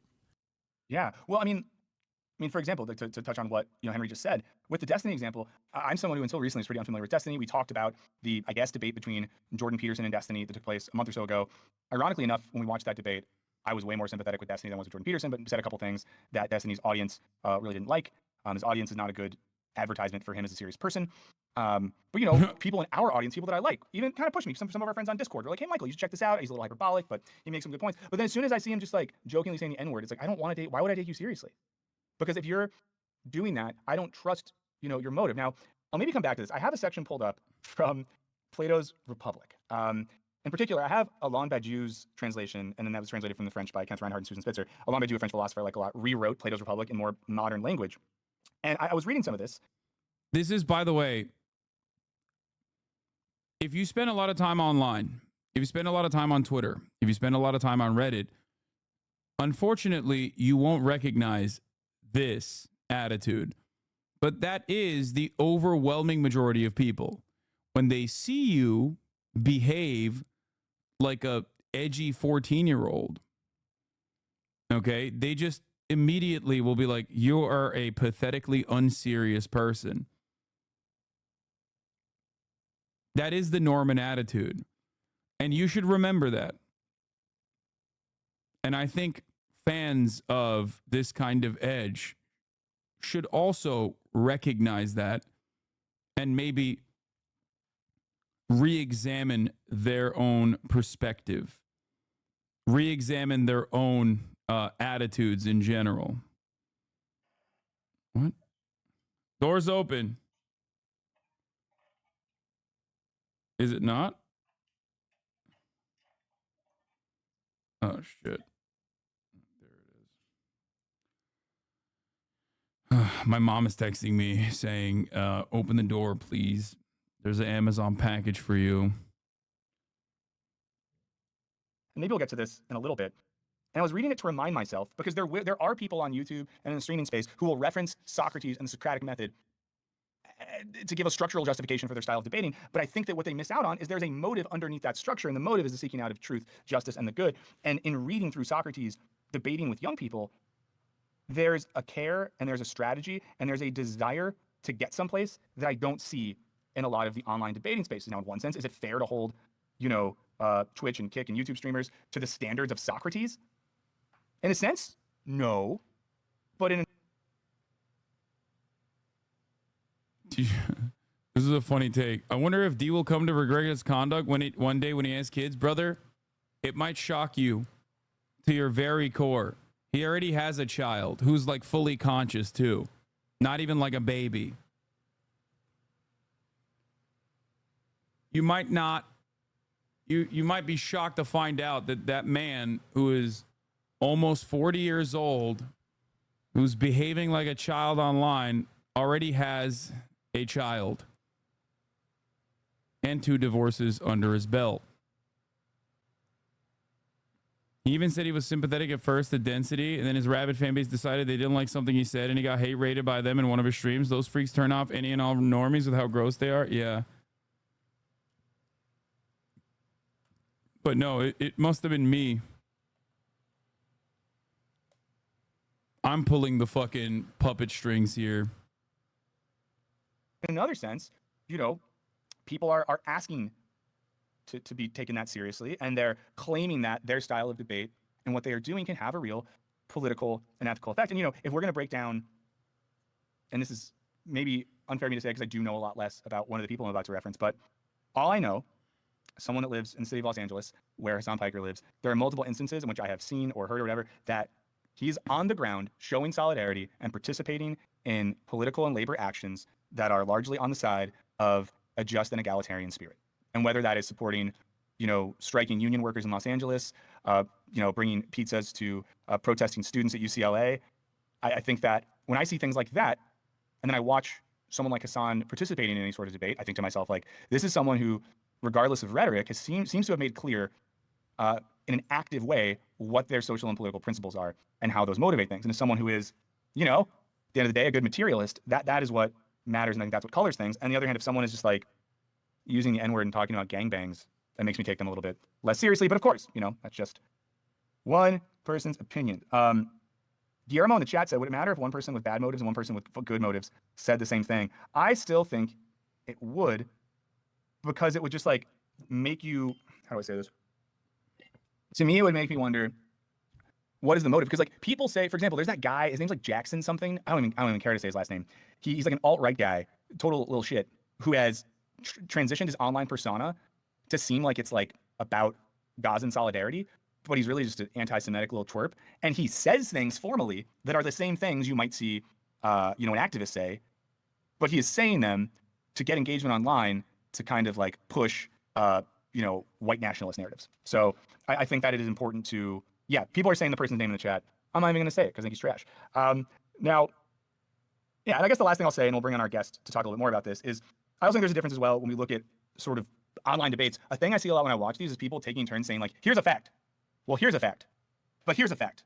But according to this data, and what you don't see is like the interrogation of ideas. Because when you look at Plato's Republic, people say to Socrates stuff like, But here's the fact. And Socrates is like, cool, great. So let's work backwards from there. Like, what are the assumptions underlying that fact? Why do we think this is true? And if we can find or locate that fundamental truth in that assumption or that fact, what happens when we broaden that out? And just one example here.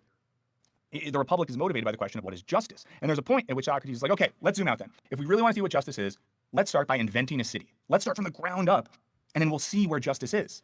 He doesn't tell these people to shut the fuck up because they're idiots. He steps back and explores the motive behind ideas, So yeah, if you're with us live, again, this is Wisecrack live on May 22nd. If you're with us after the fact, glad that you're here as well. Would also love to hear what you think. So whether you're on YouTube or Spotify, you can always leave comments and ask questions after the fact. Just a reminder that later in the show, we're going to be doing our new advice segment. We don't have a name for that segment yet. We'll try to come up with one. But if you want some advice, if you need some thoughts on something, hit us up at wisecracklive666@gmail.com. We're still talking about debate. Thank you for the active chat. As always, I want to bring in Michael Luxembourg now. You guys know Lux. He's, one of the main creative forces behind everything we do here at Wisecrack, as well as a creative force in the improv, comedy, wrestling, creative scene in Austin, Texas, and does a lot of other stuff at our cool parent company that we like. And Lux, glad to have you here. I assume we're bringing him in. And wanted to talk to Lux about this because Lux is someone who is a very smart person. And Lux is smart in a cool way that I'm not smart in. And I'll tell you maybe one reason if we can interrogate my motives. A reason I've always been suspect about debate is because I'm bad at it. I'm someone that needs to step back and consider ideas, and I notice things. I don't know if any of you are like this, where you're in an argument with someone and you leave, and 10 minutes later you're like, I should have said. Well, Lux is the sort of person who says the thing right in the moment. And is also someone who's been a debate coach. Lux, you're here? Yeah, I certainly am. Okay, so let's start with this, Lux. Tell me a little bit, and tell everyone who's here, what is your background as someone that not just is like a smart dude, but that is formally participated in debate? Yeah. So when I was in high school, I was, I think, the 6th or 7th ranked debater in America. Whoa! When I was a senior in high school. And then actually, this is also how I got this job. I got a scholarship to college to do this, or to do debate stuff. And they fired the guy who was supposed to be the debate coach, the guy who had recruited me. So I didn't want to participate in the activity anymore because they had sort of boned me on that. And then my sophomore year of college, they hired me as an assistant coach for the new coaches who were there. And that's actually how I met Alec Opperman, former godfather of Wisecrack. Yeah, former Wisecrack lead writer. He was debating at the new school, even though he's older than me. But he was debating at the new school, and he would always debate the kids I was coaching. And I would always tech them out with really interesting arguments, and he would win because he was clever. And we got to talking, so I'd be like, oh, you did a really good job answering this argument. And Alec would be like, well, it was a pretty cool kind of thing, kind of argument you guys came up with. We started just talking about that, and emailing arguments back and forth and chatting that way, and that's how we became friends. And that's how I ended up here. So yeah, then I coached 3 years of college debate and debated 4 years in high school at a pretty high level.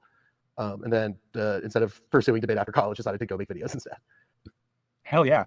So when you were participating in debate, I wonder, what did you, when you started debating in a serious way, what balance of motive was like, I want to be the smartest boy. I want to spend time exploring ideas. I want to understand argumentative structure in a formal way. What would you say was your motive for getting into it? Oh boy. Okay. So this is not going to reflect well on me. No, it's okay, but we understand. We all grow as people, So it's. Well, so I was a freshman in high school. My brother, I was a top 10 national debater. My brother was decisively number one in his time of doing it. He was one of the best to do it. And so I initially wasn't going to. I was just going to be a theater kid in high school. That was sort of my trajectory. And the debate team was like, look, we need someone to come to this tournament with us. Your brother did it. Would you just mind trying it out? We'll fly you to LA because it's a tournament in LA. They were like, it's a whole family of debaters. They're like, we need another man to do the job. Pay for you to go to Disneyland. If you'll just debate at this one tournament. So I did that because I wanted to go to Disneyland, and I did better than I expected. And some of the older people on the debate team were like, hey, you're good at this. Here's a weird secret. And we can get into this detail if we feel like maybe this is for a different stream. They were like, did you know that all the good debaters all party together and people will give you free drugs and beers and shit if you're just hanging out? And I was like 15, and I was like, well, that's a good deal. So then I was like, I guess I should get good at this so I can get all this free stuff and party with these weird smart people. So then I decided to do it. And it turned out that I was creative and good at it. And then I started to have fun being kind of a trolly little weirdo. And that's sort of how it happened. Because I guess to talk about the intellectual element of it, debate is a game with rules. And I, as Burns and Henry are probably both very aware, am a rules-averse person. I don't like them. You're not a rules guy. I take great pleasure in breaking them whenever possible. And so a lot of my debate approach and what I enjoyed about it was playing the game of debate in as tricky and truly and rule-skirting way as possible. This is why there are people to this day who will say that my brother and I ruined the activity of policy debate because my brother started this using rhetorical critiques written by people like based on works like Foucault, Chaloupka, Baudrillard, to make arguments about the assumptions of people's debate propositions. And I took that one step in a different direction, where I use those arguments to critique the idea of doing debate or having debates. And so basically what we would do is cheat at debate, and the other team would either have to let us cheat or say, you're cheating, that's bad. And we would go, no, cheating is good. And that would be how we would win. Either by cheating and they'd let us get away with it, or they tried to stop us from cheating, and that was like the debate we wanted to have, was cheating good or bad. Wow. Well, at some point you need to write a book about what it was like to be one of the bad boys of debate. So here's a question I have. So obviously we've been talking about debate in the context of, Hassan Pecker's recent comments, some of the debate culture stuff around destiny and that sort of thing. And I think we've been talking about, and something I know that we've talked about before, Lux, is... By the way, what he's talking about is structured debate, right? Like policy debate, student debate, like college debate is very different than the type of debate that pops off online. What he's talking about is literally a format like a sport where, I mean, there are rules, there are like logical fallacies and things like of that nature that you engage with will immediately be moderated, will be regulated. There is no such process online, as evidenced by, I would say, Lex Fridman, who hosts a lot of these debates and just kind of sits there. There's no, like, it's all logical fallacies, as a matter of fact, in an online debate. It's about who can do as many logical fallacies while trying to rationalize it as though it's actually super logical for them to engage in these, like, fallacious arguments. Another thing that I regularly talk about with respect to online debate. The importance, or maybe unimportance, of having a set of first principles or a set of values that one is motivated by when debating. So could you speak to that a little bit? I'm curious what you think about the relationship between sort of the values of the debater and the context and the value of the debate itself, if that makes sense. Well, yeah, so this is sort of so let me put this. This is sort of my fundamental problem with online debate stuff, right? And I think Destiny actually inadvertently. So, do you guys talk about that video where Hassan was like, Destiny played the Hassan clip where Hassan's like, debates are stupid, and, yes. and Destiny's like, what the fuck, and like has like a series of microstrokes. That was our jumping off point today. Was a series of microstrokes. In particular, the idea that that is actually, contrary to what Destiny thinks, that is actually complimentary to my opinion, which is that, like, the esteemed online debate lord literally fucking losing his mind and freaking out and then immediately activating what he perceives as a series of ad hominems is exactly why online discourse is so fucking stupid. Like, Destiny's point seemed to be that debate has a like directly political effect, and debate is the thing that shapes politics and yada yada yada. Right. So the problem, so he makes this argument when he's having his like weird panic attack, is that the foundation of America was this question of like debating politics, debating ideas. How we figured out how to do government. The degree to which that's true is dubious, but even if you assume it's totally true, that wasn't happening in front of an audience on the internet, right? And so the people who are doing these debates online aren't drilling down to first principles and aren't conveying a series of justified premise argument positions. They're articulating sort of a brand identity, right? And they're trying to connect with their audience directly. And so while it is good to argue about ideas, I think we can vouch for this, that like a lot of the best Wisecrack videos are like you and me and Amanda arguing over like what's the best way to get at this concept we all think is interesting or whatever. And like that hones the idea and makes it stronger. I think that that's obviously true. I think that is good. Henry and I will argue about camera compositions when we're making movies. Like it's important to do that stuff. But we're not doing that performatively. And it's the performative aspect that then makes these online debates a lot less rigorous, right? You see this all the time. Destiny, I'm just going to go to because he's a famous guy and a perpetrator of this particular crime pretty regularly, will make factual claims, or factual claims, air quotes, pretty regularly that aren't true, but that aren't true or are without context. And when he does that, right, that's not an attempt to suss out a greater knowledge point. It's purely a persuasive project. And so the point of those debates isn't to figure out the best position or the best idea. It is to persuasively perform, right? To go back to my debate history, it's very stupid to make a policy proposal. Dude, of course, immediately. I don't know how these guys ever find out, but like anywhere online, if Destiny's being mentioned, his fan base will find it and they will start swarming like a bunch of flies to shit, okay? Like a bunch of maggots crawling all over it like a fucking hive mind. I mean, Destiny literally has his first principles published on his site, and the reaction to Hassan was over Hassan engaging in the debate purgatory he decries.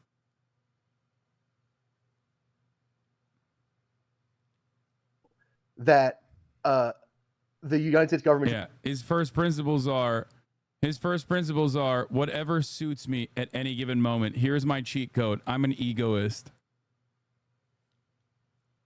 Free all the aliens in Area 51. Right? That's like a silly thing to present as a policy proposal. But because we couched it in all these weird arguments about knowing the other and this weird Zimmerman article about what it means to meet aliens and how it would create universal empathy, like, it became persuasive. That doesn't mean it was a good idea. That was are you fucking kidding me? Dumb as shit. It's stupid to imagine Congress having that conversation. But it doesn't mean that, but the we would win because it's persuasive, right? And again, this isn't to say that, you know, these debates don't have some degree of educational value, but the fact that they're entertainment first kind of undercuts this idea that they're this fundamental pursuit of higher knowledge, right? And the other thing that these things are missing always is like a moderator or a judge,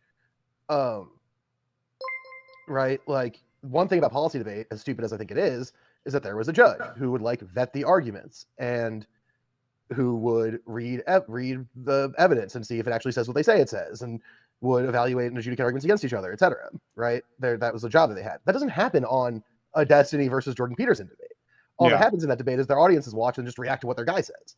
There's no arbitration happening. Well, and it makes me wonder as well, like, for example, we could use the, Destiny and Jordan Peterson debate as an example. You know, what would... Yeah, but Hassan is a mouthpiece for Hamas, says Jamie Wallach. What would a valuable debate look like? And I think in a sense, in internet spaces, whenever there's a debate that gets a lot of attention and hype, it's person on this side, debates person on this side, diametrically opposed, whatever. And this person says a thing, and this person says opposite thing, and this person says opposite thing. And at the end of it, it's like, you choose who won. To me, at least, what would be much more interesting is like this person who, has one set of ideas, debates this person who's like largely in their wheelhouse of those things. To me, that's way more interesting at an intellectual level. I guess it's like not interesting from an entertainment perspective. We could even think here of the Slavoj Žižek and Jordan Peterson debate. I've watched so many, debates or conversations over the years with Slavoj Žižek and guest. And if it's Slavoj Žižek and, psychoanalytic or Marxist thinker that disagrees with him, those can be really interesting conversations, because then you have two people that force each other to better articulate the differences of their positions. Or you see Žižek and whoever, clearly articulate why the unconscious is actually this, or why materialism is actually that. Nothing was more boring than the Žižek and Jordan Peterson debate, because there was no real dialogue or pushing towards ideas together. So I just wonder, like, would like a good intellectually grounded debate even be entertaining? Would it be something people even want to watch? I think it can be, right? But I think that okay,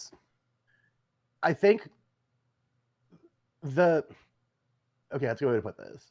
I think that you have a version of debate that exists now where the act of debating is the entertaining hook. The thing that people click into is that they are doing a debate.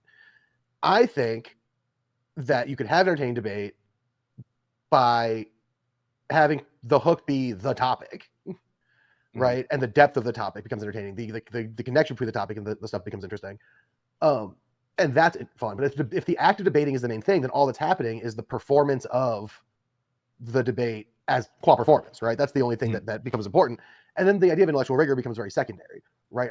Jamie Wallach. Look, Alex Jones and Hassan are not different at all. I was a Hassan head for like 4 years. He got so horny, he's not even typing it out correctly. Recently got out due to his coverage and playing defense for Hamas. October 7 lever. If he had been an actual Hasna head for 4 years, he would have heard me say the exact same things in 2021.